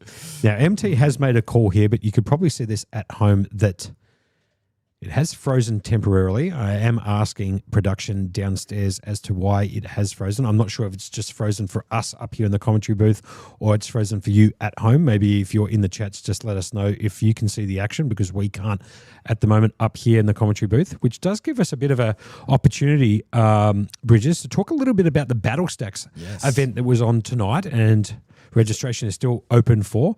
Now, a lot of people are a little bit confused about Battle Stacks just because it's a brand new event and a brand new concept. So let's talk about that a little bit. Yeah, so as somebody who spends a lot of time on the registration booth, I've noticed that there's been a shift towards the max late reg strategy from people waiting when a tournament that starts 200, 300 big blinds deep, waiting till it gets down to, 30 big blinds, 25 big blinds as the buy-in before they enter the tournament.